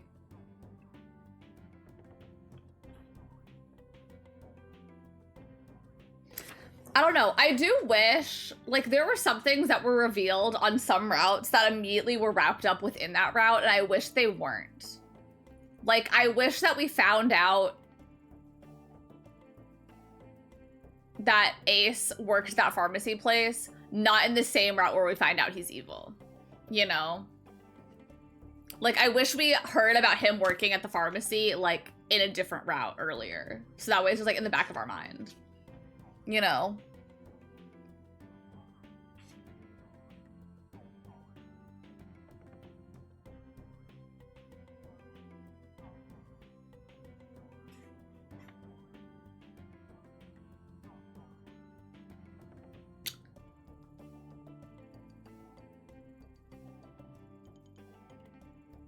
Yeah. But we're gonna do the last... We'll start the last route tomorrow. I should wake up early and I don't really have any plans yet, so... Hopefully we should be able to power through it. But we'll see. But anyway, Sunbooby Sabooby, I love y'all so much. I will be live tomorrow with what? I don't know. Because, like, if this goes to other day, it can. But I do have plans on Monday. It is Memorial Day, but my mom and I do have some plans. But I just able to stream a little bit afternoon. You're down today? Thank you. Thank you. We did a lot. We got through those 2 routes, which I was really happy about. But I'm ending. I have a Twitter, Instagram, a Discord, 2 TikTok, nope, a TikTok, 2 YouTubes, and a Blue Sky that all for you to join and follow, interact with. And I will see y'all tomorrow with something. Bye. Semper Ubi Sabubi.